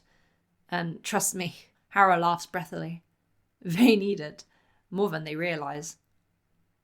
He walks out of the darkness, blue eyes glittering from the warm hue of his flickering flame, which he snuffs at as he reaches Inko. They'll never stop needing us. Inko's eyes start tearing up again. Her boy was growing up, and after his whole life being quirkless, of his mother not being able to, nor knowing how to support his dream, Inko had felt like she missed the chance to be of help to him in his hero's journey. But Haro's words were sweet reassurance that no matter how superhuman her little boy would become, he'd always need his mum waiting for him at home. Trying to keep the bubbling tears in to no avail, Inko nodded frantically and wiped her face hurriedly, jumping at Harrow's arm wrapping around her, but she instantly melted into the comfort from the tender, grandfatherly man. "Thank you so much for dinner." Inko bowed low when she and Izuku were ready to leave. With Kuramada having told Enji he'd stay in Hosu City with Natsuo until Endeavor came to help, Toya had volunteered to drive the mother and son duo home. "And Shoto." Inko reached out to cup one of Shoto's hand in two of her own, the little round lady smiling with fondness of a two-toned haired boy. "Thank you for being Izuku's friend." For the first time since his gut had twisted in worry for Tenya's sake, and since Toya's hug, Shoto smiled with a tint of pink in his cheeks. He nodded with a soft, and the family waved off the Midoriya and Toshinori, who Toya would drop off at the train station. "She took that surprisingly well," Ray commented, hands on hips as the car disappeared into the distance. "You took it surprisingly well when you learnt about All Might," Enji replied, a hand on his wife's shoulder. "Yes, well, the kids weren't around yet for me to worry," she replied with a soft sigh and smiled up at him. "I like Inko. I think we should invite her more often. You should invite Chisato as well. I think with everything going on, she could do with the support of friends," Harrow added, Harusame in his arms who purred loudly. "And America, huh? This invite is interesting. I'm curious to learn about it." "Toshinori will tell us once he gets an update from this Melissa girl," Enji added, before his eyes fell on Shoto, who was texting someone with a focused expression. "Everything all right, Shoto?" "I have a meeting with Dr. Tozura first thing tomorrow," Shoto replied, eyes looking up at his father. "School will resume in 2 days to give everybody a chance to wind down after the sports festival. I don't think whatever that was today is as big a threat as it felt in the moment, but I'd rather deal with it immediately." He paused and cocked his head. "Would you accompany me, Dad?" His father narrowed his eyes suspiciously at him. "I can hire a car to take you there and bring you home, or to the agency after. Would you walk in with me?" "Did Toya set you up?" Shoto pursed his lips at that. "No," he pouted. "I just agree you'd benefit from it." Enji sighed heavily. To his credit, Enji did walk into the hospital with Shoto the following morning to Dr. Tsuzura's office, who was always a delight to see, but he waited outside of her room for the hour-long therapy session, scrolling through his emails and texts to see what was going on. The sky still had that early morning darkness feel about it, but even then the hospital was busy and lively. An email from Kido with a report of the night patrols, a confirmation email from Yue that his offer to Katsuki Bakugo had been received and accepted. An email from the Ida boy's father. Enji took his time reading it. He was being thanked for Natsuo being of such support to not only Tenya but the whole family yesterday, and that they really appreciated him helping with the hero killer case. Enji replied that he'd be helping too once he got his intern. He also sent an email to Gran Torino mentioning Izuku's internship. But number 2 sighed from his nose and leaned his head back, in thought. Assuming Bakugo took him up on his offer, training wouldn't do the kid any good. He was skilled as is, so taking him out on the field and learning proper behavior was best. But his angry attitude wasn't something Enji thinks he can help with, so he'd actually appreciate the backing up of another pro hero. Someone who was all about appearances, not in the vain sense, but in its heroic practicality. He sent an email to Best Genus Agency. "Dad." Enji looked up to his son, Dr. Tozura by his side with a sweet smile, and stood up from his seat. "I have another session next week. I need a journal." Enji blinked, unsure of how the latter would help. "I'd like him to keep track of whenever he starts feeling unsteady, to figure out what triggers flashbacks of the accident," Dr. Tozura explained patiently. "We had a nice catch-up, and this is for us to figure out a pattern and really get to know the root of the issue." "We can go get one before I head to the agency," Enji offered, to which Shoto nodded. "All right. Thank you, Doctor, for everything." With polite goodbyes said, Shoto and Enji left. "That wasn't too early." "I like getting up early," Shoto replied, watching the scenery outside pass by in a blur as his father drove. "Dad, I'm worried about Tenya. Would it be fair to pick the same internship location as him?" Enji hummed at the question, tapping his finger on the steering wheel while waiting at a red light. "He hasn't answered me at all. I think you should see how he is when school starts again, and base your decision off of that," Enji replied, car revving a little as the light changed to amber then green. When Fuyumi wanted to go to UA with Toya, there was a concern she wouldn't have her own ambitions and just go for the sake of your brother. As worried as you are, you shouldn't sacrifice your own development and progress, so keep that in mind. That's fair, Shoto thinks to himself as he watches his father pull up into the supermarket parking lot to get Shoto's journal. Can I stay in the car? He asks, sinking a bit into the seat so he's barely peeking out of the window. I don't want attention. And he understands. Between him being Endeavour and the sports festival, there'd no doubt be people staring and even approaching them. Keep a window open. I'll be back in 10 minutes. True to his word, Enji wasted no time getting what they stopped here for and coming back to the car. Exactly 10 minutes later. With a brand new All Might themed journal in his possession, Shoto had decided to spend the day quietly at the Endeavour agency, mainly in his father's office as he started working on his journal, processing his therapy session with Dr. Tozura, as well as everything that happened, and doing homework. Still no message from Tenya, nor on the following day, so when Toya drove him to UA the next morning, Shoto didn't know what to expect from his childhood best friend. "Good morning, Shoto!" was not what he expected at all, and Shoto, shaking his umbrella of the rain that was bombarding the students this morning, stared dead-eyed at Tenya. "Let's hurry before we're late!" They had 5 minutes before the first bell. Tenya was putting away his poncho, and Izuku was also at the lockers, looking as perturbed as Shoto felt. He didn't reply to messages. "Are you okay?" Shoto didn't give a proper greeting like his mother had taught him, eyes staring. "Yes, sorry for worrying you. He'll be alright," Tenya smiles. And it doesn't reach his eyes. It feels forced, to reassure Shoto. It doesn't work. "What's this, Todoroki?" Tokoyami leans back to see Shoto writing something before class as they all get into their seats, the other students talking animatedly about the attention they were getting from the public. "Is that an All Might journal?" Shoto smiles at his beaked classmate.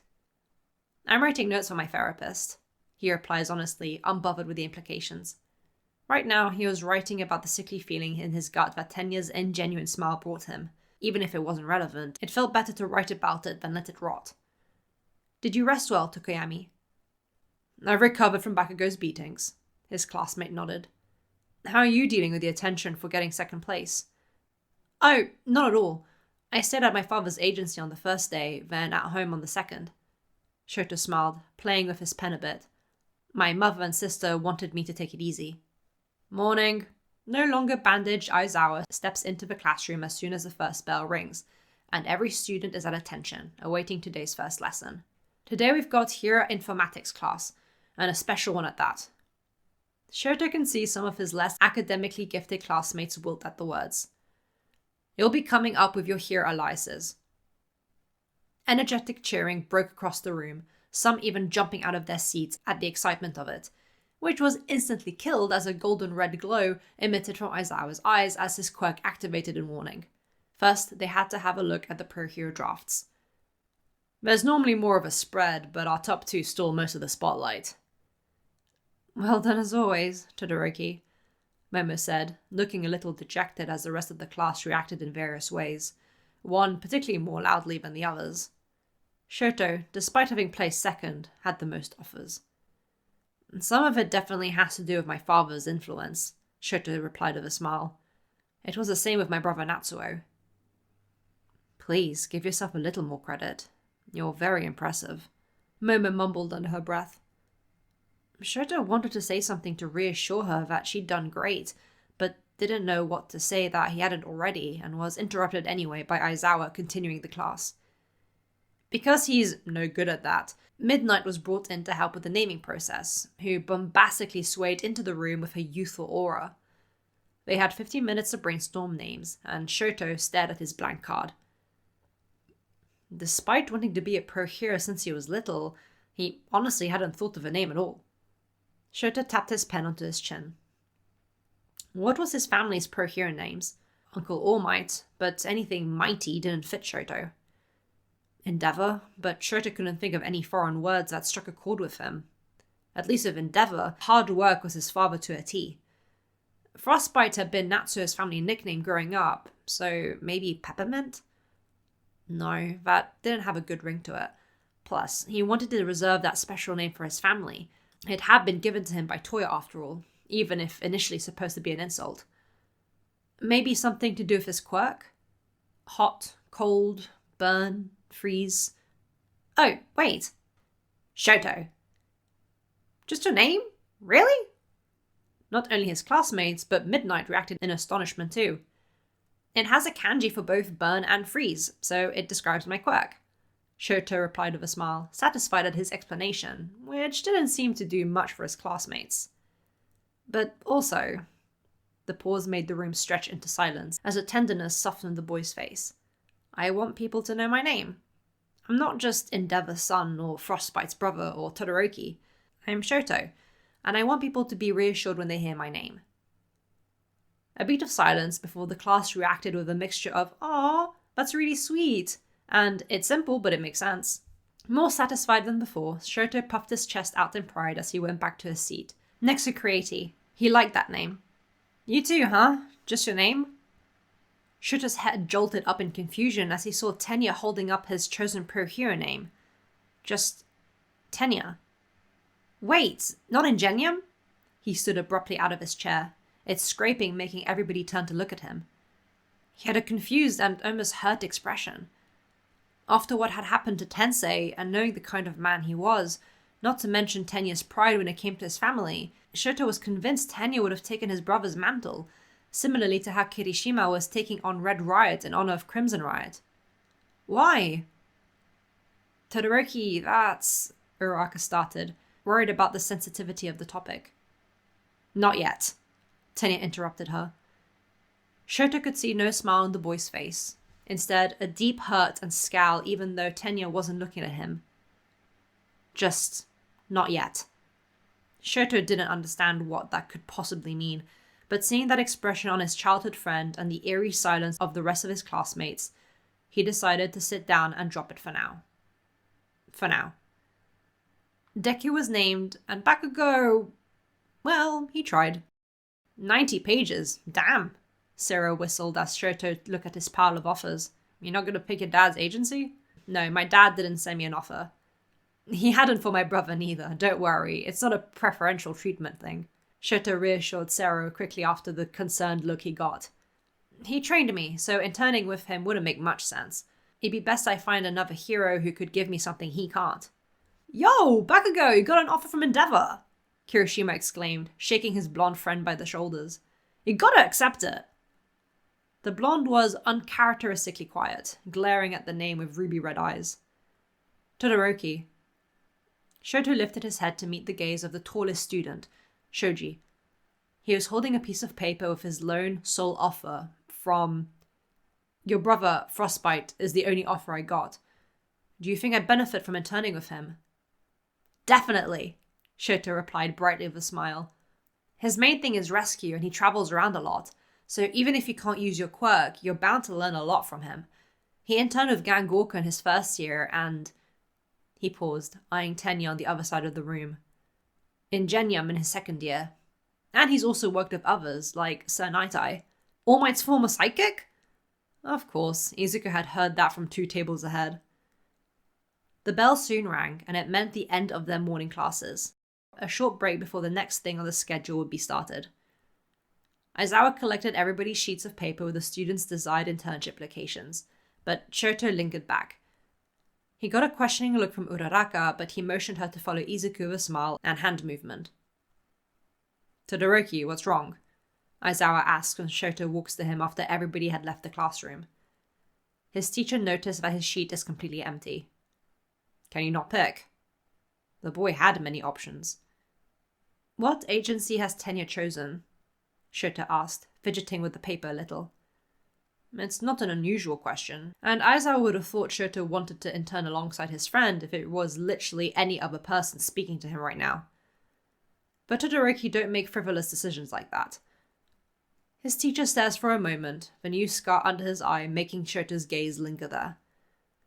Eventually, Aizawa flips through the handed-in papers and picks out Ida's. Huh, he breathes, and shows it to Shoto. Normal Hero Manual Agency.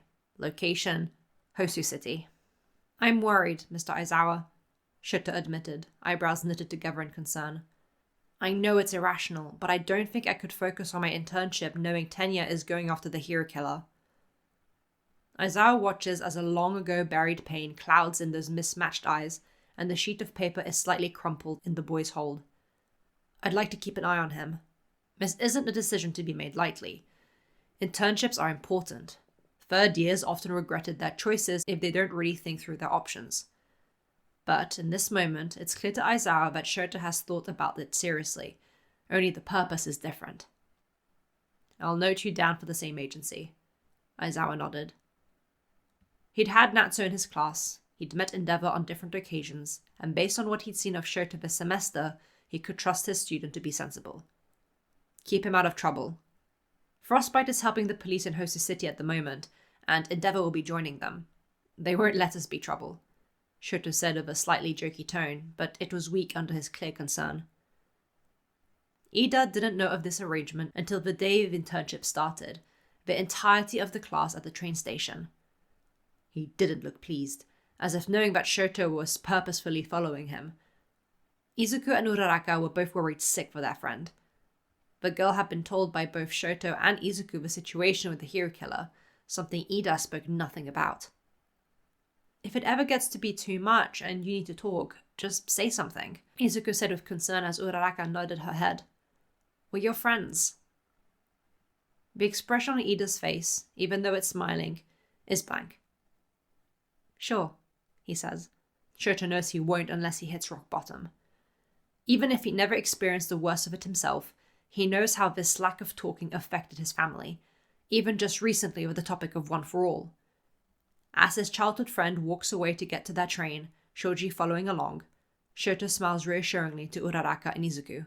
I'm not letting him do anything stupid, he says, and gains 2 smiles from his friends, who, yes, believe him. Back in UA, Toya is tapping his foot anxiously in Recovery Girl's office. He has a list of where all the kids are going, some good choices and good fits, some, Minata and Mount Lady, definitely not. Uraraka and Gunhead is a well thought out combo, and Toya is delighted that Bakugo is going to Endeavor. Though, Shoto and Tenya in Hosu City... Natsu, hey. Toya is relieved that Natsu picked up his call. Hey, is the exhausted, resounded reply. I'm picking up the kids from the station later. Manuel's agreed to have a team up while I'm here since I've got Shoji and he's got the other 2. That's what I'm worried about. Toya leans back into his seat and rubs his forehead with the heel of his palm. I've got to stay here and help plan the training camp stuff for the Wild Pussycats, but I have this awful sensation of something terrible building up. I'm in the middle of that build-up. How do you think I feel? Natsu shot back flatly. The number of patrolmen and heroes has diminished because of the hero killer, and everybody's on edge. And with what happened to Tensei, their biggest worry is Tenya, and what he might do. Shota had been very clear about his concerns. It's a good thing Dad's going to be joining.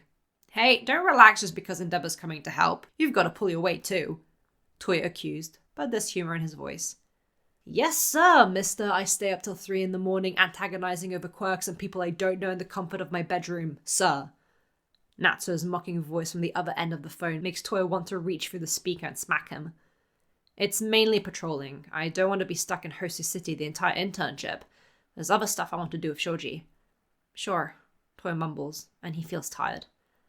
Are you coming back to visit after the internship, or are you heading off somewhere? I'll stay a couple days, see you guys, and see... There's a hiccup in Natsu's voice, but Toya brushes it off as a connection issue. Friends. Saichi and stuff.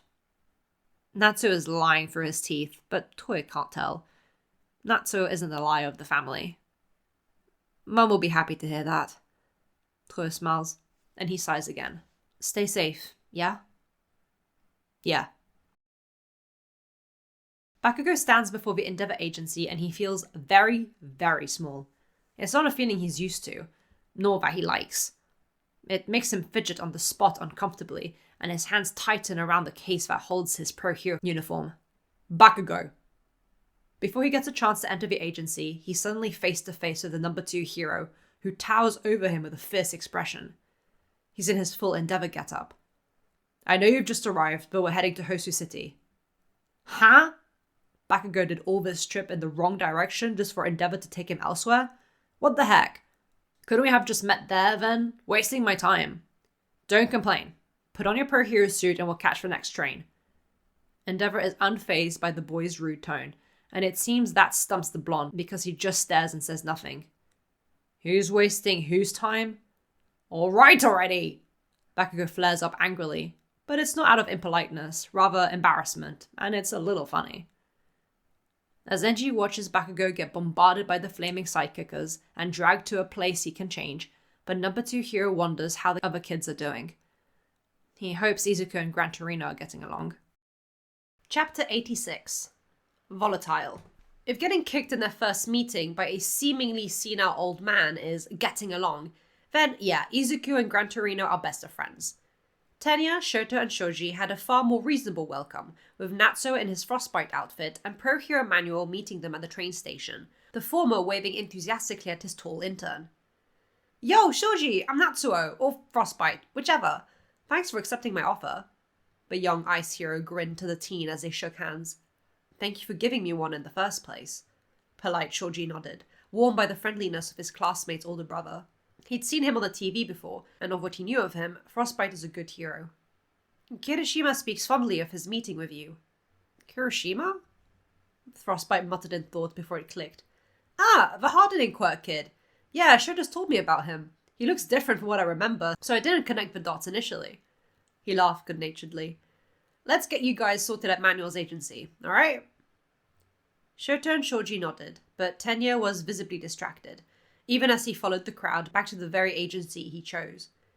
Manuel is no fool. He knows well why Ingenium's young brother would want to intern at Hosu City, but he takes no offense to it. Frostbite does. A bit. You two. Natsuo calls his brother and brother's best friend to the side after they've changed into their hero costumes, and Manuel is planning the patrol rotation and shifts of Shoji and some other sidekicks and local heroes. In times like these, teaming up is important. You listen to Manuel, okay? I don't think it's not obvious why you're here. Both Shota and Tenya stiffened like children caught with their hands in the cookie jar. You don't have your provisional licenses yet. If you chase down a villain or use your quirk and survive, you'll be in more trouble than it's worth. You hear me? Shota nods. Tenya. The sharp pronunciation of his name makes a bespectacled boy jolt to attention. Do you understand what I'm saying? Natsuo had been there, when Tenya and his mother had rushed in to see Tensei after his successful surgery. Natsuo had caught their mother as she collapsed from the horrid scene of seeing her eldest baby in such a state. He'd been there to console Tenya when Tensei could only utter weak words, and filled in for Ingenium's absence as his sidekicks were left without a leader. Tenya knew what Natsuo had been through with his family, so he couldn't hide his lies and intentions from those stubborn grey-brown eyes. Yes, sir, he mutters firmly with a nod, his expression hidden by his helmet. But Natsuo can hear the hollowness in his voice, and knows that if push comes to shove, Tenya will throw himself into the fire if it means confronting the hero killer. That's why, when Manuel takes Tenya and Shota on patrol, Natsuo places a firm hand on his younger brother's shoulder and squeezes it. Nothing needs to be said. Shota nods. The hero killer keeps the blind spots. Alleyways, nooks and crannies that easily go overlooked. That's why us, as heroes, need to be vigilant on behalf of the citizens. Frostbite explains as he and Shoji, or Tentacle, go on their patrol route. As a general instruction for this internship, leave any fighting to me. Prioritize rescue and protecting citizens. You have a heteromorph quirk, so you can't exactly help using it, but if it's for defense purposes, nobody will have a go at you for that. Shoji blinks at the wording and looks down at the shorter pro hero as they walk side by side on the mostly empty residential street. Frostbite, may I ask, why did you offer me an internship? He asks after a moment of silence. I don't have an elemental quirk like you or your brother. If I was you, I would have picked Ashido or Yaoyorozu. Shoji gets a grin in response. Out of everyone, you caught my eye. Frostbite replies, fluffy hood down and goggles propped atop his head. That technique you used for the cavalry battle, protecting your smaller classmates with your arms. I like that a lot. I'm a rescue hero first and foremost. Seeing you in the sports festival made me think you have a lot of potential in that area. And Shoji can't help but feel a little flattered at the basic praise. Can I ask a question in turn? It might be a bit intrusive. Go for it. Why do you wear a mask? Natsu points to his own face, referring to the one Shoji wore, not only for his hero suit, but even for his UA uniform. Shoji doesn't answer for a moment, paying attention to some kindergarteners being led by their teachers across the street. I don't want my appearance to upset anyone, he replies. Shoji hasn't spoken about his upbringing to his classmates, or anybody really, knowing that for a lot of them, especially the city kids like Tokoyami or Koda, it would be confusing to wrap their heads around the violence he has had to deal with. He expects Frostbite, a good-looking guy with a good-looking quirk from a good-looking family, to be just as confused. Ah, you're from the countryside. Shoji stills as he hears the sadly spoken phrase, which makes Natsu stop as well and smile to him softly. I'm so sorry. You must have endured a lot. You know? It's not a widely spoken of topic, often considered taboo. What happens to heteromorphs, specifically the abuse in the depths of the countryside where superstitions are still rampant, is always brushed under the carpet. A little. You know Mole Girl? Shoji nods. We went to UA together. She told us what it was like living on her grandparents' farm. I've seen how the villagers look at her, but from what she said in the group chat, they seem to have softened up. Natsu puts his hands in his pockets as he waits for Shoji to continue walking so they can be side by side. I also interned with Gangorka, who told me about his experiences. He's been my favorite pro hero since I was a toddler. Shoji sets the pace, and Natsu follows it, a fond smile on his face. And, as you might have guessed, Toya is a bit of a quirk know-it-all. Natsu adds with a laugh, to which Shoji chuckles as well. Did me being a heteromorph have anything to do with sending an offer? He dares to ask. It's not an accusation, but rather curiosity to see how this young hero's mind works. Nah, Frostbite shrugs, smiling at him again. I didn't send anybody else an offer. Just you. You have a body built for strength and stamina like mine and my father's. You seem to have a sense for defense and protecting others, and honestly, Natsu's smile is bright, like fresh snow on a light winter morning. I just like your vibe. Under his mask, Shoji smiles. When it came time for them to eat, the tall boy held his convenience store takoyaki container with some hesitation as Frostbite sat on the outside benches, munching away at his salmon onigiri, a water bottle by his side. Normally, Shoji uses his tentacles to manifest a mouth and eat it that way, but today he pulls his mask down from his elongated face and lets it rest on his chin. Natsu doesn't even react with shock or interest at the movement, instead chatting about his various internships over the years, mostly singing the high praises of Gangorka, and Shoji feels comfortable. On the second day of the internship, Tenya confronts Shoto after 2 days of quiet patrolling and Manuel's dedicated supervision of the boys. All it takes is a single comment. You have a scary face, Tenya. And the teen glares at his soft-faced friend. I don't need your pity.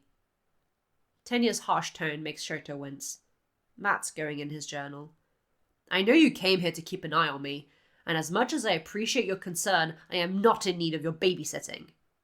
I'm not babysitting you. Shoto pushes back, but his concern-filled eyes betray his thoughts. Tenya, you've been my best friend since we were babies. Am I not allowed to be worried? I know how much Tensei and Ingenia mean to you, and as a little brother myself, I understand. My brother was crippled, nearly killed, Tenya snaps, voice raised. I know your family has gone through a lot with Toya, but you didn't see Tensei in the hospital bed. There's a shake in his tone, and that scary face has returned.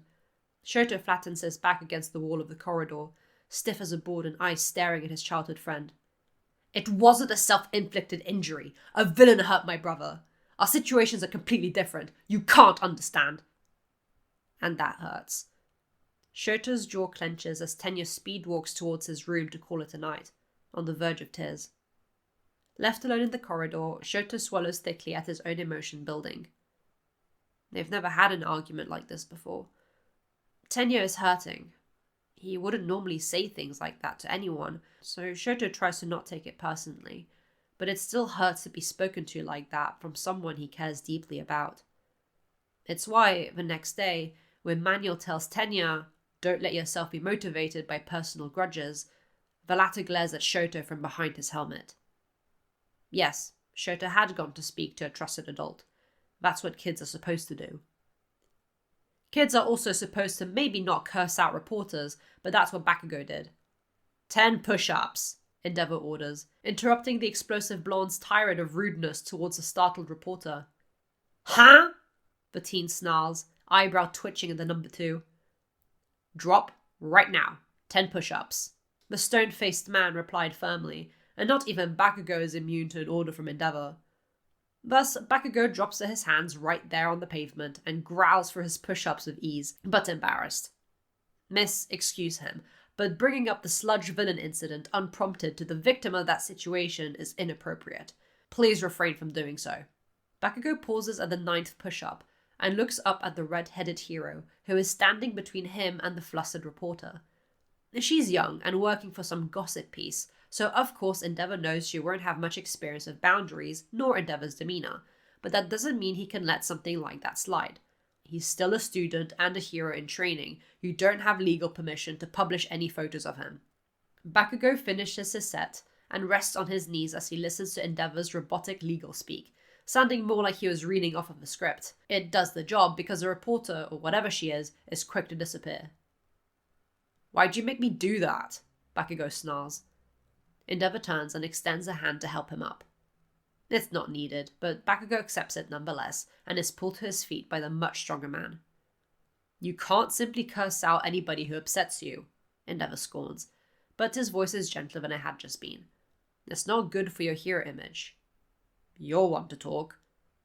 It's not rude, sassy at worst, and Bakugo's hands are on his hips. You're not exactly the fan service type. Bakugo, I've never cursed out a civilian or attacked a reporter in all of my years as a pro hero. The man stated flatly, continuing to eye the streets just in case that reporter or others would get any funny ideas. I might not pander, but I'm still respectful. Bakugo can't argue with that. He knows what the hardcore Endeavor fans like about him. His no-nonsense, hard-working attitude more akin to an army general than the image of a pro hero. Even in the rare interviews of the early days of Endeavor and All Might, it was always the blonde doing conversation while the red-haired grunted or replied when spoken to. Yet, even to Bakugo years later, it was clear the two were friends. I'm not a victim, he hisses out after a few moments of walking behind Endeavor. The latter tilts his head back. I'm not. Silence. You're a survivor. Bakugo's head snaps up at the words and sees Endeavor waiting for him to catch up and walk alongside him. You survived the sludge villain, the USJ attack, and Shoto. The last one takes Bakugo by surprise and he snorts. An experience like the one you had would shake up even the toughest heroes. Even you? Bakugo raises an eyebrow. Bakugo, I had a breakdown because high school girls yelled inappropriate questions at me and All Might, implying we're a couple. And that sure is a heck of a sentence that leaves Bakugo gaping. Yes, even me. I'm still wary of high school girls that travel in hordes. Again, his intern snorts. What the hell? The blonde mutters. You Todoroki are also freaking weird. The comment makes Endeavor smile. He can't argue with that. It's been 3 days of just patrolling. Are we sure the hero killer is going to act again? That's the pattern. He attacks 3 or so heroes per location before moving on. Only Ingenium was attacked so far. Endeavor nods. His sidekicks are covering for him back at Musutafu, so he's keeping an eye out for any alerts or reports from that end as well. But his attention is primarily on the dark corners of Hosu City. With the darkening sky, the fire emitting from his face and shoulders inflict a warm, cozy glow on the surroundings, and keeps Bakugo warm even in the cooling, quiet night air. Not for long. A rumble makes Endeavor stop and raise his arm to hold Bakugo. The blonde blinks at the thick arm before raising his eyebrows at the hero. What? Is all he can get out before Endeavor grabs him and dodges out of the way as the building wall next to them collapses under the force of a pro-hero being thrown. What the hell was that? Bakugo yells, though it comes out muffled because he's firmly blotted against Endeavor's shoulder, the flames having extinguished the moment he was grabbed. Old man smell! Endeavor raises his head to look at what could possibly have caused that sort of damage, and his eyes widen at a Nomu stepping out from the destroyed building, groaning as its eyes twitch left and right. The injured hero it had thrown wheezes in pain, and its target has been found. No, you don't, Endeavor roars, and as the creature tries to attack its victim, Endeavor, with pure strength alone, punches it hard in the skull to send it toppling. Bakugo, check on the hero. Make sure he's breathing. It's not what Bakugo wants to do. He wants to beat up that Nomu, but he can't use his quirk right now, and he won't disobey a direct order from Endeavor. He recollects himself from where he was suddenly deposited on the ground when Endeavor leapt into action to fight the Nomu, and rushes to the injured hero's side, recollecting all the search and rescue lessons from 13 and what theoretical first aid knowledge he learned over the years to check the hero's pulse, heartbeat, and if his airway was open. All was fine, but it's clear that being thrown through a building would at least break something or cause eternal damage. Bakugo is momentarily distracted by the blinding flash of Endeavor's flames burning the Nomu's exposed brain to a crisp, the rest of its body dropping like a bag of rocks. But even with that victory, Endeavor visibly doesn't relax.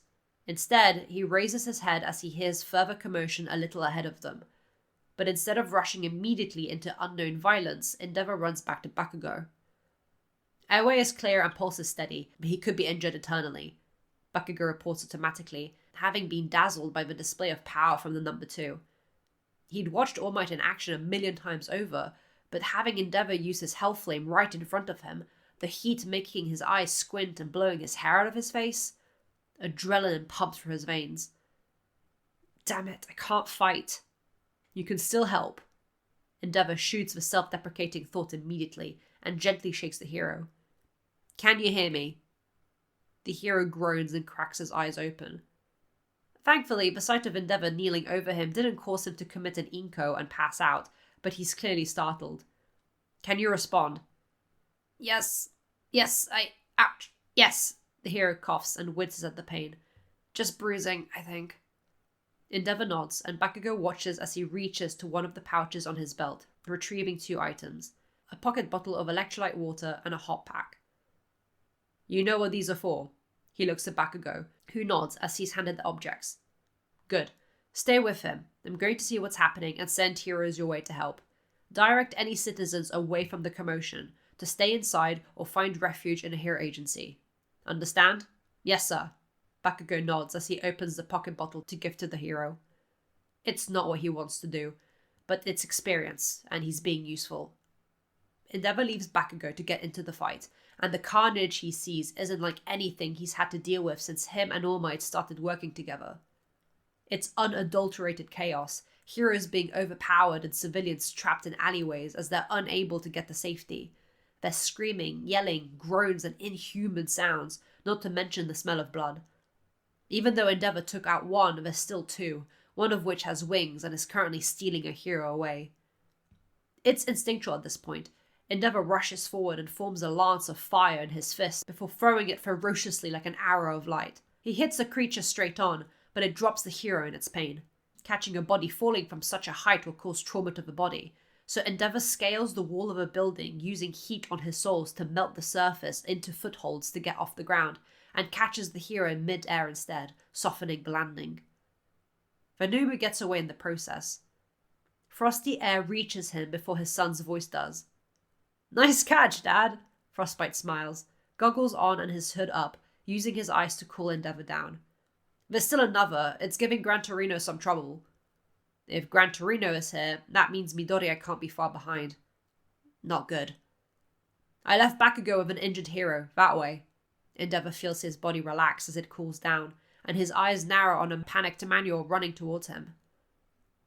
There's no Shoto or Tenya. Manuel, where are the boys? His phrasing is personal, and there's a hitch of worry in his tone. They ran off during the chaos, Manuel exclaims, sweating and equally as worried. His expression screams guilty and apologetic, so Endeavor can't be angry at him. Shoto does that, he growls from his throat instead, and gives the knocked-out hero he just called to 2 fast-approaching paramedics. Manuel, tend to the wounded.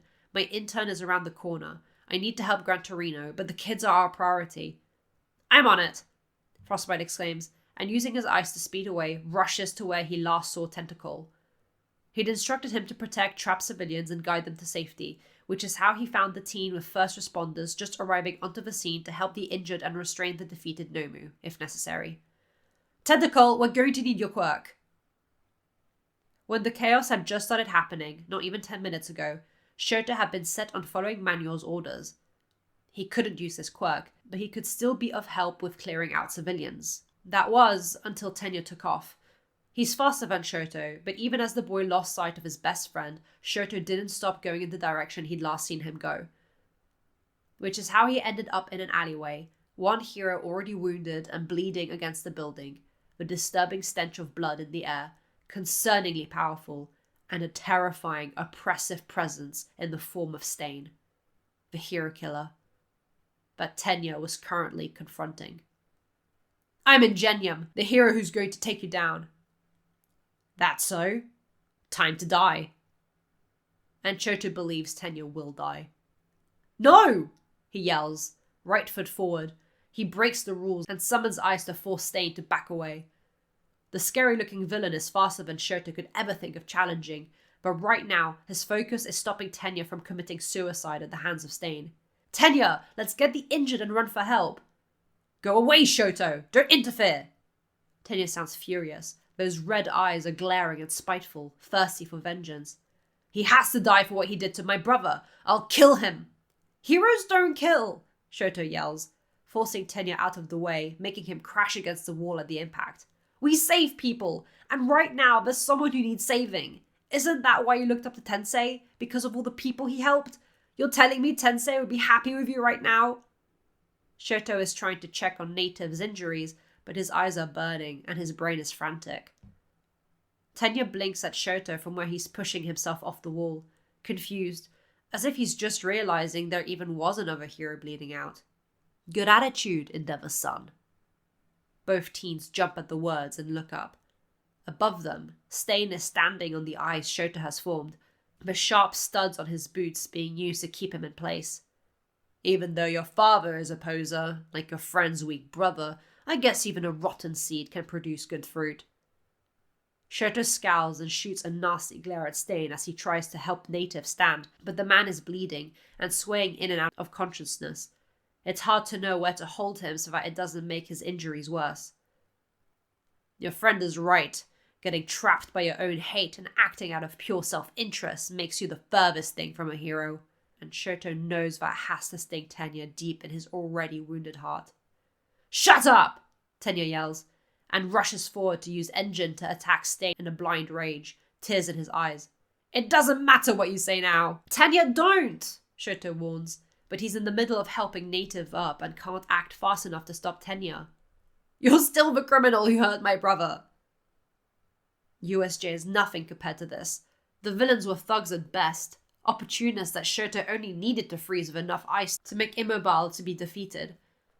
It had been easy to threaten information out of them, borderline unintentional as Shoto warned them of how frozen skin rips from muscle.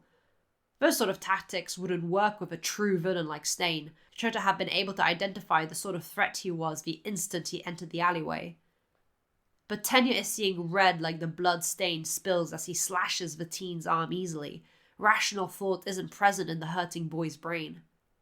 You should have listened to your friend, Stain hisses as he kicks Tenya down on the ground, planting his bloodied boot in between his shoulder blades, and licks his blade covered in the teen's blood. For the sake of a pure hero society, you have to die. It took 2 seconds, not even, and all Shoto could do is watch in horror as his childhood friend is stuck on the ground, paralyzed after Stain ingested his blood. No wonder he killed so many people. That's a terrifying quirk. Please stop, Shoto exclaims, brain panicking with what he should do. No can do, Stain replies, lifting his blade above Tenya's head, his deadly eyes staring at the teen. If I want to purge society of weak, wannabe heroes like him, they have to be weeded out. Who are you to play God? Shoto exclaims, feeling the weight of the wounded hero he's carrying heavy on his shoulders. What authority do you have to kill? I'm the only one willing to do what's needed to better society. Stain knows the boy is stalling, but he'll indulge him. Too many heroes are corrupt or lackluster, nothing like what they should be, like how All Might is. Shoto stares for a moment, eyes widening. This guy is an All Might fan. But you think All Might would want this? Shoto is furious. How dare this criminal use his uncle as a reason for his actions? Yes, Hero Society is a mess, but when he has Toya and Fuyumi at home working their hardest to better it in a constructive way, it's an insult to their labor for Stain to think he's making a difference. Shoto is ready to drop Native and attack Stain, but the look in the villain's eyes makes him freeze in indecision. Native is wounded, Tenya is paralyzed, and Shoto is inexperienced. He's alone. He can't fight this villain alone when there's so much on the line. Careful, little boy. Stain raises his sword to point it at Shoto. Just because you've grown of All Might doesn't mean you understand what I'm talking about. You've probably benefited from corruption because of your father. And he's an Endeavor hater. Today just keeps getting worse. You know nothing of my father, just like you know nothing of Ingenium nor of All Might. The words leave Shoto before he realizes what he said, and truly, he's the youngest of four because he can't stop talking. Stain stares, something twitches, and he removes his boot from Ida's back, stalking towards Shoto instead. I was going to let you live for having the right mindset, but it's clear you're just an apologist for bad heroes. The words send a terrified chill up Shoto's back, and he doesn't know what to do. Drop Native and run? Run with Native? Fight back? He hasn't fought a villain like this before, and the alleyway is too tight for him to safely use his quirk without catching Tenya in the crossfire or adding burns to Native's injuries. He's frozen, and Stain gets closer. Pick somebody your own size, asshole! Rings out through the alleyway as Frostbite comes barreling in, planting 2 feet into Stain's shoulder and sending him flying. Ice crystals from Frostbite's boots following the impact as the hero killer collided with Shoto's ice, that cracked and groaned before collapsing atop of the criminal. You okay? He asks Shoto, who stammers. Tenya, paralyzed, he licked his blood. Don't let him ingest my blood. Got it. Frostbite kneels by Tenya and sees the teen as wide awake, tears in his eyes. Tenya, look at me. Red eyes shifted to do as asked, and Natsu can see his biting his lower lip, trying to not cry from the frustration and hurt of it all. Leave him to me, okay? All he gets is a wet sob. Georgie! Shoto gasps at seeing his classmate, who's panting and sweating from trying to keep up with Frostbite. His arms have several ears on them. Tentacle, help Ida up and get them out of here. Frostbite starts, but ice crackles and snaps under the force of Stain getting back on his feet. Another one of Endeavor's spawns, Stain growls, pulling out a second blade from his outfit. Both of his hands are occupied and ready to draw more blood. That's fine, I'll just kill all of you. There's too many of your family anyway. It's kind of gross for a grown man to bully high schoolers. Frostbite gets back on his feet, especially the little brother of someone he injured. Stain looks incredibly unamused and spins his blades into a more comfortable hold in his hands, ready to fight 3 high schoolers and a young pro hero. Stop it. Let the kids leave first. No. Stain rushes forward, blade swinging at Frostbite's head, and he's fast. Frostbite will give him that. But Midoriya is faster. A kick to the face sends Stain flying yet again. Ah, you're all here! Midoriya exclaims as he lands in front of Frostbite, stumbling a bit on the iced-up ground. Ida, are you okay?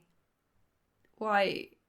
Tenya's voice is thick with emotion, his body trembling under the effort to move against the effect of Stain's quirk, and those tears are still in his eyes. Why are you all interfering?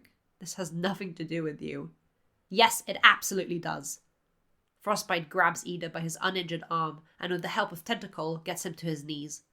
The fact you think it doesn't is honestly insulting. It's said lightheartedly, but there's a seriousness to Frostbite's usual jovial tone that makes Ida's eyes water even more. Midoriya, it's good you came here. Help get the injured away. Gran Torino and Endeavor are a few streets over. Tentacle can guide you back. Frostbite quick fires orders at the green-haired teen, and the latter understands perfectly. How many? Stain picks himself up, and his furious glare makes all the teenagers shudder in fear. It's like an ominous pressure is crushing them down. Of you are there going to be? He swipes his sword through the air, getting into an attacking stance yet again. The interfering is getting old. I'll say it again. Let the students leave. Frostbite orders, and Tentacle is now solely supporting Ida's weight. You got an issue? Bring it up with the adults, not high schoolers. You're barely an adult, Frostbite. Stain growls, teeth gritting at the Endeavour lookalike in front of him, his stance widening. In a blink and you'll miss it movement, Stain throws several blades at Frostbite before dashing forward after them. Even if the ice hero were to block the attacks, he'd have to deal with Stain directly. You couldn't react before. What makes you think you can fight me? He swings his sword down to slash Frostbite through the chest, and his blade shatters. Where was once soft fabric and muscle was now protected by a thick layer of ice that covered Natsu's upper body. The blades Stain had thrown were frozen on the ground, and Stain was left with only the handle in his hand, the rest of the broken blade useless. Midoriya didn't give me the chance to react. Frostbite grins, and it's another injury to the face for Stain in the form of an ice-covered fist. A quick glance over Frostbite's shoulder, and he sees he's alone. Good. I may not have Shoto's range, but that doesn't mean my ice isn't tough.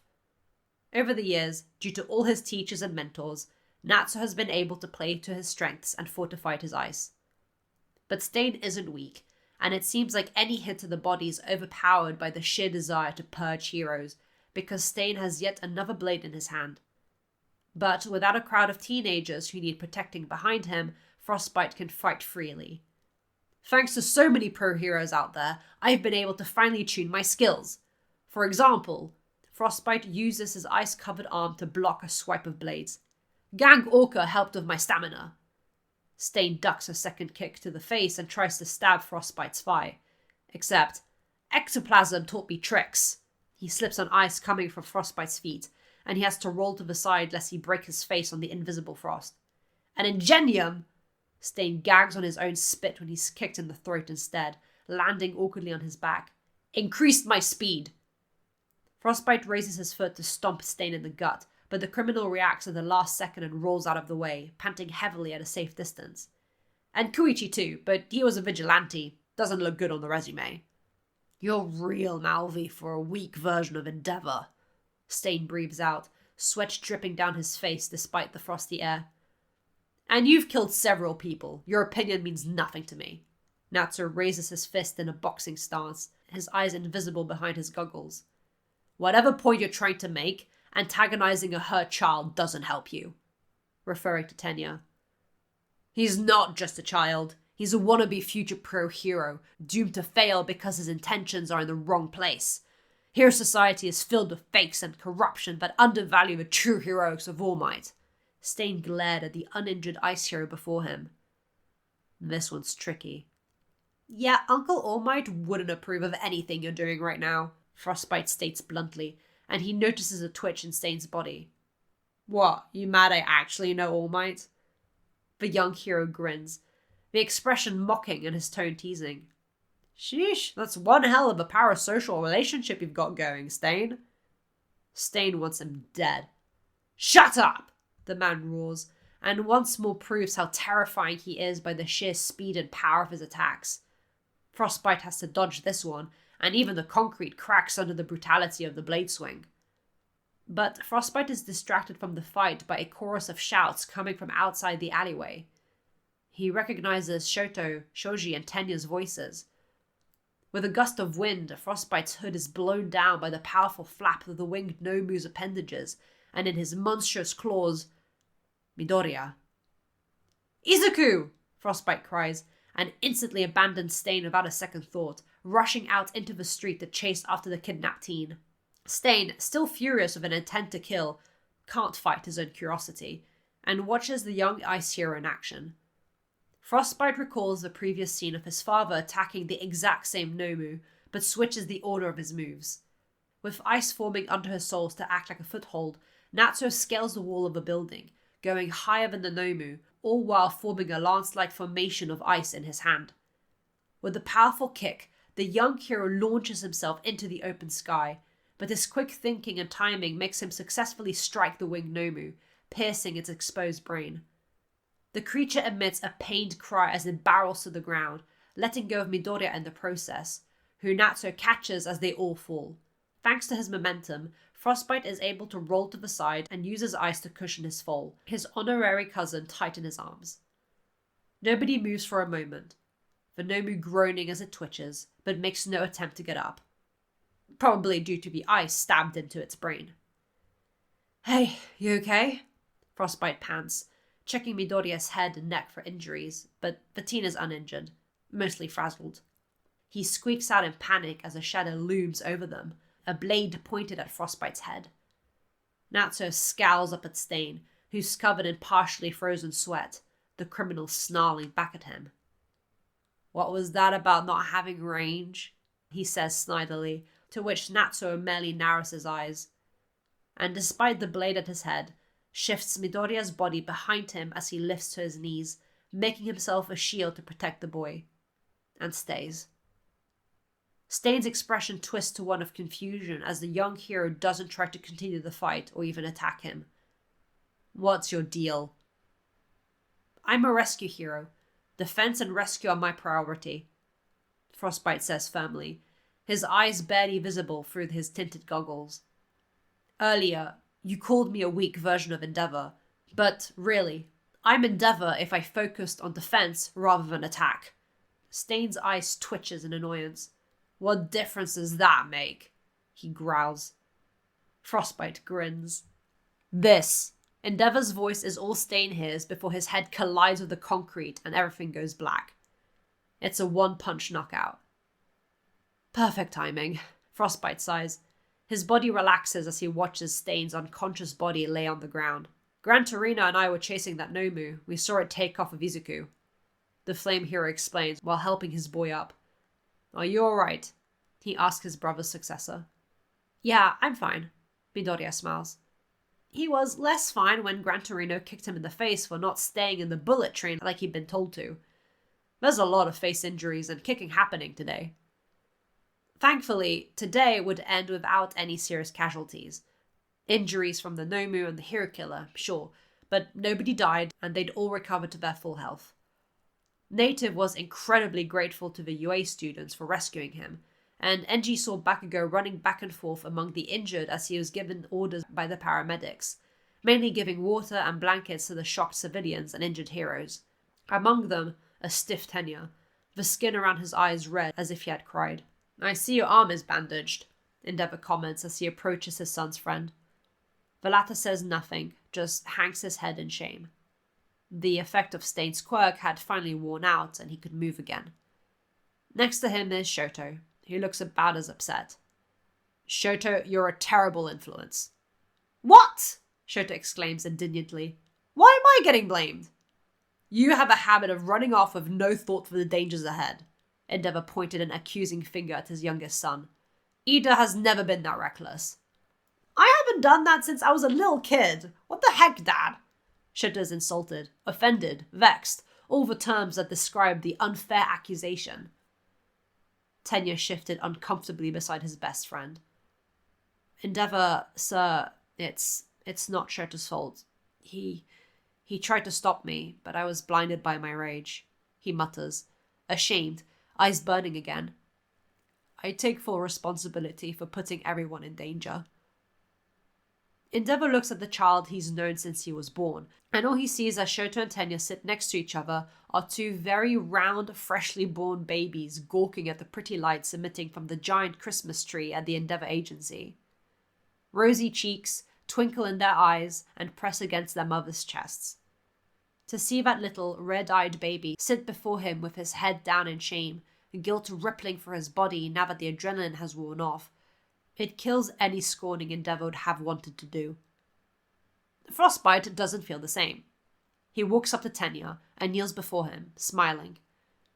Tenya, as a little brother, I understand, and if in your position, I'd feel the same anger.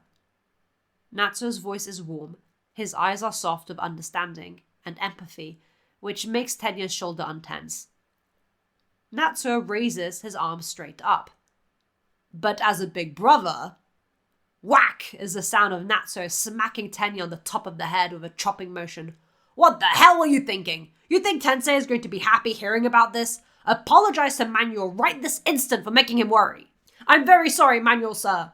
Tenya stands to attention and salutes like a soldier, Natsuo having smacked his usual energy back into him. Manuel laughs awkwardly. He was going to scorn Ida later himself, but right now, Frostbite was doing more than enough. Midoriya smiles at the scene. Things had turned out okay. Ida had gotten injured, but thanks to Frostbite being at the scene, the UA students hadn't needed to break too many rules. Somebody wasn't of the same opinion. "Endeavor! You fake! You poser!" roars the no longer unconscious hero killer, bound tightly by quirk-repressing restraints and policemen on either side of him, barely able to keep him from barreling at the number 2 hero. "You're the worst!" Endeavor turns and walks towards Stain, standing fully in front of the furious criminal. "You can cozy up to All Might all you want, but you don't deserve to be by his side!" Fire-framed blue eyes stare for a moment at the furious, panting Stain, saliva dripping down his face that's pulsating with several bruises, and probably some cracked teeth. The criminal freezes when those flames are snuffed out, and before him is the full face of Enji Endeavor Todoroki, expression serious, yet soft. "Maybe I'm not," he says calmly, arms by his side as Stain truly drinks in Endeavor's demeanor in person. "But All Might has accepted me to be by his side from the day I became number 2. Endeavor glances back to the UA students. Shoto, Ida, Midoriya, Shoji, and now Bakugo joining them, but he's been dismissed by the paramedics. They are who he and All Might have been fighting for, before they were even a twinkle in their parents' eyes. I don't know what it is you see of me that ignites this hate, but I can assure you, between the two of us, blue eyes meet wide, red eyes. I am the one with the worst things to say about Endeavor." Stain stares, long and hard, before his own eyes, tired and hurt from Endeavor's powerful punch, look at the UA children. Other than that Ida boy, they done good. 2 of them had come of their own accord to save their friend. Another had come in with frostbite, and that obnoxious blonde had just been helping the first responders without a fuss. With an angry look on his face, but he'd been helping. Stain doesn't know if he can approve of any of them, but he hadn't ever met Endeavor before, only ever set his eyes on All Might. He'd fallen down that anti-Endeavor rabbit hole due to his obsession with the blonde hero, but now that he was in front of him, confronted with a man in the flesh, red hair and fiery, Stain can see a tenderness that wasn't picked up by cameras. The same one that he could see right now in the man's sons as Frostbite praised Shoji and Shoto reassured Ida. He clicks his tongue and scowls at Endeavor. "I still don't like you." "That's fine. A lot of people don't." But number 2 crosses arms, and a small smile slips on his face. "I'm not a pro-hero to be liked." And Stain doesn't know what to say to that as he's taken away. Endeavor returns to the students, all in different states of exhausted, but relatively unharmed. "Tenya." "Ingenium, sir," Tenya says meekly, looking a little better than he did before. My hero name is Ingenium." Shota grinned widely. "Ingenium," Endeavor nodded. "I hope you know that what you did today was dangerous."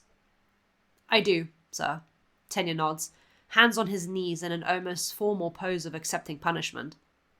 There's a rejuvenated light in those eyes, and it seems his emotions have settled. "All of you, apart from Bakugo, have used your quirks. However, because none of it caused harm and it wasn't self-defense, or in the case of Tentacle, asked for by Frostbite, nothing will come of it. Endeavor will have to refine the legalities with the chief of police, but he won't let the kids be affected by it.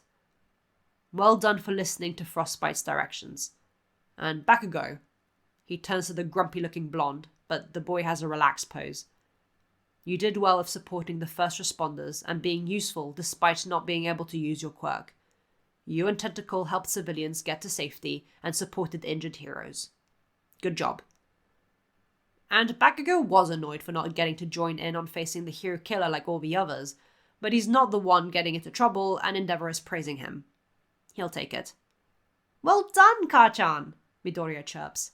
"I don't want to hear that from you, damn nerd." "Well done, Bakugo," Shota says as well. "Ch.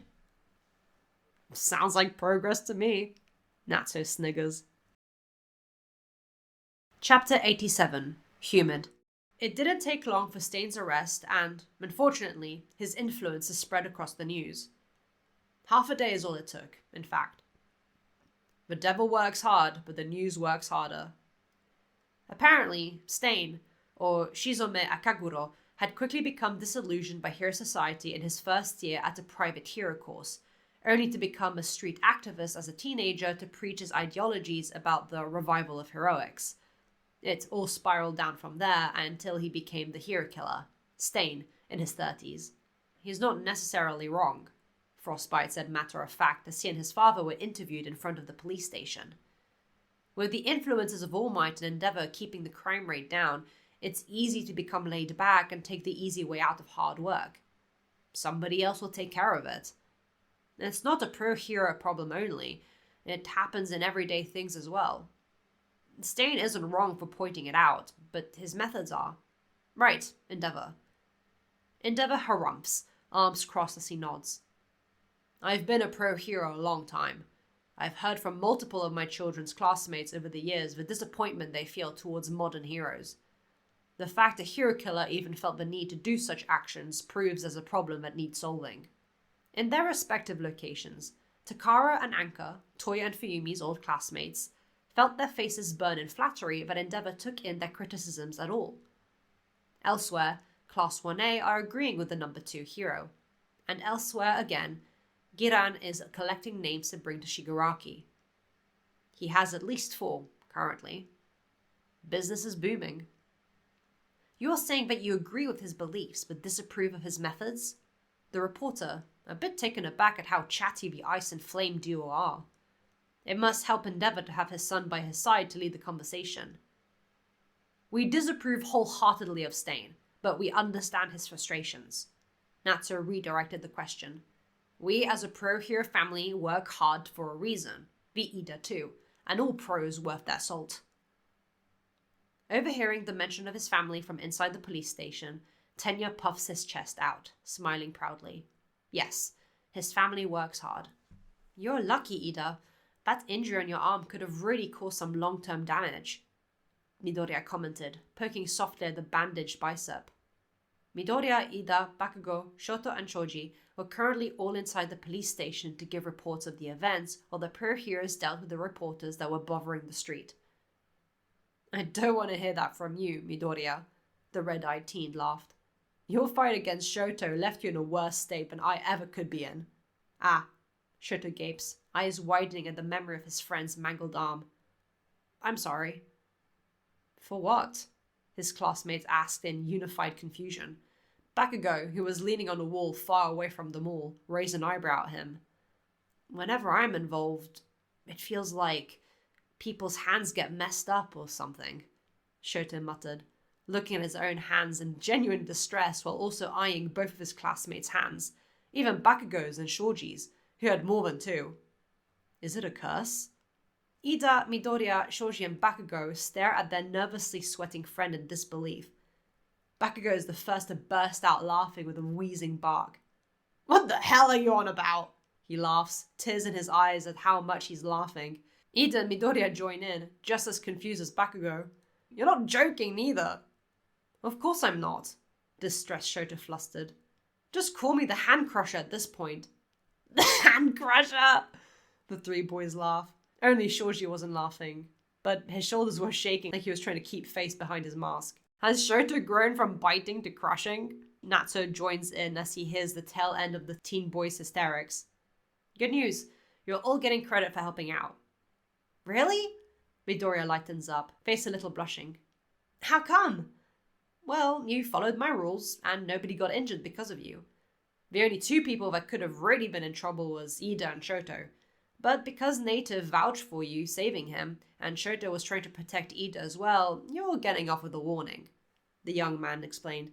But that could have been bad for everyone, including the pro-heroes responsible for you if you had fought.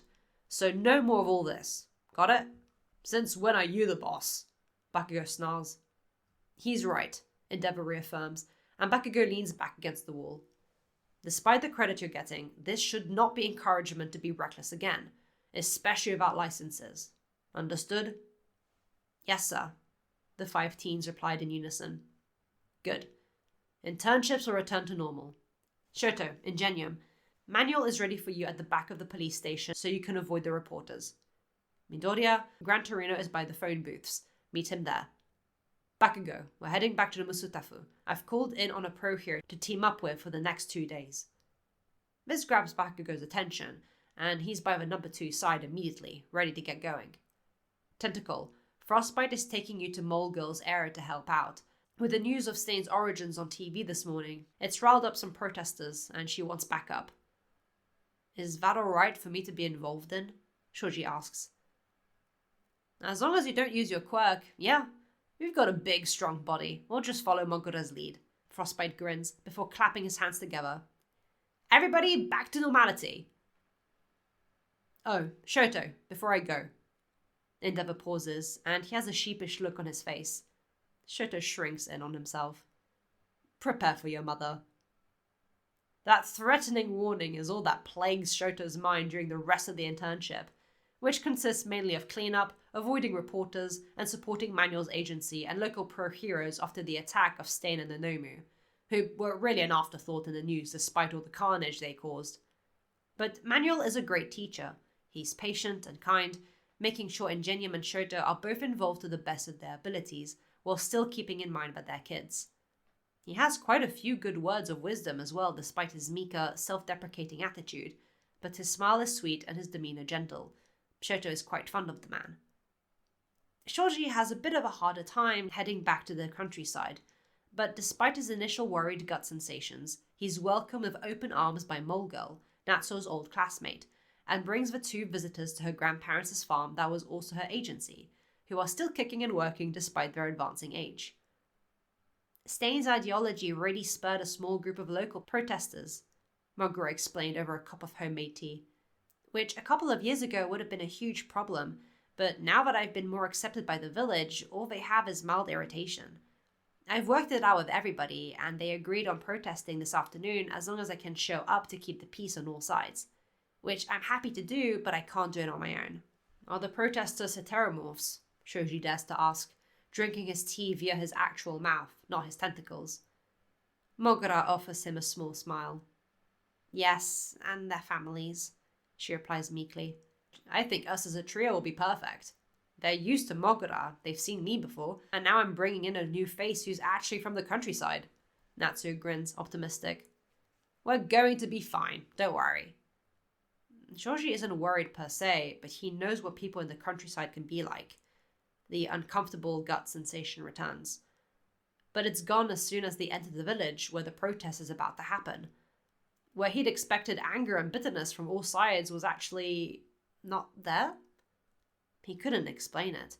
There was more an air of genuine curiosity about what this little group of heteromorphs had to say. Frostbite, welcome back to our village. A man who Shoji can only assume is the mayor or leader of some sort approaches the pro-hero, and the tall student feels a bit out of sorts. He hasn't been home since he started UA, so being back in the countryside, while not uncomfortable, has him eyeing the world around him. Who's this tall lad, then? Tentacle, first year UA student. He's interning with me. Frostbite proudly shows off his impressive intern, who receives curious glances and even a couple smiles. Mole Girl's been telling me there was unrest, but I'm not seeing any of it. Well, once we knew she was taking all of our worries seriously and calling you to help, the initial unrest died down, the village leader replied, motioning to the heteromorph group Mole Girl was speaking and laughing with, looking at their signs and discussing what issues they wanted to bring up. She's been a real help around these parts. We haven't had a local pro hero ever before. Shoji watches with intrigue at this play out. It's clear to him the heteromorphs and their families are nervous of doing something like this for the first time, but Mole Girl is familiar with everyone and is supporting both sides. He reads the sign. It has nothing to do with Stain himself, but more inspired by his brazen attitude to do their own small protest of sort to bring awareness to the abuse and estrangement they've had to deal with. Some villagers definitely look uncomfortable. They haven't exactly been saints. But they're here now, listening. It's a start. What about after? Shoji asks, looking at Frostbite. Won't they get backlash? Mole Girl's going to be keeping an eye on that. Frostbite smiles in response. We don't want people to be afraid to speak openly just because it might insult somebody else. Shoji hums in interest, but doesn't do much more than observe and follow Frostbite around. It's small and calm, and the village leader is speaking with the protesters about what they can all do moving forward. It's appeasing to see this is possible at all. Mogul, Frostbite, we have a concern. We're missing a guy. He's typically a shut-in, but we're all friends in an online gaming group. One of the protesters, a young-looking iguana heteromorph with an alternative goth fashion style, brings up once they got into the swing of things. He's been talking a lot about Stain since last night, and even though he said he'd be here, he isn't. We can't reach him, and he isn't in his flat. That is concerning, Mogura hummed, a claw to her lips. How much was he speaking about Stain? The young goth glanced at the others with an uncomfortable look, worried to get their friend into trouble. Please, we won't penalize him for his opinions. We just want to know if he might be a danger to himself. He was very supportive of Stain's actions, and a woman with turquoise skin and an octopus-like creature for hair spoke up. He was bad-mouthing Endeavor and Frostbite for stopping him. Being bad-mouthed wasn't Frostbite's concern, but rather that it sounded like this fellow was leaning a bit into Stain's extremist ideology. He's been missing since this morning. Can we get a description of this guy? We'll keep an eye out and see if he's doing all right. Shuichi Iguchi. Back in the city, Bakugo is actively using Endeavor as a meat shield, lest Best Jeanist grabs him and tries to flatten his hair and make him wear god-awful jeans. I don't quite like his attitude, the pro-hero sighs with a shake of his head. Are you sure this isn't one of yours? He's just as brash as you are. Oi! Bakugo, offended, shouts, but shuts up when a large hot hand lays on his spiky head to keep him from hollering in the streets. Quite sure, Endeavor replies. Bakugo, Best Jeanist interned with me before. He's very capable and isn't in the top 10 for no reason. His focus is public appearance. That's exactly why Bakugo is eyeing him like he was diseased. We're going to be patrolling with him for the day. And it's a subtle way of saying, be nice. Which Bakugo will be, as long as nobody pushes his buttons. How is Toya? Best Jeanist asks, quite fond of the messy head boy despite his sharp mouth. Has he graduated medical school yet? He graduates this academic year. Endeavor hums in a nod. What about Edshot? I saw he's in a team with Mount Lady and Kamui Woods now. Bakugo doesn't know how to take Endeavor being able to do small talk. He also doesn't seem the talkative type, but he's always known what to say to calm Bakugo down, usually by giving him an order or purpose of some sort. Bakugo's also noticed how articulate he is with his sidekicks, even the loud, fiery woman, and he speaks well with the police or when Frostbite leads a conversation, which is weirdly specific. Hey, it's that kid. He was on TV. Fans from the sports festival, huh? Yeah, he was caught by a villain and... Bakugo is going to murder them. Hold it. Endeavor grabs Bakugo by the back of his pro-hero costume before he can go yell at the small kids. The children yelp at Endeavor, of all people, noticing the situation, whose face and shoulders are full of fire, and who is currently holding back a very pissed off and foaming at the mouth blonde. Don't yell at children. But they're... Listen, little ones, it's rather unbecoming to make fun of other people's situations. Best Jeanist takes charge, swiping his hair and crouching before the slightly less scared children. Bakugo here is a fiery soul, like a pair of fashionable jeans with sewn-in designs, but it means he needs to be handled with special care. So don't go antagonizing him with such a memory, alright? The kids seem to get it. What does that mean? Bakugo, who doesn't, but knows he's offended, hoarsely whispers to Endeavor. I never understand what he's saying, Endeavor admits flatly. Small talk is where he draws a line. Thankfully, that was the only bump in the road during patrol. Endeavor wanted to give Bakugo a bit of training in the safety of his agency's indoor training room, where explosions wouldn't cause any damage to citizens, buildings, or even the room itself. You're skilled, Bakugo, but you want your base moves to become second nature, Endeavor explains. If propelling yourself through the sky becomes natural, if you get so familiar with your surroundings that you can maneuver it blindfolded, you'll notice any movements out of the ordinary, like a fast attack or an unusual vibration of a car losing control. In turn, it'll make dodging and returning attack be instinctual rather than a thought process that wastes time on a battlefield. And there again is that weirdly specific ability to talk. The explanation is clear and concise, but it's making Bakugo's eye twitch. He can't explain it. It's like he's a huge nerd. It's stronger than Bakugo. He blurts it out. Silence stretches through the room as not just Endeavor stares, but Best Jeanist does too, and all the training sidekicks. Bakugo's expression is flat, but on the inside, for once, he's thinking that he should learn to think before he impulsively speaks, because what the heck was that? Burnin's bark-like laugh echoes through the room, Kido and Onima joining in as the trio start hollering. Even Best Jeanist is trying to hold back a snicker behind his jeans raised collar that hides his face. He is a huge nerd! Burnin howls like it's the funniest thing she's ever heard. Bakugo doesn't feel any more reassured by the other's reaction to what he said, and it's not that he's worried or feels guilty or even think that he's wrong for saying it, but, well, he just hadn't meant to say it out loud right to Endeavor's face. If he had meant to, it would be a different story. If being good at my job and what I'm talking about makes me a nerd, then so be it. Endeavor's voice isn't offended, per se, but there's a gruffness to it that makes Bakugo swallow. That being said, there's another nerd who's making huge progress, so unless you're alright with being overtaken, anger spikes in the blonde, put your money where your mouth is and give me 10 lapses using your quirk, no cutting corners. With a shout that could only come from the depths of his gut, Bakugo's explosion sets off and he's doing as he's told, high enough to not hit anyone, but low enough to not collide with the tall ceiling. That's some inferiority complex if I've ever seen one, Best Jeanist hums. I don't think I'm of much help with these types. I did send him an offer, thinking I could smoothen out his personality, but... He's observant, Endeavor replies, eyes following the student who's gritting his teeth with deep-rooted anger as he completes his laps. You're a top pro hero. He knows and respects that. You'll inspire him in a way he himself doesn't realize until he's sorted his head out.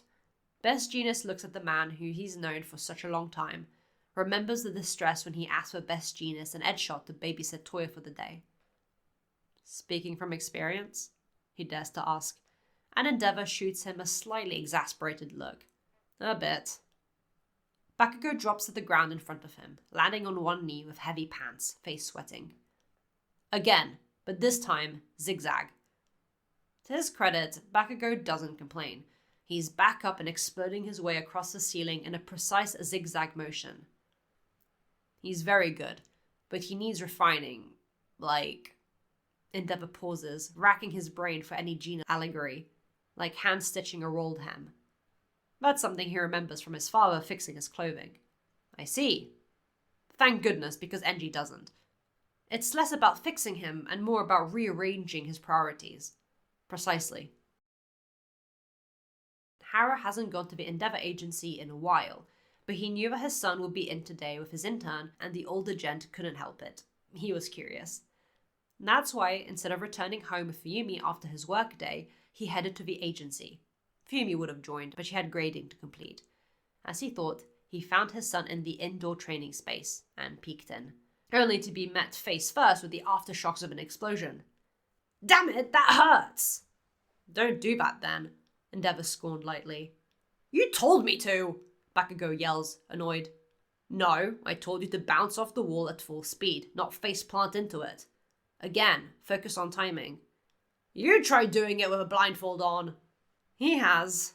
All eyes shoot to Haro, who enters a training room, sorting out his ruffled hair. I can't tell you how terrified I was when he decided to do blindfolded parkour in his second year. Who are you? Bakugo asks gruffly, sitting his ass on the floor and his face pulsating from where he'd smacked straight into the wall, a blindfold propped on his head. I'm Endeavor's old man, Hara Todoroki. Hara smiles to the blonde, whose eyebrows raise in realization. Then confusion, red pupils going from Haro to Enji to Haro again, trying to find the similarities. You must be Kachan.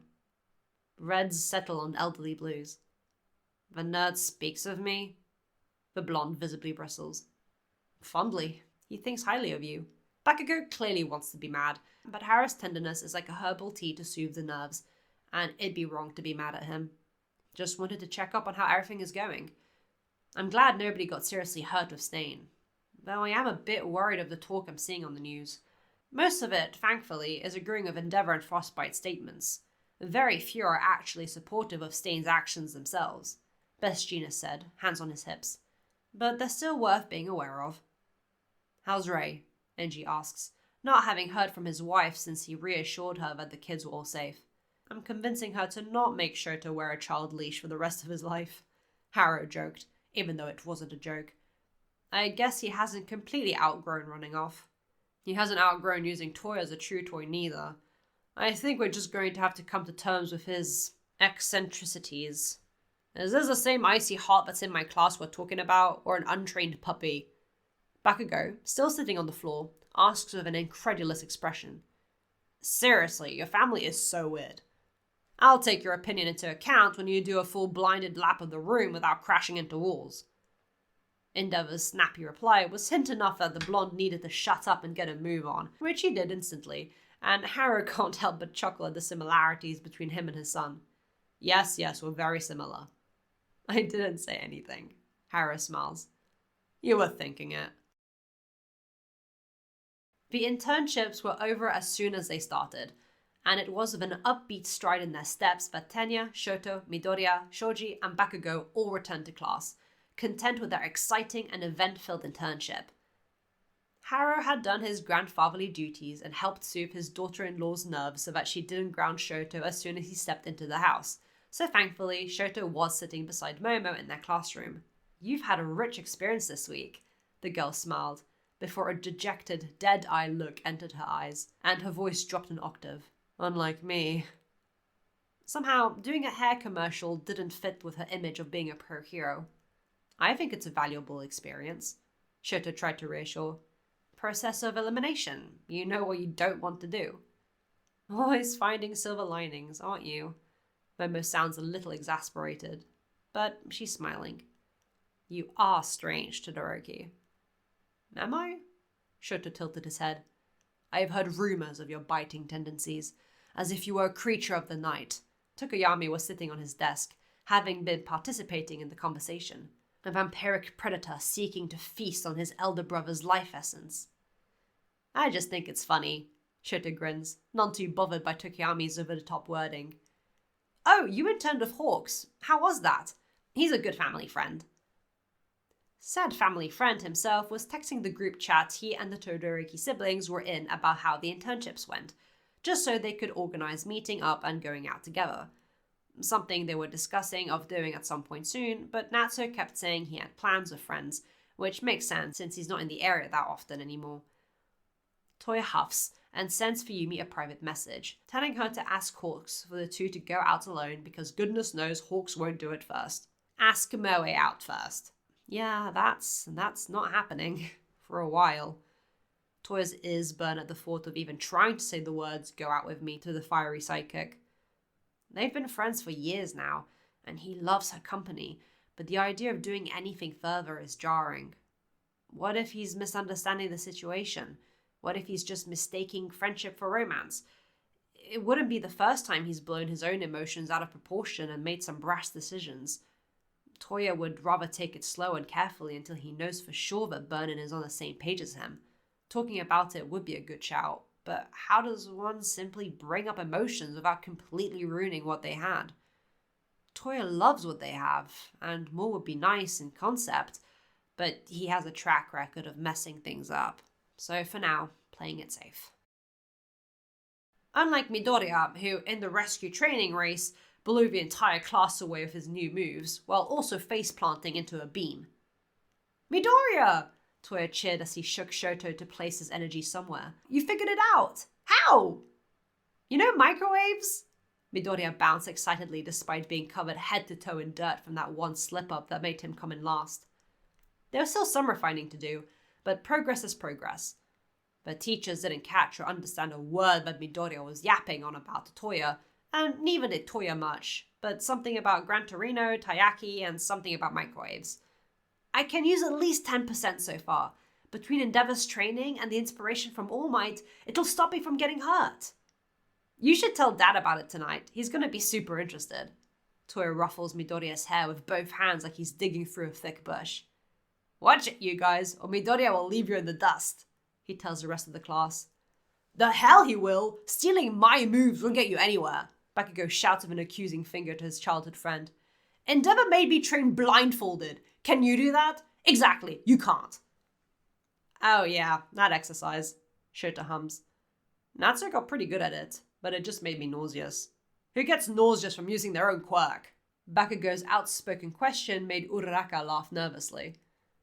Toya had training plans for all of them, which he'd sent to the Wild Wild Pussycats to take into consideration.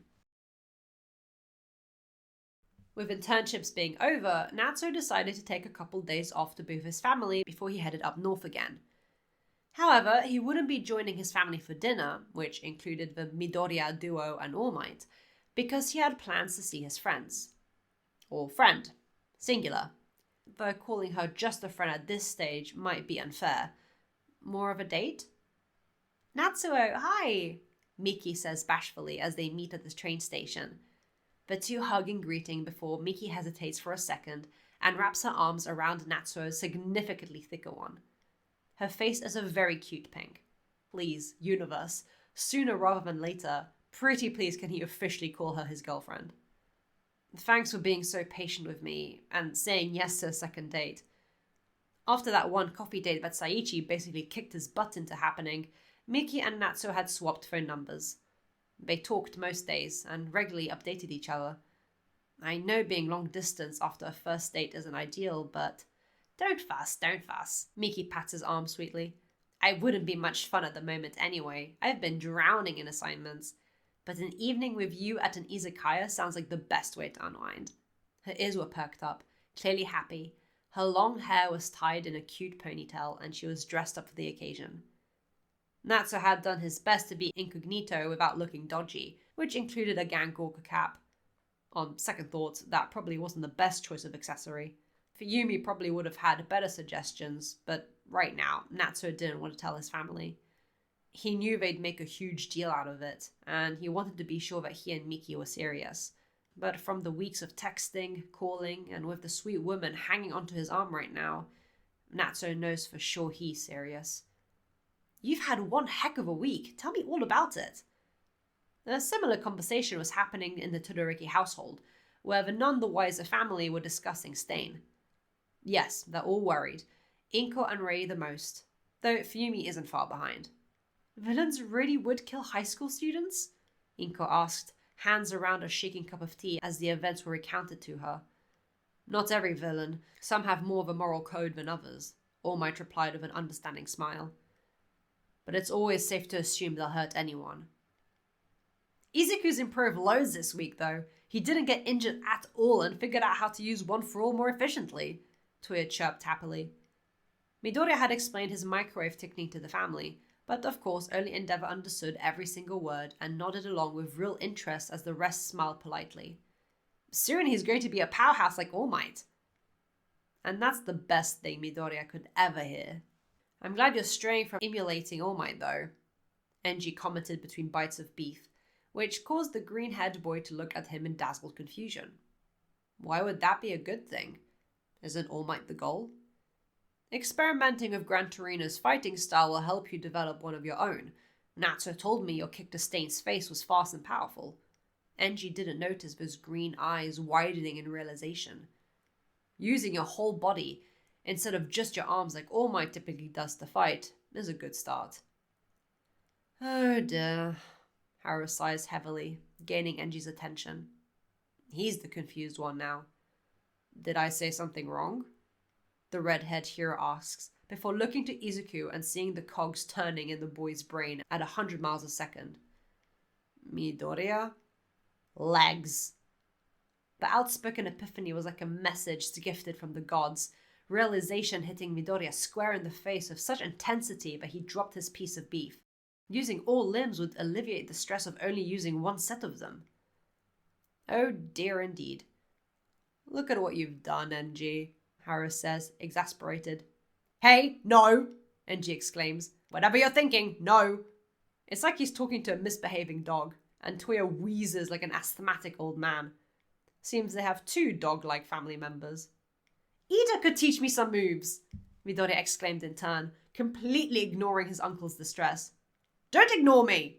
Enji jabbed a finger into the boy's face. Replacing your arms with your legs doesn't solve the issue. Breaking both is bad, you understand? No breaking any limbs. The fact that even has to be said doesn't help Inko, Rei, or Fuyumi's concerns. A normal conversation in the Todoroki household, Haru sighs, Toshinori and Shoto cackling together beside him. Chapter 88, Sticky. The final week of June hit some students harder than others. Kaminari and Mina were twisting themselves into knots over their low grades while Minata sat smugly at his desk, 9th in the class. Shoto watched in amusement, happily at number 5 right behind Izuku. Though his "haven't you been attending class? How could you possibly fail?" seemed to put Kaminari into cardiac arrest. I don't want to hear nothing from Mr. Homeschooled, the electrical blonde exclaimed of lament. It's probably because my mom homeschooled me that I'm doing so well, Shoto replied back with a sweet smile, which made Kaminari crumble to the floor like a sack of rocks, weeping at the feet of overpowered Shoto. Momo, the darling that she is, offered her help to him and Mina, which brought her the attentions of the others who could do with some extra support. But Shoto didn't miss the self-deprecating comment concerning her abilities for the practical side of the exam. As Momo got excited about getting fancy teas for everybody who wanted to join, Shoto smiled at her. Could I join your study party? Yeah, Momo, I could help with English. His strongest subject. Of course, that'd be such a help to the... Shoto! Momo clapped her hands excitedly. Tell me, what sort of tea do you like? Right, Todoroki's loaded too, huh? Sarah commented. I bet you know all about fancy teas. Mina hopped from foot to foot. Nobody in the class had any idea what Momo was on about, but she was so happy to share her luxuries with her friends that none in the class could feel bitter about being less well off. Not at all. I like a variety of green teas, but I don't know anything out of those. Shoto replied with blunt honesty, and he smiled to Momo, the girl feeling her cheeks warm. I'd be happy to try your favorites, Momo. That's how Shoto found himself in Momo's extravagant mansion with Mina, Ojiro, Jiro, Sero, and Kaminari. It was like a maximalist maze, very different to what Shoto is used to. Of course, Rei being Rei, she hadn't let him go without bringing some snacks along, and so in the middle of the table there were homemade Shiroi Kobito cookies. Your mum and sister made these? Ojiro's eyebrows were raised, the chocolatey flavor melting in his mouth. They're delicious, Jiro said behind her hand, mouthful of biscuits. Shoto smiled. Do you know how to say that in English? He asked, using this opportunity to relate the topic to what he was teaching.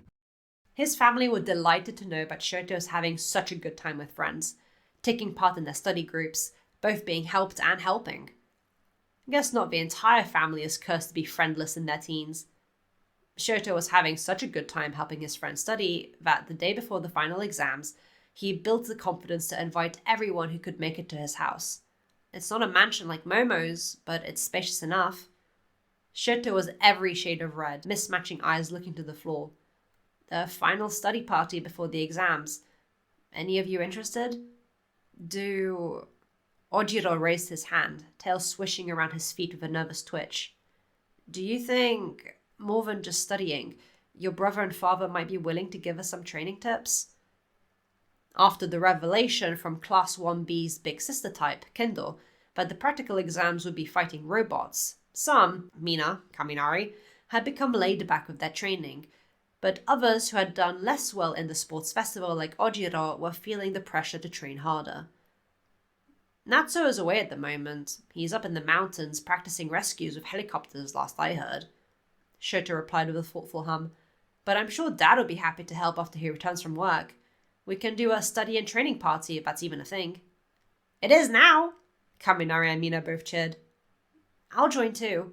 Izuku's freckled face smiled happily. I want to practice with Big Sis Fuyu some more. At that, a certain miniature pervert perked his big-eyed head up. Yes, the Todoroki grandfather had momentarily put him in his place, but it's all about the challenge of the journey. Mineta will be joining too. Shoto didn't quite catch his ulterior motives. Jiro and Mina did. The group ended up being those two: Momo, Sero, Kaminari, Mineta, Ojiro, Izuku, and Hagakure, who decided she wanted to see what Endeavor's home was like rather than to actually study. Todoroki. Bakugo's voice was a surprise to the boy, blue and grey-brown eyes looking at the student with the third highest grades in class. I want to talk to Endeavor. Shoto tilted his head. Don't you normally tutor Kirishima? He asked as said spiky-haired boy popped over Bakugo's shoulder, grinning with his sharp teeth. I've got plans with my parents, which means Bakugo's free, the artificially red-haired teen explained. Well, in that case, sure, you can tag along, as long as you're nice to everyone. Shoto smiles at Bakugo, who clearly doesn't appreciate the comment. I'm always nice, snarls the blonde, getting in Shoto's unimpressed expression. Rei and Fumi were tearing up the house preparing for their guests. It's not like this was the first time they had friends or colleagues over at the Todoroki abode, but it was a lot of them all in one go, and Shoto's first study party in his home. They wanted to make sure it went smoothly. Girls, I think if they survived Yaoyorozu's mansion, they'll manage our house. Haru tried to settle the two ladies, hunting any invisible particles of dust in all the bedrooms. It's not like they're going to be holding the tutor group in Shoto's bedroom. The older man's comment was left unheard. Wow! Came the chorus cries from impressed students outside the gate. Very traditional, very Japan! Kaminari's voice echoed through the garden as all the students filed in, fascinated by the seasonal flowers. You said it wasn't as big as Momo's place, but it's still huge. I guess so. Shoto greeted his friends with an amused expression at their gawking at what was normal to him. Then again, he'd been overwhelmed by the Western-style mansion Momo lived in, the huge escapade of land all safely tucked behind a tall wall with a fancy gate. The golden-brimmed windows and pillars had made him wince. It had been all too much. The rooms and corridors so big they felt cold with their echoes. Momo, I hope you'll be okay with some green tea. The girl looked at Shoto with raised eyebrows and smiled. Of course I am. Welcome! Rei and Fumi greeted everybody at the door. I'm Rei, and this is my daughter Fumi. I hope finding the house wasn't too bothersome. Not at all, since Midoriya has already been here and Todoroki gave us all the location, Jiro said sweetly, hands deep in her jacket pockets. Thank you for having us. Come in. We've set up the dining room for you all. We have tea and snacks. Fumi rapidly ushered in Shoto and his friends, completely missing the ogling from a certain knee-level classmate. Toya's here too. He said he'd be helping you guys revise your history and sciences. Where's Grandpa? Shoto looked around as his friends took their shoes off, everybody mesmerized and endeared by the warm wood walls. It was so simplistic, but it felt homely and welcoming. Making dinner. Are Tenya and Uraraka not with you? Rei asked Izuku and Shoto with raised eyebrows. Tenya is visiting Tensei, and Uraraka said she prefers to study alone. Her son replied, Can I bring some snacks for her tomorrow? Without question, of course he could. Rei was never one to deny her children giving gifts to friends. Everybody settled in the living room, the children fitting all around the table evenly with their books and writing material laid out. There was a lot to continue studying. Nothing was ever really over, much to Mina and Kaminari's despair, who felt like their brains were leaking out of their ears. But it was at least a little bit tolerable thanks to the freshly made green jasmine tea and various easy-to-eat snacks lovingly made by Rei and Fumi. The typical suspects were busy studying, although Bakugo was sitting on his knees while tapping the desk impatiently, glaring at Izuku, who was withering under the wrathful look of his childhood friend while he tries to help Hagakure with maths. The floating t-shirt rocking back and forth, the only proof he was talking to someone and not air. Momo was aiding Ojiro and Jiro with some history, but she was distracted by Toya and Shoto's bickering. This is basic biology. How do you not get this? Toya practically squashed Shoto's face into the book by pushing his head down, nose first into the diagram of a uterus. I was homeschooled by Mum too. I know for a fact she taught you this. It had been mortifying at the time, sitting next to his sister as their mother explained to them how reproduction worked. I get how it works. Shoto twisted his head to make a chomp attempt at his brother's arm, but the latter dodged out of the way. Momo stared in bewilderment. So that's what Ida had been on about. How odd. Thankfully, the rest of the table was too busy torturing over their subjects to realize, yet, but Shoto had never quite wrapped his head around how sex works. I asked how the baby gets in there in the first place. Toya stared flatly at his baby brother, wondering if he was being serious or if this was some elaborate prank. Mineta, the self-proclaimed connoisseur of this topic, was staring disbelievingly at this pretty boy classmate with better grades than him. Do you seriously not know what sex is? Mineta asked flatly. Even if he doesn't, he shouldn't hear what it is from you. Momo shot instantly, eyes narrowing on her short classmate. Why are you here anyway? You're clearly not studying. Neither is Bakugo, is the retort as an accusing finger is pointed at the blonde. I'm waiting for Endeavor, the blonde snarls. I don't need to study like you twerps, I already have. And you call Izuku a nerd, Toya snickers. But Shoto, are you actually being serious with me? Swear on Harusama's life that you're not pulling my leg. Named Cat meowed in Toya's crossed legs, shifting to his back to stretch his paws into the air and purring loudly. I know how it works, Shoto repeats, a little exasperated. Sperm meets egg, but if the former comes from the man, how does it get in the woman? Both Toya and Momo had their heads in their hands. If Rei really did teach Shoto this, but it somehow went in one ear and out the other, then Mineta would take on the heavy burden of dumbing it down for his classmate to almost offensively crude levels in a way nobody could misunderstand. Endeavor decided to do his grand arrival at this time. I'm home, he called out as he hung up his coat. Welcome back, honey, Rei smiled, carrying a fresh tray of snacks. Shoto and his classmates are studying in the dining room. You should come greet them. She got a grunt of agreement from her tall husband, and together they made their way to the room packed full of teenagers, and Toya and the cat. As soon as Enji slid the door open to let Rei in, he met eyes with Shoto. For a long, awkward second, Shoto stares at his parents with horrified orbs, and his parents stare back at him, frozen. After a decade, it seems the neurons connected. Just as Shoto opens his mouth, Enji promptly slides the door shut with a loud snap, which does little to muffle his youngest son's scream. Rei's lips are tight, awkwardly holding the tray. I knew it hadn't clicked when I taught him sex ed. She looked at her husband, who was leaning against the doorframe with shaking shoulders, hand over his face as he tried to control his breathing, tears in his eyes. Now you find it funny. I remember you being embarrassed when it happened. We can hear you! Is Shoto's barely muffled exclamation from behind the closed door. Oh, pull yourself together. Rei nudged her still silently laughing husband to open the door. Both of you. Finally, the door was slid open, but Enji had to stay in the corridor to recollect himself. You're all here via the same method. It's not a big deal. Shoto, with his face in his hands, much like Toya and Momo had been earlier, with the addition of the biology book atop his head, pressed against the table with bright red cheeks and flames flickering on the left side of his face, clearly disagreed. Sero, Kaminari, Mina, and Hagakure were in hysterics, doubling over till their sides hurt and tears formed in their eyes. Izuku, Jiro, and Ojiro were a bit flustered, cheeks pink in embarrassment, while Momo and Toya stared flatly, unimpressed at everybody's immaturity. Mineta was very proud of himself. Bakugo couldn't care less. Endeavor, train me. He pushed himself off the floor, exiting the noisy room full of laughing students. I want to do the blindfold exercise again. Enji collected himself and cleared his throat, stepping into the frame now that he was done laughing at his son's reaction. The nerd is starting to know how to manage his quirk and stealing my moves. If I want a complete victory, I need to widen the gulf between us. Two sets of turquoise eyes stare at the bombastic blonde, the older of the two more serious than the younger. Toya was merely curious. It's not a competition, is Enji's firm answer.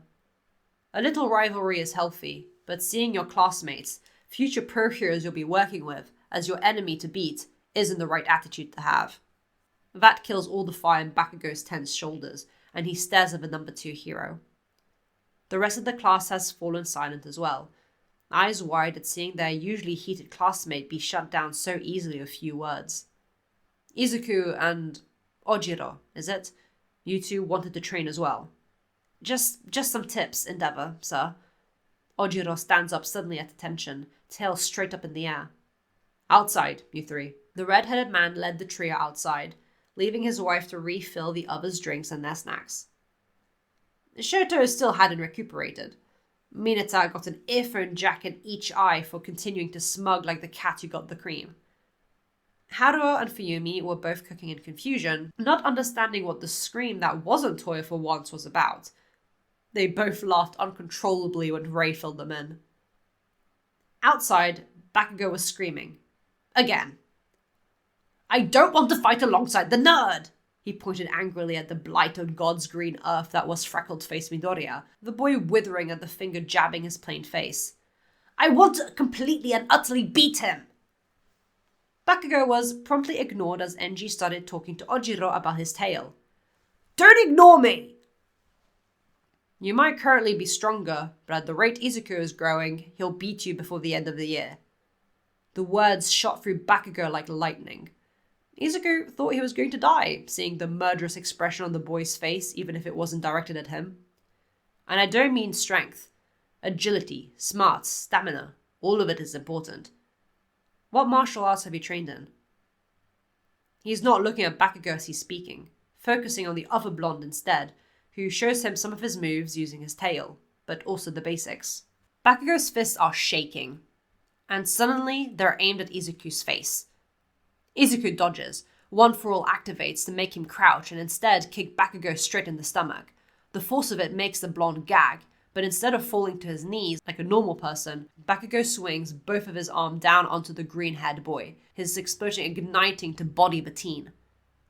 He gets grabbed by the back of the shirt before the attack hits, and flung across the courtyard by much more powerful hands, but stabilizes himself in mid-air using explosion to land on his feet. Endeavor stands between him and Izuku. Ojiro looks frazzled on the side. But number 2 has his flames around his eyes and is glaring at Bakugo with a disapproving scowl. And turns. Hey! Bakugo starts. Ojiro's martial arts will be useful for you, Izuku. Enji ignores him. You're getting faster, something Ojiro needs to improve on, so spar with him for a bit. His nephew is all too happy to switch to the other blonde who is less inclined to explode his face, and only then does Enji turn to Bakugo.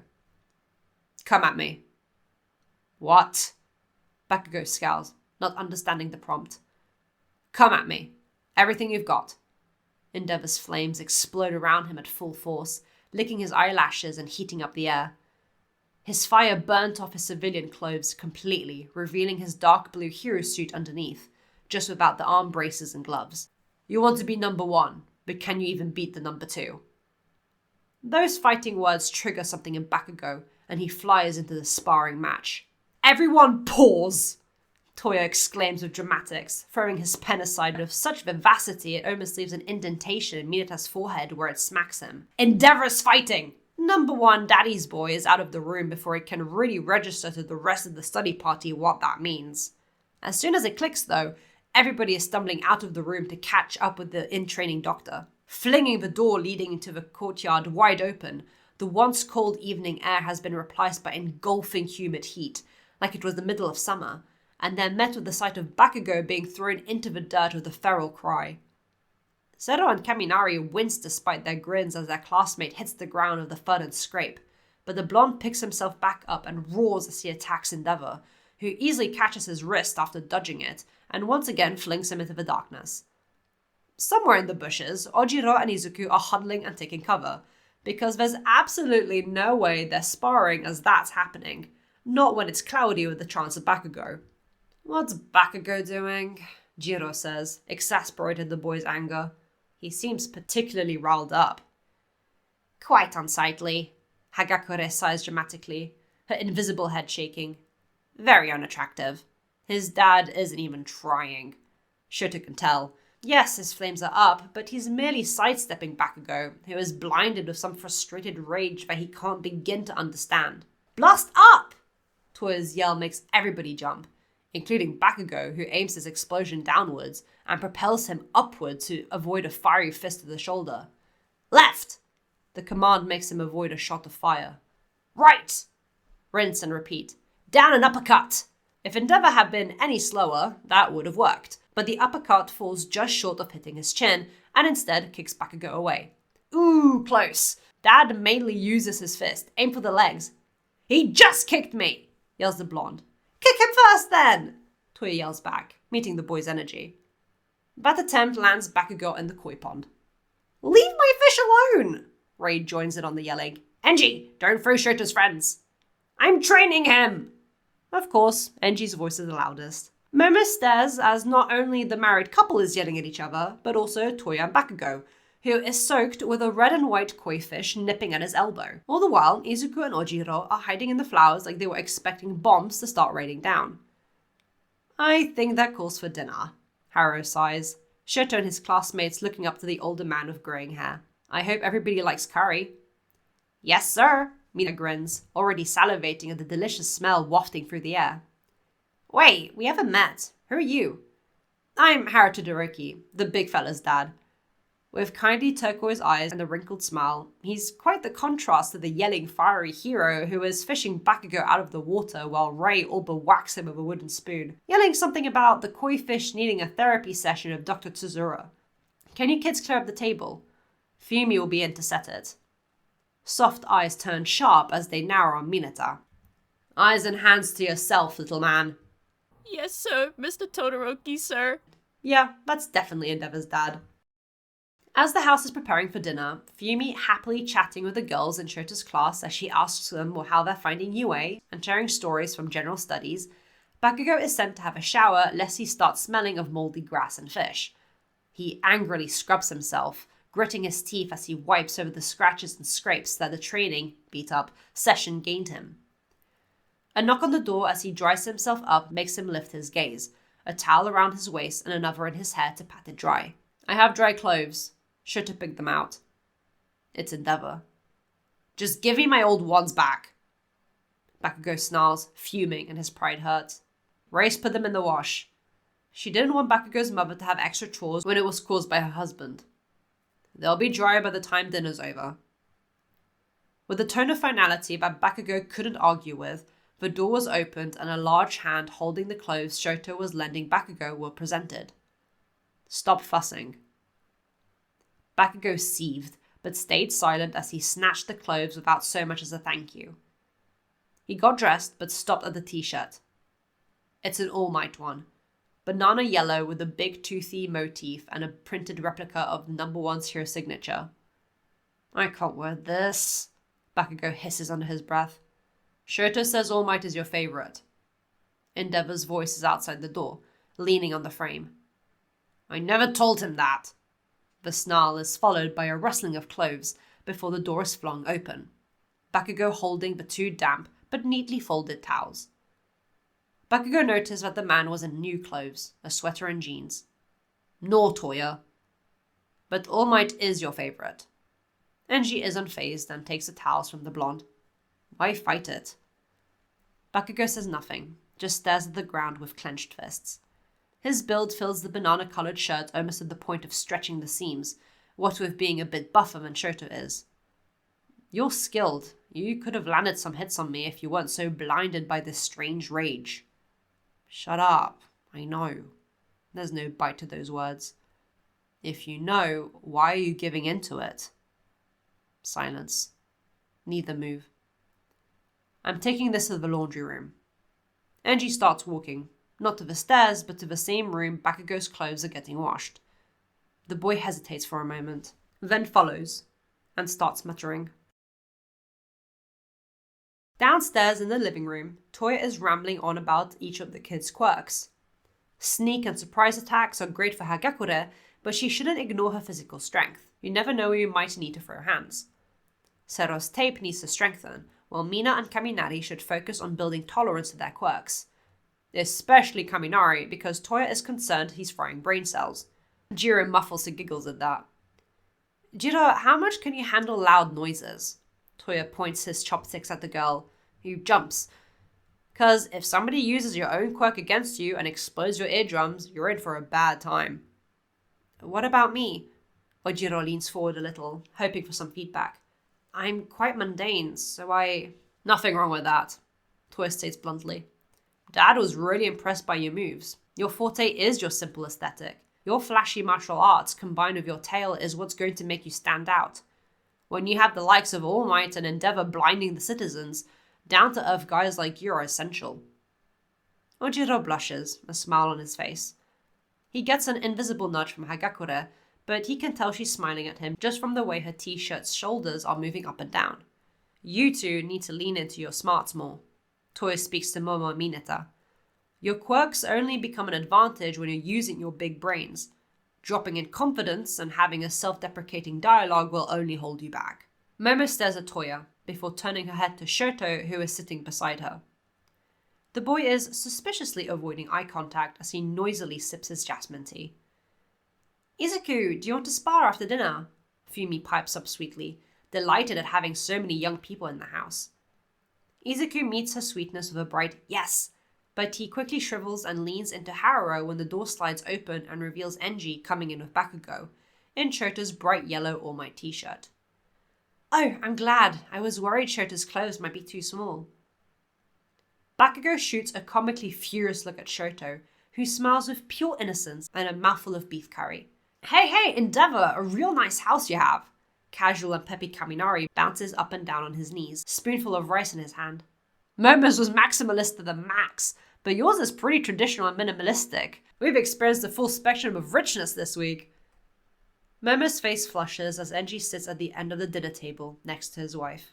The garden's super elaborate though. Flowers everywhere and a koi pond. Sarah comments, joining in on Kaminari's peppiness. Sorry about the fish, Mrs. Todoroki. Bakugo's a known disturber of the peace. Bakugo rages into his curry with silent fury, baring his teeth at Zero like he's going to bite him. Don't sweat it. I think all my boys have had a dip into the pond at least once. Ray sighs dramatically. Enji set up the garden for me when we got married, and the koi pond was a present a few years later. I have a bit of a green thumb. She pats her muscular husband on the elbow. He spoils me greatly. If I was born into riches, I'd spoil all my loved ones too. Mina chirped good-naturedly, knowing how spoiled they'd all been when they visited Momo's domain. I worked for my wealth. Enji's voice cuts through the atmosphere, yet no malign could be heard in his voice. It was simply very matter-of-fact. Momo's shoulders slouch. Enji, Harrow breathed out with a soft scowl, getting a confused look from his son. What he means is that we weren't able to afford these wonderful luxuries until Endeavor started working. We used to live in a one-person apartment before we moved here. Seriously? Hagakure gaped. I didn't realize there was so much money in hero work. Dad's been building his empire for 20-odd years, Toya cackled. Back when the streets weren't nearly as safe as they are now. You lot need to work extra hard before you even dream of getting to Endeavor levels of paycheck. Toya, Harrow sighed. Point is, we're very fortunate to have such a beautiful house, and Ray made it a home for us. Neither Enji nor I have much of a flair for inner decor. I don't doubt Yaoyorozu has much more refined skills in that department than we do. The kind banter made Momo straighten her shoulders a little, and she smiled at the older man. We can't control what environment we're born into. It's what we make of it that tells our character. Momo's smile widens. So does Shoto's. Bakugo is quiet throughout all of this, sitting next to Kaminari and Ojiro while glaring at his delicious curry. How is it, Bakugo? Fumi leans over into his vision sweetly. It's a recipe from Grandpa's family. Simple but hearty. It's better than just that, Bakugo mutters, carefully scraping the bottom of his bowl. Izuku watches with wide eyes.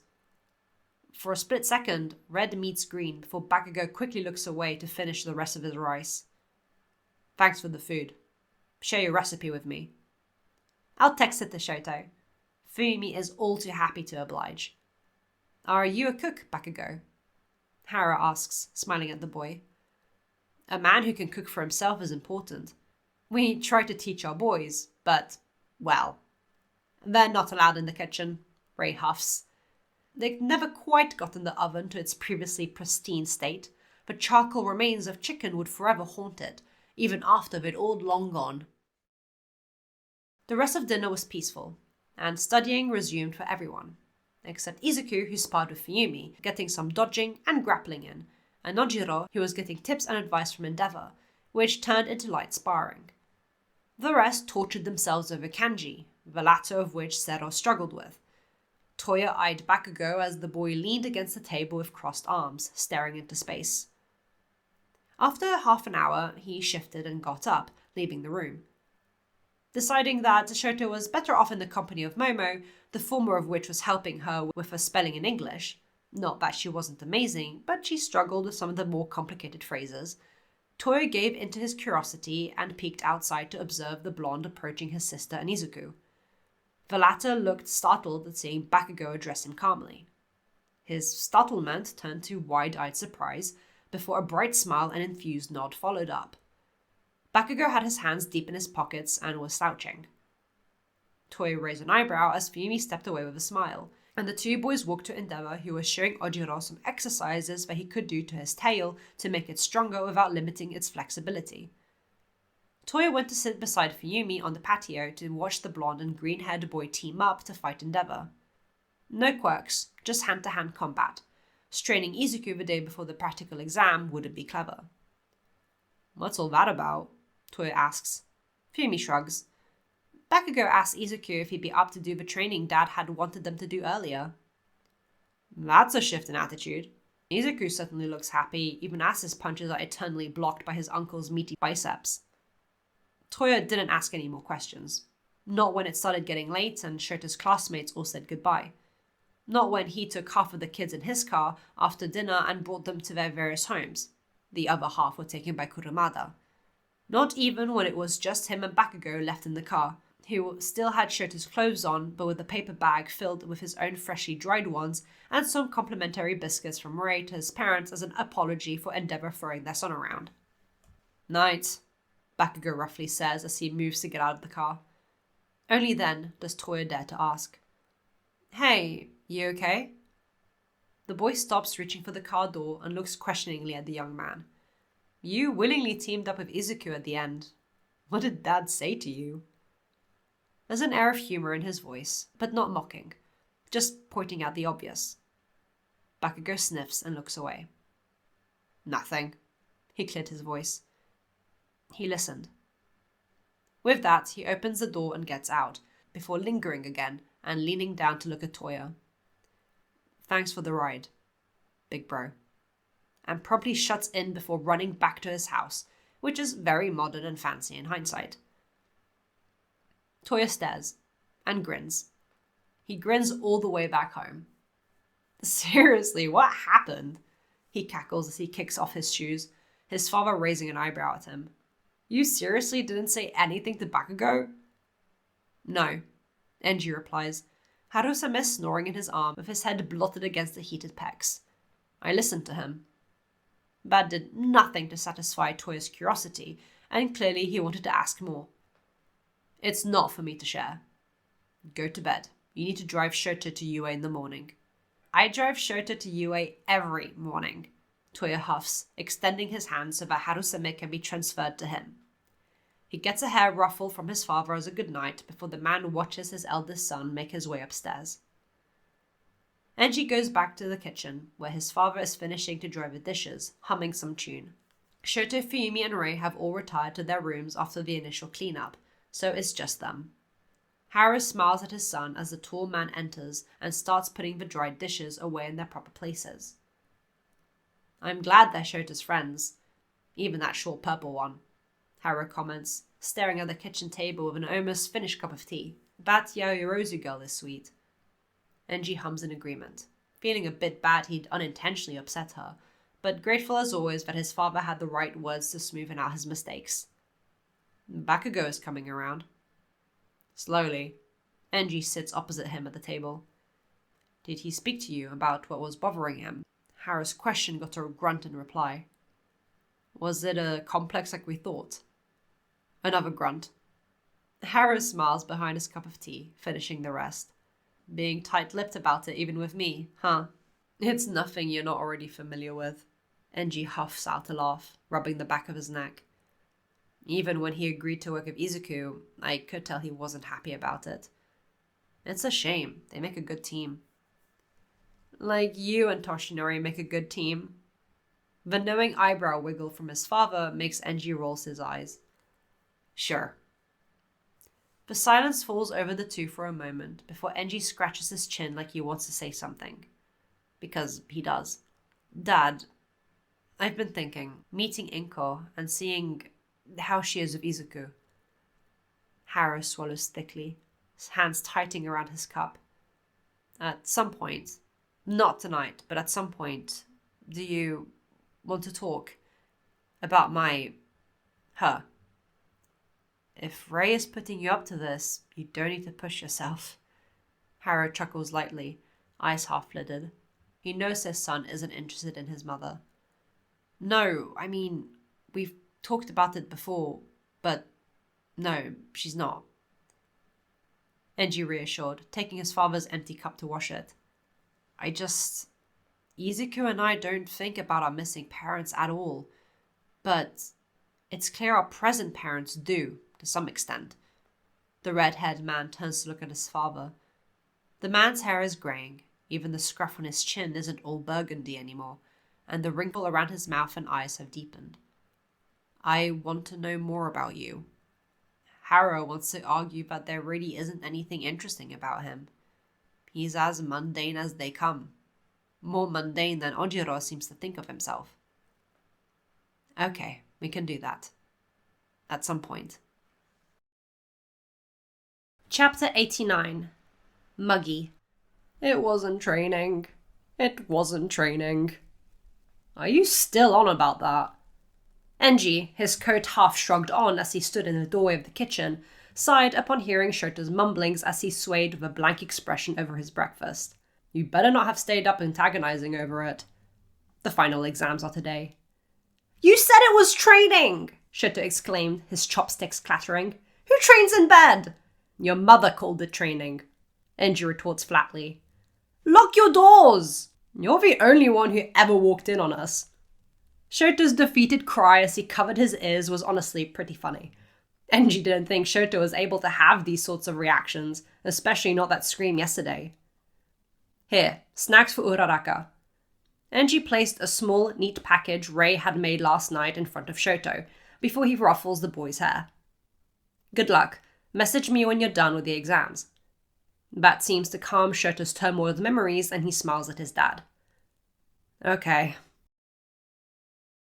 The written exams were a piece of cake for Shoto, the completion of which was celebrated at lunchtime with Ray's homemade snacks, that, despite having been gifted to Uraraka, was being shared among the entire class by the round-faced girl.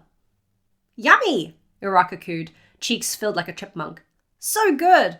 Thank your mum for me. It's so sweet of her to bring in snacks. Join us next time, Shoto grinned, Izuku several shades of red as Uraraka offered him some snacks directly by hand, before realizing what she was doing, and she too blushed like a tomato. Shoto was distracted by a familiar voice clearing its throat, and he looked up to smile at Tenya. Everything okay? His childhood friend looked a bit embarrassed. I deeply apologize. Tenya's sincere declaration and deep bow made Shoto tilt his head in confusion. Back at Hosu City, I said some deeply unkind things. Oh, that. About Toya. Shoto was about to open his mouth to say it wasn't a big deal, but was interrupted. I know you'll say that it's fine because I was in a bad headspace, but I disagree. My comments were unwarranted and hurtful. I'm very sorry. Tenya's demeanor softened, and his red eyes almost looked watery. My childhood best friend is the last person I wish to insult on such a level, Shoto. A bright grin spreads across Shoto's face, and he stands up to give forever stiff Tenya Ida a hug. And that's all the confirmation the bespectacled boy needed to know he'd already long been forgiven, but the apology was welcomed nonetheless. Not everything was quite as smooth sailing today, though, as Kaminari and Mina quickly learned as their world came crashing down upon hearing Principal Netsu, who ceremoniously jumped out of Aizawa's scarf somehow, explained that they won't be fighting robots like Wombi had told them, but rather their very own teachers. You knew! Kaminari and Mina exclaimed with tears in their eyes, accusations thrown at the eldest Todoroki boy who was standing there smugly in his doctor's coat and holding his stupid clipboard. You knew the exams had been changed and you said nothing! Hey, you're the future heroes. You should be keeping your eyes and ears open for anything suspicious. What if somebody was trying to relay you important information via body language and general demeanor alone? You can't be spoon-fed everything in life. Toya stuck his tongue out very maturely at the two whining teens. First, Todoroki is with Yaoyorozu against me, Aizawa started. A grin that left the two students feeling very not reassured on their teacher's face. Next, Midoriya is with Bakugo, and your opponent will be me. Of course it was All Might. Willing to fight together or not, both Bakugo and Izuku could tell this wasn't going to be a walk in the park. Mr. Aizawa, you're one sick bastard, Toya snickered. Aizawa returned the snicker. While the practical exams were happening, Rei was having a very exciting day out of the house. She'd invited Inko Midoriya and Chisato Ida, Tenya and Tensei's mother, to meet for coffee. Now that Tensei was well on his way to recovery, poor Chisato felt more willing and able to go out with friends without worrying that she'll return home with disastrous news. Chisato, you were able to make it. I'm so glad. Rei greets her friend waiting in front of a cafe, hugging her before the two went inside. Tell me, how is your boy? As the two old friends chatted and caught up on each other's lives since last time, they settled at a table and waited for Inko, who Chisato hadn't met yet. Oh, she's delightful. She's been over for dinner a couple times. And Inko! Here she is. Rei raised her hand a little to wave the woman on over, the sweet round lady's eyes sparkling in recognition as she smiled and waved back, before turning to speak to someone as she entered the cafe. In she trotted with a beautiful blonde woman beside her, who Rei instantly clocked whose mother she was. Hello, you must be Bakugo's mother. Hi, yes, I am. Call me Mitsuki. You must be Rei. The elegant blonde smiled, beautiful, strong, and confident. Inko invited me along. I hope that's all right. Of course, the more the merrier. This is Chisato Ida, my good friend. Enchanted, Chisato smiled, looking a little worse for wear, but happy to be surrounded by such kind-looking ladies. Your boy truly was impressive at the sports festival. Yes, I'm very proud of him, but I can't help but apologize for his brash attitude. Mitsuki sighed with a twinge of a scowl that instantly reminded Rei of the explosive boy. He's been praised his whole life and got a big head because of it. He's too much like me. Mitsuki and I became friendly since our boys have known each other for so long, but we haven't really hung out much ever. I believe this is the first time, Inko explained, the shortest of the bunch. How are you feeling? Today are the final exams. Are any of you worried? Well, Chisato starts, a finger on her chin. Tenya yells as the ground underneath him collapses once more due to power loader digging out the foundations of the earth, creating endless pits that the speed-based teen keeps almost falling into.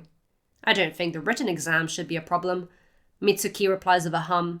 She knows her boy is smart. Bakugo shouts through All Might's huge hand that completely engulfs his face, blasting dozens of quick and powerful explosions that the number one hero bodies, but definitely feels to distract him from the fact that Izuku isn't anywhere near them, and that Bakugo only has one of the grenade-like gauntlets on. That's true, Inka laughed sweetly.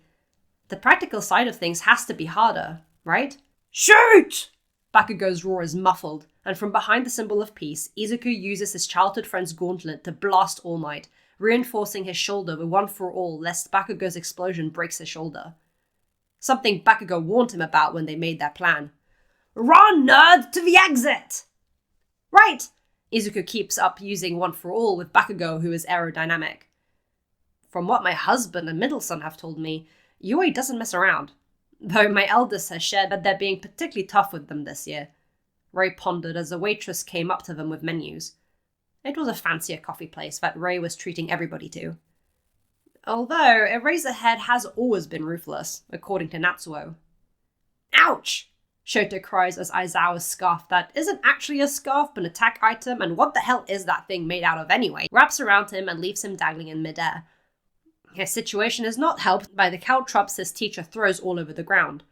A nasty countermeasure. An iced coffee, please. Chisato, a black coffee? Inko, Mitsuki, what would you prefer? A green tea and a cappuccino, please. Thank you very much. Rei orders for the ladies, as well as a plate of mixed pastries for them all to enjoy as they get to know each other.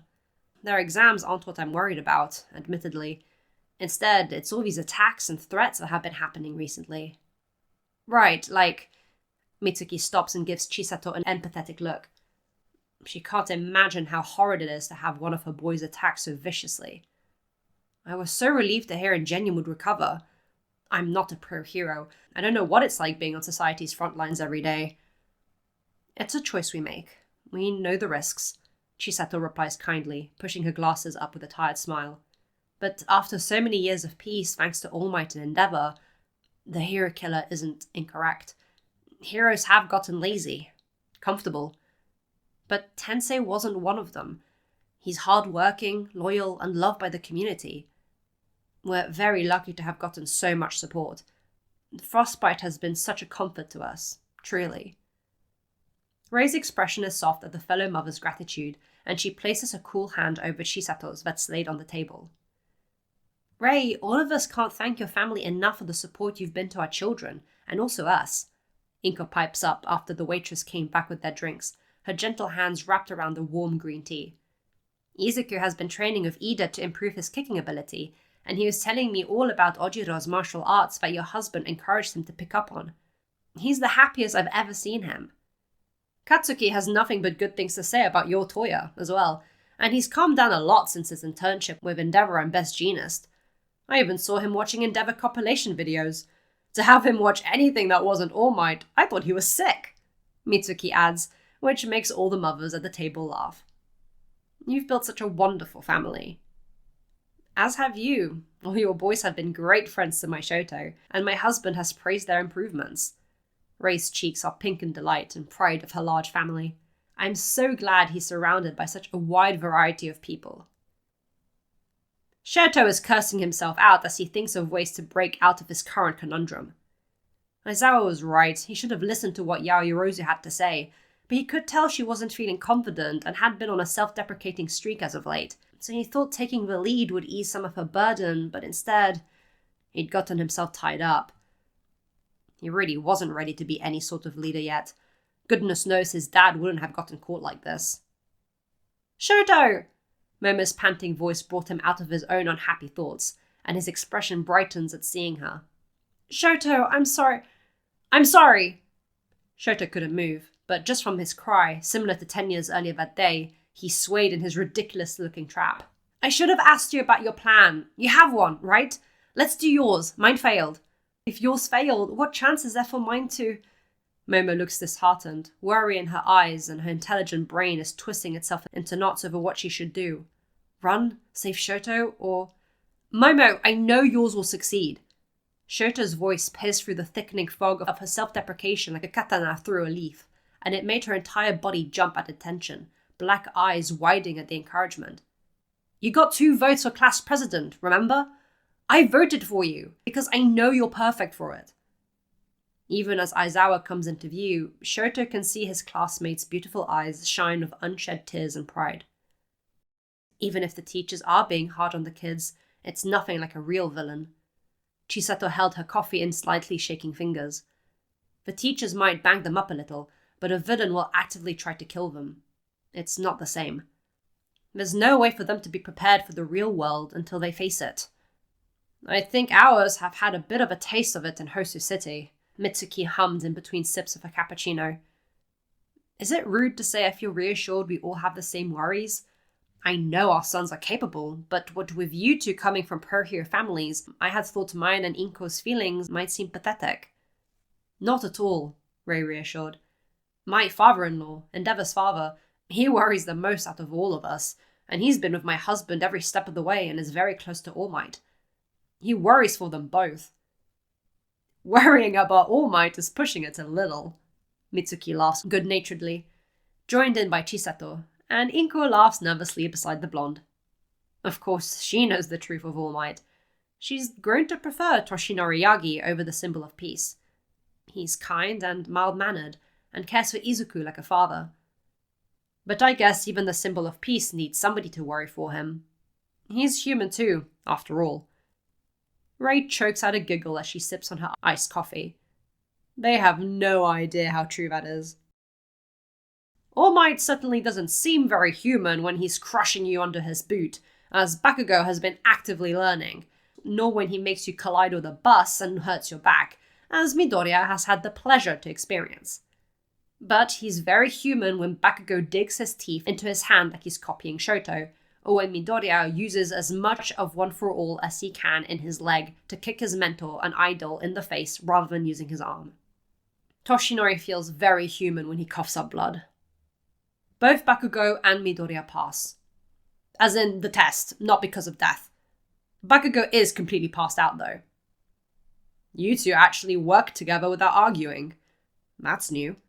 All Might comments as he carefully carries both his injured students, that he caused, to a recovery goal. Endeavor got us to team up against him yesterday. Izuku smiles despite the pain. I don't think we're anywhere close to reconciled, and I know it makes Kachan mad, but... Green Eyes looked at the passed out blonde. I'm really happy we can talk, instead of him yelling at me all the time. Seeing his student with such a tired but peaceful expression squeezes All Might's heart. He didn't break any limbs either. That kick really had some strength behind it. Both of you are improving greatly. That's all Izuku could ever wish for. Shoto and Momo also passed the test, thanks to Momo's plan. The girl is currently tearing up. At first, because of the way she was holding her mouth, Shoto thought she was going to be sick, but upon seeing her teary expression, he realized it was happy tears. Momo, could I be honest with you? He asks her as they exit the exam grounds to wait to be brought back to the main UA campus, Aizawa a little ahead of them. As in, really honest. When are you not? Momo says with a small laugh. Shoto's sheepish expression makes the princely boy look goofy, and Momo can't help but laugh again. Please, be honest with me. You are much more capable than you give yourself credit for. The sudden shift from silly to serious, with a set of mismatching eyes looking straight at her, makes Momo's face heat up. It's like he's looking into her very soul, and it makes her feel flustered. You're more than just smart, you're knowledgeable, and you know how to apply it. You can understand things on a theoretical level to a much deeper degree than anyone in class, and apply it flawlessly. The way you teach and how you support the class as vice rep with such patience is admirable. You're a wonderful leader. I know it's easier said than done, but please don't speak so unkindly of yourself anymore. Momo is fidgeting with her hands, face a deep red, similarly to how Izuku and Uraraka's were earlier that day. She's biting the inside of her cheek, and she can't handle the intense look Shoto is giving her anymore. Seriously. She reaches up to fuss with her hair, eyes looking away as her eyelashes flutter. For someone who says he can't articulate, you have a way with words. Aizawa feels like he's third-wheeling. Back on campus, Toya sits in Recovery Girl's seat in front of the various screens showing the ongoing practical exams. With the way he's leaning back against the chair, with his hands interlocked over his lap and his eyes shifting from screen to screen, drinking in the scenes, all that's missing is Harusame on his lap to be the perfect image of a calculating villain, to a comical degree. As he thought, the moment Mineta and Yayorozu apply their smarts into a fight, their win is practically assured. Everybody is playing to their strengths as they should. Hagakure and Shoji with their recon abilities, the latter of which knows the dangers of being hunted down for real due to his internship with Natsuo, and thus can maneuver around Snipe to a level even the pro hero is tested by. Ojiro and Ida adapt to a mid-air tactic considering Power Loader, Toya's favourite menace of all time, even more than Shoto, is destroying their foothold. Tokoyami adapting to Tsuyu's stealth strategy gets them the win against Ectoplasm, and once they got over the hurdle of Koda's bug fear, Jiro and her usually very silent classmate beat present Mike with that very same phobia. Unlike Bakugo, Jiro isn't durable to loud sounds, just as Toya thought. That's something for her to work on. His eyes linger on Aoyama and Uraraka's screen. Yes, they won, but Aoyama didn't do all that much considering how his quirk makes him ill. Uraraka applying her fighting skills she learned from Gunhead is great though. She's a grappler through and through. Toya taps his pen as he looks at Aoyama. He hasn't improved to the same degree as the others, just like he was worried about. Not that there's no improvement, but just... Toya can't place it. The failing candidates are to be expected though. Sato and Kirishima's time limit is put to shame by Cementos, just as Toya knew it would be. Mineta doing all the heavy lifting doesn't mean Zero gets a pass, and Kaminari and Mina... well, Toya wasn't sure what outcome was expected other than complete and utter failure when their opponent is the maniacal Principal Netsu. For how cute he is, that mouse bear thing is not to be underestimated. Are those notes for the training camp? Midoriya's voice suddenly by his side makes Toya let out a scream as he jumps, heart beating at the sudden scare. Don't sneak up on me like that! I felt my heart was going to explode. Toya sighed, getting a perplexed yet apologetic smile from his cousin. We've been here the whole time. Didn't you hear us? Indeed, Recovery Girl and Midoriya had been commentating during the entirety of the remaining matches, but Toya had been so deep into his analysis and note-taking that he'd completely tuned them out. If you're taking notes, does that mean you're coming with us? That's the plan, Toya grinned. Since I'm all about quirks, seeing you on 1B train is going to help me get a better understanding of them. It sounds like you're planning on inheriting Recovery Girl's job when she retires, Midoriya jokes. That woman's been active since the teenage All Might years. She's outliving all of us. Toya laughs, before yelping when said woman whacks his ankle with her cane. Not just for the comment, but also because he stole her seat. With the bittersweet mixtures of successes for most and failures for some, the next escapade was preparing for the training camp. That most were currently aware of, anyway. Some other plans were in the making. Island is an artificial moving island built for scientists to research quirks. I think Toya would enjoy going there and meeting Melissa, Toshinori says while holding a handkerchief to his mouth with one hand that's slightly bloodied and holding his phone in the other. Enji on the line. You should have gotten an invitation to come to the Expo. I did. I'm not going to some fancy event. You know that. Enji grumbles as he pulls up the invitation on his email. I have better things to do. I'll send Shota as my representative. I knew you'd say that, Toshinori chuckles, getting another grumble from his brother. Can I offer you an alternative? A heavy sigh tells him yes. Come with the family to Island, but then take off with some friends from the States instead of hanging around. How does that sound? It sounds like you're doing a dad move and setting up a play date. Toshinori snorts a laugh because he can't deny that. I just think you'll get along. Please, Enji, I'd like you to meet my friends. And another sigh tells Toshinori that he has succeeded. Dinner that evening is full of exciting retellings and stories. Haro and Fuyumi listen happily as Shoto, Izuku, and Toya detail the events of the day, the various exams, injuries, and preparations taking place for the training camp. Leadership is a skill like anything else. You'll learn to refine it, Enji reassured Shoto when he admitted to not feeling like he's much of leader material. His dad seems to take so naturally to it, as do his siblings when the time is needed, but Shoto feels like whenever he takes the role, or just the initiative, things go wrong. I'm glad to hear Bakugo didn't cause trouble in your test, Izuku. Endeavor, did you know that Kachan and I would be teamed up against All Might?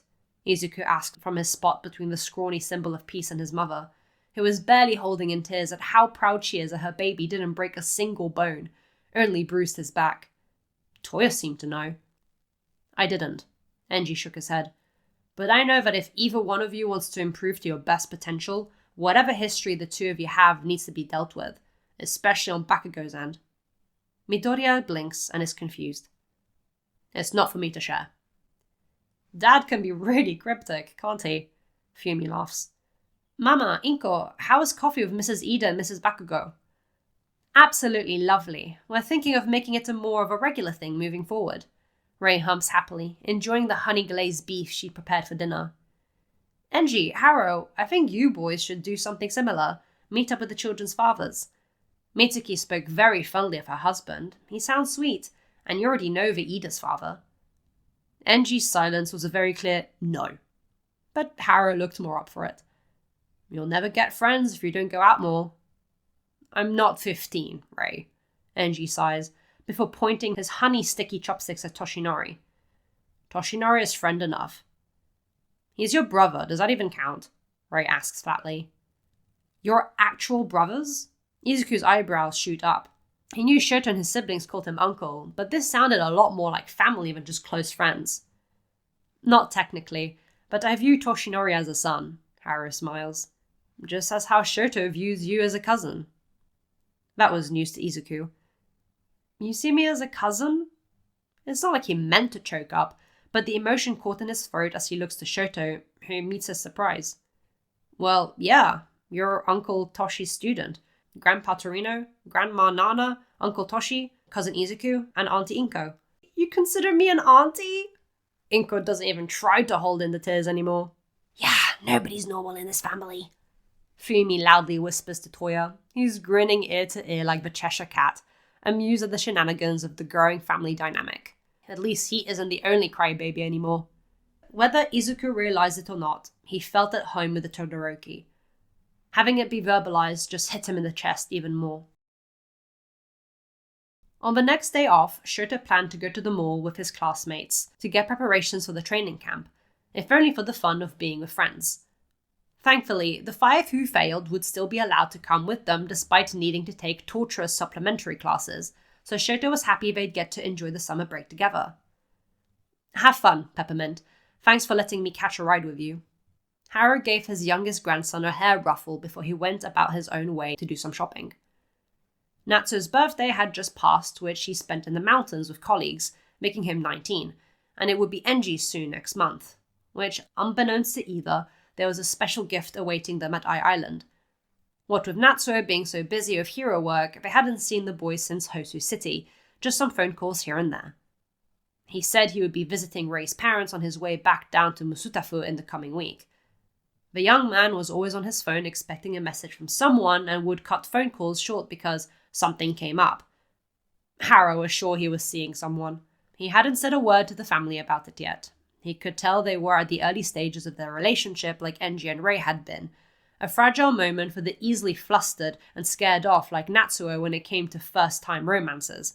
Haru was sure. But nonetheless, that meant the older man had a small list of things to buy for the trip. It wasn't all the way over in the States, but it was still a plane trip, something Haru hasn't ever done before. But Toshinori had been really set on inviting the entire family, who were more easily convinced than Enji.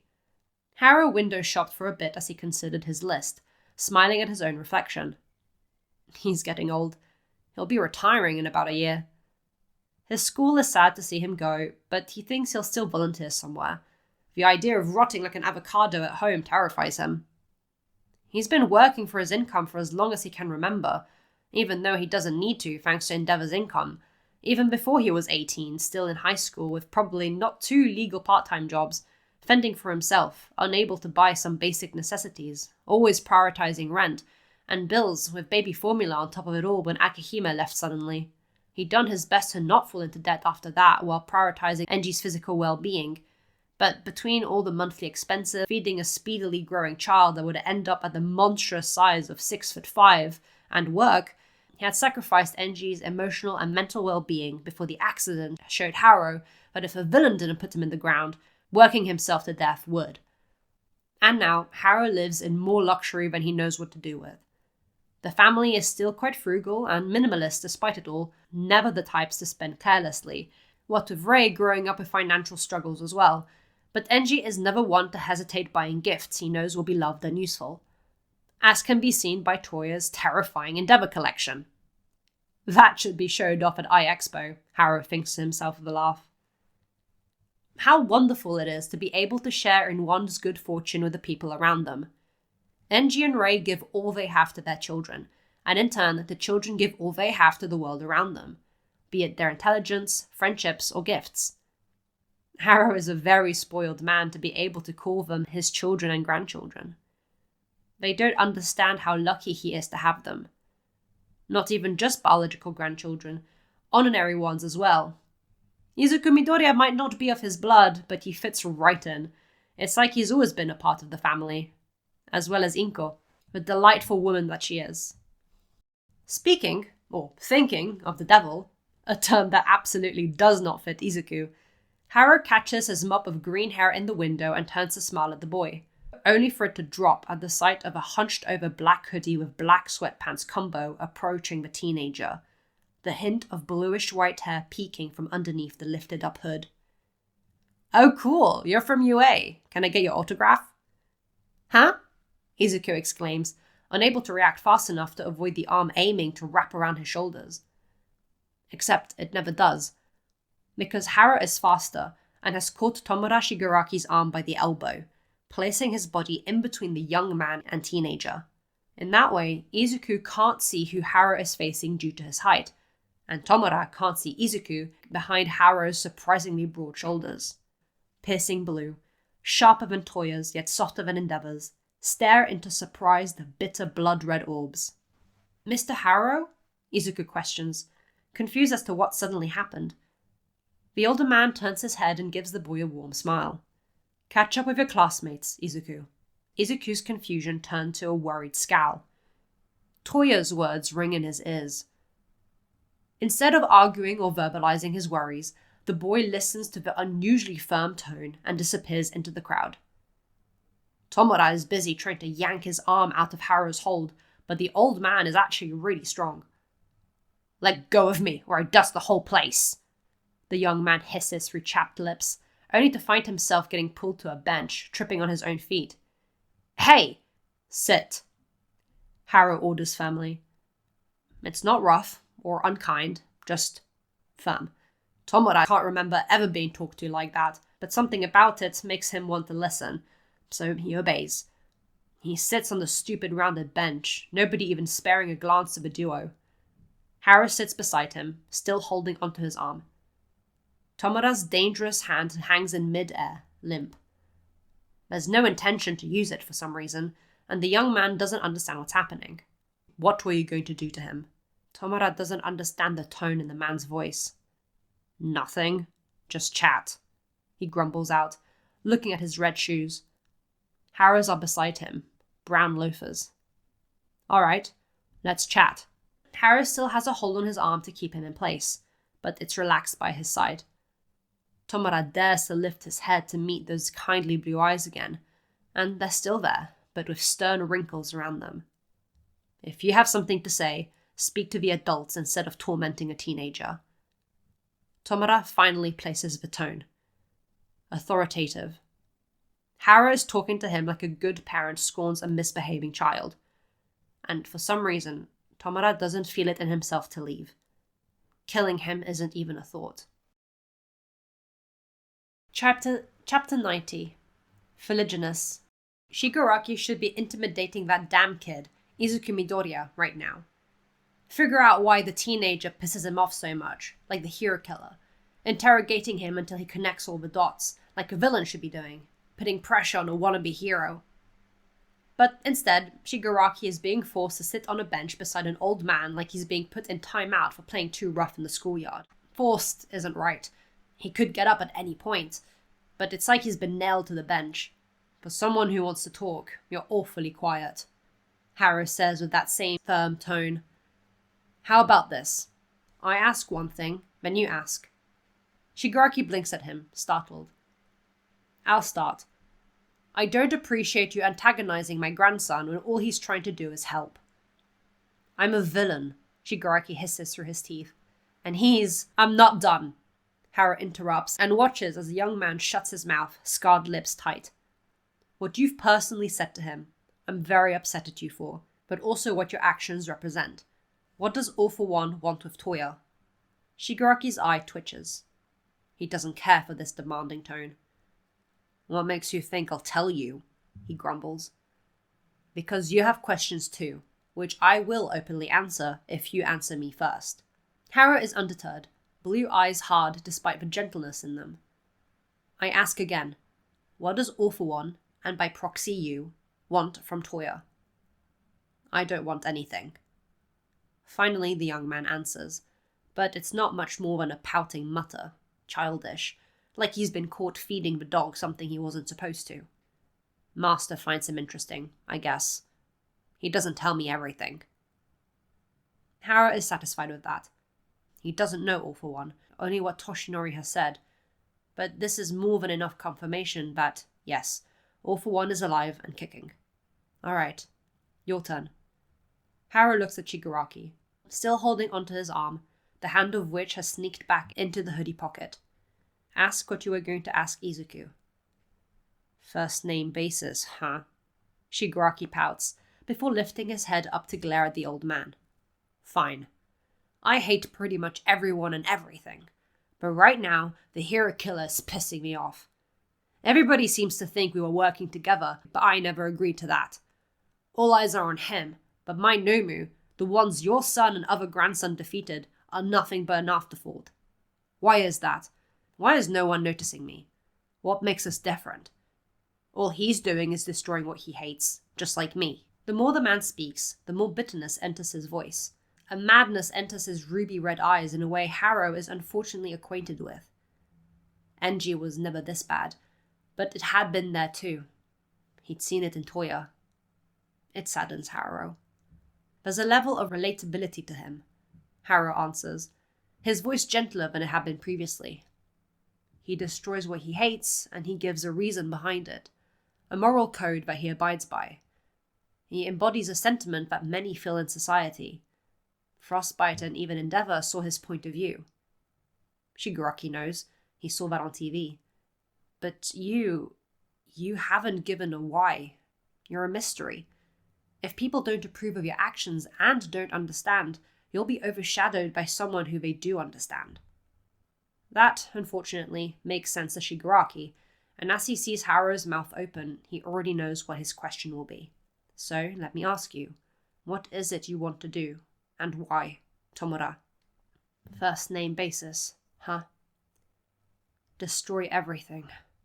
The words are breathed out. Show all of you how fragile your piece is, because you all piss me off. Harrow stares, his eyes half-lidded with sadness. Shigaraki hates it, because it makes him feel small and pitied. He's not small, and he doesn't want this man's pity. Not the father of the number 2 flame hero, not the grandfather of a bunch of wannabe white knights. He doesn't want it. It's your turn to ask me a question, Harrow says softly. Question? What questions? All he'd wanted to figure out was his conviction, but he just blurted them out. He'd had them from the start despite Stain's grandiose speeches, and now he could use the imprisoned hero killer's ideals as a stepping stone for his own path. What other questions could he possibly have? What do you see? The words leave his mouth before he can finish his thought. His memories are jumbled, but he remembers rejection. Terrified eyes seeing something that wasn't human. A monster, a bogeyman. They were afraid. Of something he couldn't control. That's his gut feeling, the itch in his neck flaring at the turmoil the thoughts bring. But Harrow looks at him with sadness, tenderness, just like the first time they met in that game shop. If he's not afraid, what does he see? I see a young man who is hurting, and understandably angry. Harrow's voice is warm. It reminds Shigaraki of when Toya wiped the blood off his hand after too much scratching. No wonder the older boy is so tender when someone like this is in his family. It's almost sickening. But who has been twisted onto the wrong path? Tomura snarls. What would you know? He bares his teeth at the older man like a stray dog cornered in an alleyway. You've been pampered your whole life. You don't know what the underbelly of society is like, with your fancy hero family and normal, harmless quirk. You haven't struggled. Harrow breathes out a laugh, his shoulders shaking, which startles the young man. Not with my quirk, no. The older man chuckles. But I haven't been going to therapy almost weekly for the better part of a decade because I had it easy. I can't think of a time in my life where things haven't gone terribly wrong, especially before my son went to UA. There's a sad fondness in Harrow's expression, bittersweet memories rising to the forefront of his mind. Being a single father at 18 isn't viewed kindly. Struggling to pay rent while feeding a growing toddler neither. My old landlady was a bitter old thing. She'd bully me all the time, even though I always did pay, eventually. Another chuckle leaves him, and warmness enters his expression. And raising a future endeavor wasn't a piece of cake either. I don't think I've met a more stubborn person. Kindly wrinkled eyes look at Shigaraki, who had been staring this entire time. I know what it's like to be beaten down by life, and none of it is a justification to destroy. In truth, Shigaraki knew nothing about Harrow. His candlelight quirk at absolute most. The man was otherwise a complete mystery to him. He'd just assumed things, considering the lavish house and successful son he had. How can you smile knowing all that? His voice lacks that angry rasp. He's confused. Everybody else here can laugh and smile, when elsewhere somebody is dying. Just because they have all might and endeavor to save the day. The bitterness returns. Is that it? Is that what all this is about? A false sense of security now that you're stable? The hero killer and that Midoriya kid, they piss me off. Is it because they have all might in common? Raspiness returns to his voice. Toya has both all might and endeavor. He wants to help the less fortunate so badly, but he's had the two top heroes at his disposal since day one. His shoulders hunch. His hand slips out of his hoodie, claw-like, an unstable, uncanny smile pulling at his lips. Your whole irritating family has deluded itself into thinking they can save everyone. Bunch of hypocrites. Grandpa? A voice interrupts Shigaraki, bloodlust in his eyes as he tears his look away from Haruo to glare at the youngest Todoroki boy, who is wide-eyed as his mismatching eyes land on Shigaraki and instantly recognize him. Oh, is the little sound of realization he makes before he stands at attention and bows politely like his mother has taught him. I'm Toya's youngest brother, Shoto. It's nice to meet you. Thank you for your video game recommendations. This whole family is weird. Sure, is Shigaraki's knee-jerk reaction, because what the hell is he supposed to say to the polite, unafraid teen in front of him who is flustered like he's meeting his older brother's super cool friends with a desire to impress them, and not a literal villain who is 2 heartbeats away from murdering his grandfather? Let go of me. With the surprise of Shoto's arrival, Hara had loosened his hold enough for Shigaraki to yank his arm back. You ruined my outing. Sorry, Hara apologizes on reflex. Weird, all of them. About what you said, it's not that we think we can save everyone. Shigaraki, now standing, has both his arms in his pocket, standing in between confused Shoto and still seated Haro, but at a safe distance. No more arm grabbing for today, thank you. We want to save everyone we can, and that pisses Shigaraki off. It's not the answer he wants. He wanted... What did he want? A gotcha moment, for Haro to be afraid. Why wasn't Shoto afraid, staring at him like a goddamned fish out of water? You're all weird, Shigaraki hisses. Hope you never see me again, because that's when you'll die. He really wanted to say those words to Midoriya, but it seems the boy had already been integrated into the Todoroki family, so that just makes everything more confusing. Haro watches with sadness as the young man disappears into the crowd. Shoto blinks and looks at his grandfather. Izuku and Uraraka were frantic. They said something was wrong, so I came looking for you, he explained, unfazed by what had just transpired to a comical degree. I'm pretty sure Kaminari and the others already called the police. Good, Haro sighs, leaning back against the bench and smiles at his youngest grandson. Why are you so calm? Didn't you confront Tomura at USJ? Already in the distance, he could hear the sounds of police hurrying through the crowd. You didn't look worried, so neither am I, Shoto replies. Tomura did seem like he was starting to get agitated, though. Yeah, he was. It's a good thing you came when you did, Haro smiled, which his grandson returned just as the police reached them. Safe to say, the mall was shut down as police and heroes tried to find Shigaraki to no avail. Haro was questioned by Detective Takauchi, along with Shoto and Midoriya in the room since they were directly involved. Shoto as the mediator of sorts, and Midoriya as the original target, who seemed to become more and more troubled with every description of the conversation Haro and Shigaraki had. A much-needed conversation with All Might, who joined them later, about how not everybody can be saved was had, because at the end of the day, he is only human. Something that's a lot more possible to believe when he looks skeletal. But with the news of everything that happened that day, not only was Inko Midoriya in tears at the potential threat her son could have been in when she came to pick him up, but Rei was beside herself. Enji would have been too, but, well, Rei was doing plenty for the both of them.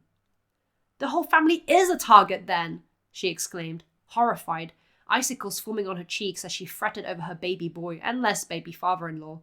Is it even safe to go out anymore? Can Yue protect you? Should Haro quit? Should... Rei. Enji placed a hand on her shoulder. Let's do this at home, not in front of the police. Takauchi and the rest didn't mind. It's not often they get to see Endeavor being domestic with his family.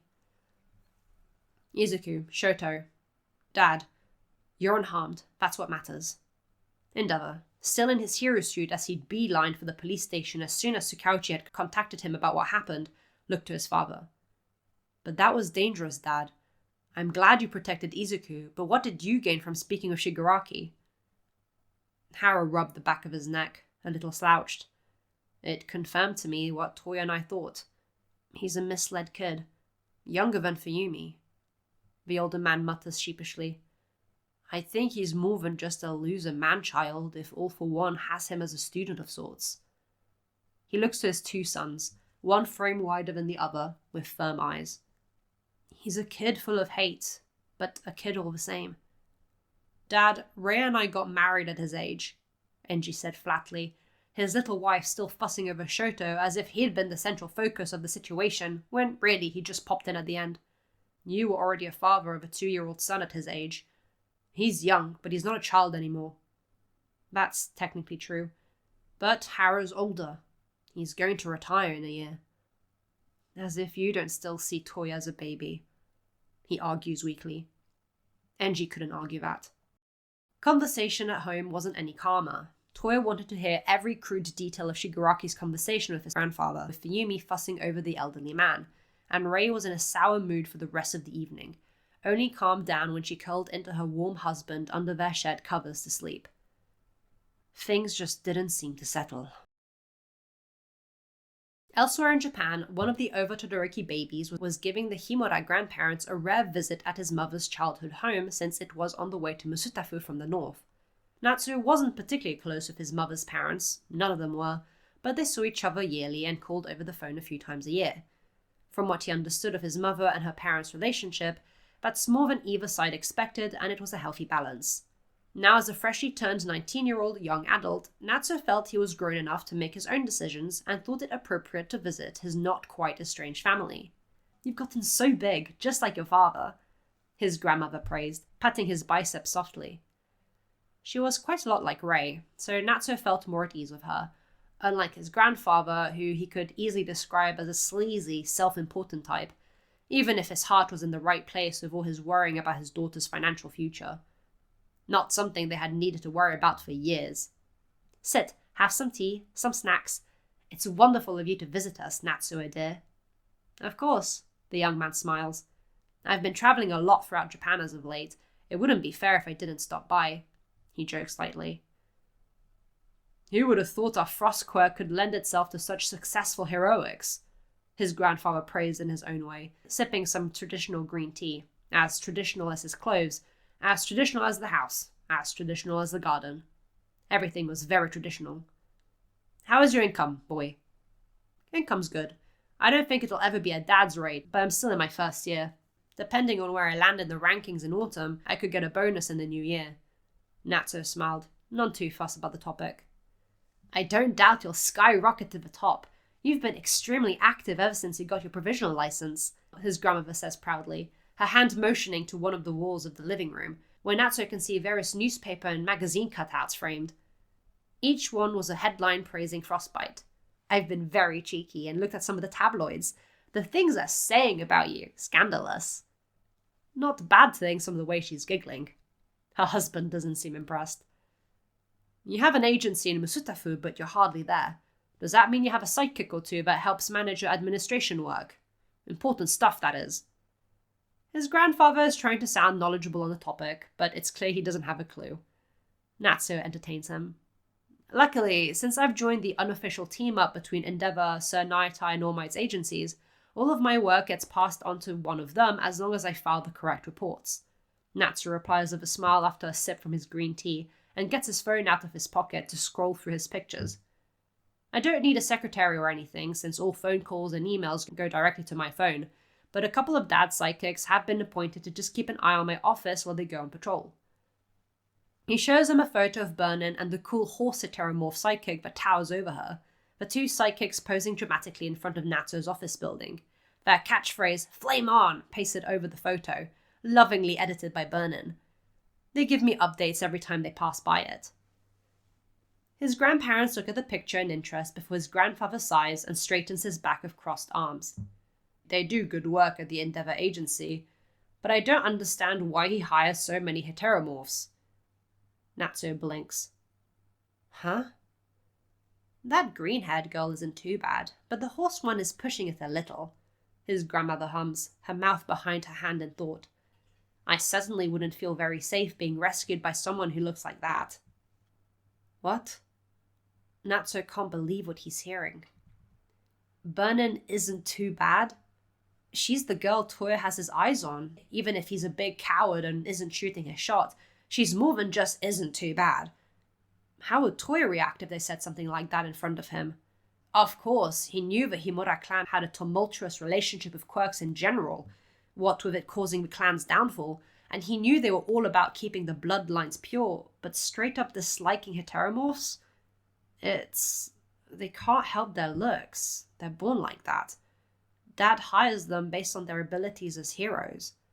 Natsu tries to diffuse his own emotions, putting his phone back before either of his grandparents can try to swipe to the next photo. He has pictures of Miki on here. He could put a little more thought into their appearances, though. I get that he's ranked first on the heroes that look like villains ranking, but that's hardly a reason to have his sidekicks look the same. Natsu shuts his mouth at his grandfather's reply, bites the inside of his cheek, his grip on his phone tightens. Heteromorphs are just unsightly. Some can be so scary, like the killer whale lad, his grandmother adds. Natsu feels like he's been punched in the chest. He's not scary, he mutters out, but it goes unheard by his grandparents as they continue to discuss the flaming sidekickers and which look presentable or not. What about Hawks? He raises his voice, hands shaking a bit. He's just got wings. Does that count as isn't too bad? He doesn't mean to sound salty, but the sarcasm is starting to drip in. He's alright, his grandfather scoffs, but he looks like a delinquent with that hair and eyeliner. It's not eyeliner. Those are his natural face markings. Natsu thinks angrily as his hands grip his phone so tightly they shake. Natsu, darling, are you alright?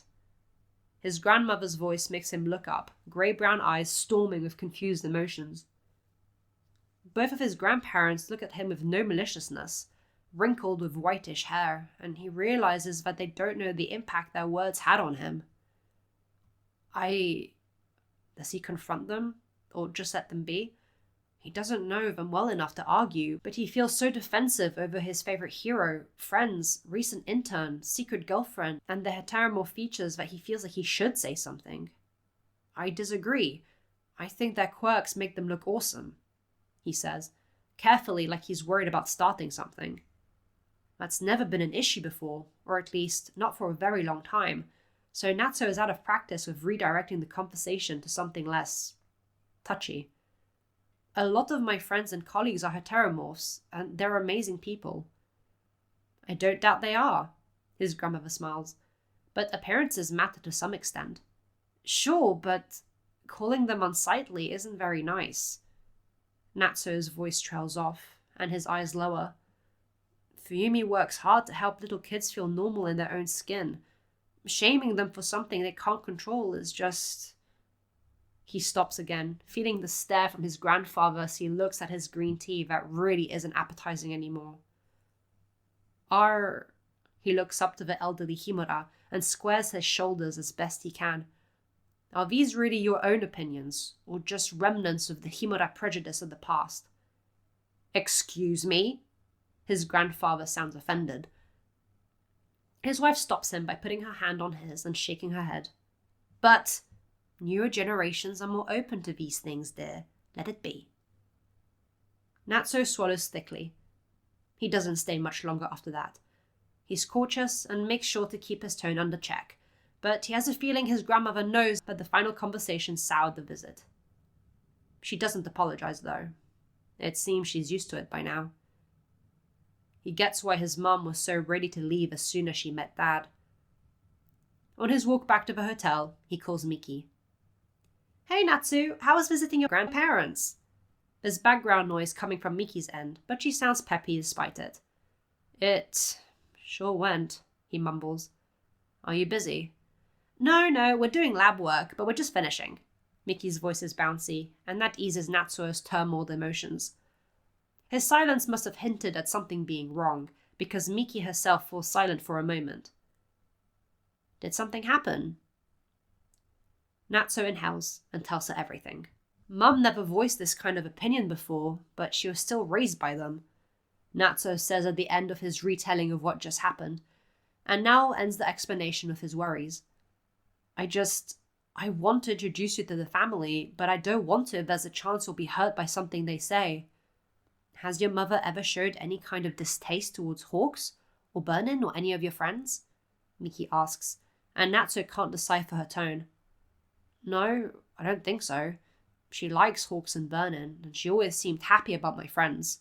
Natsu replies, feeling a bit bad that he jumped to conclusions and worried his mother would share the same opinions as her parents.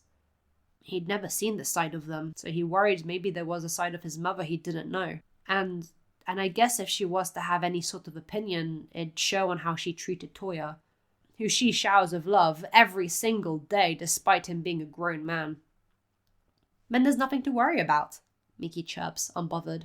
Your grandparents are old. They've been brought up with a specific attitude and ideology. It's best to just leave them to their opinions. We'll deal with the punches as they come. No point worrying about something that hasn't happened yet. Natsu loves that about her. She's so free and grounded, sees the positives of the world around her.